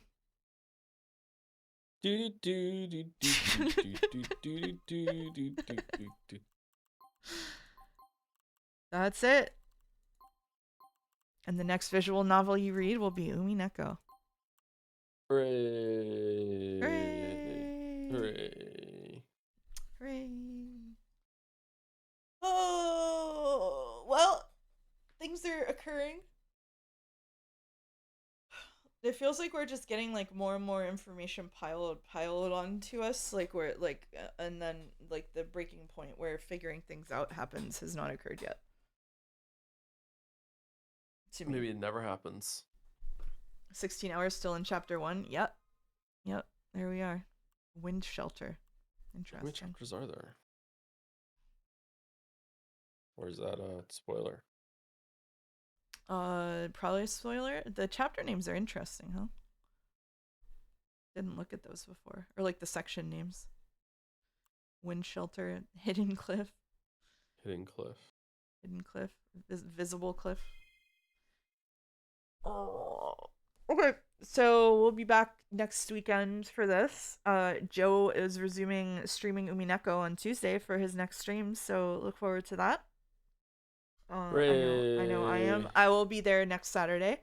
As long as I don't somehow have jury duty on Saturday. I got called for jury duty this week, and I don't know if I'm gonna get summoned to it yet, so that should be fun. And Sunday, Sekimeiya Sunday. And I will be here Wednesday night at least for back to Expedition 33. We're going back to France. You were also called for jury duty this week. My condolences. Okay. Anything else before I find someone to raid? No, I don't think so. Okay. Well, thank you for coming on once again. As we truck through this, based on other people's numbers, we're like a quarter or a third of the way through the visual novel. Optimistically, That's good. I'm enjoying it way more than we were at the beginning, but there are still some things. It's just the same criticism over and over again. It's going to be there for the whole thing, I think. Yeah, I think so. I don't want to harp too hard on it because you're right. It's just kind of the same criticisms, but sometimes it gets to me. It gets to me a little more than others. Yeah. All right. Who can we raid?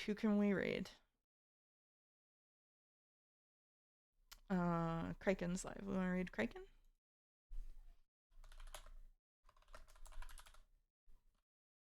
Snoot TV.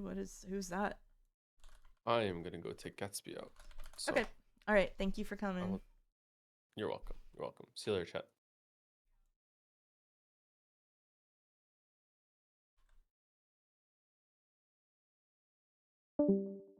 Small VTuber? We can raid a small VTuber. Why not?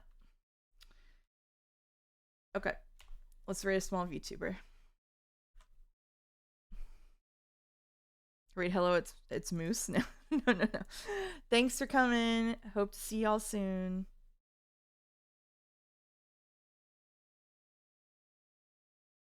And if you're still here, talk to you later.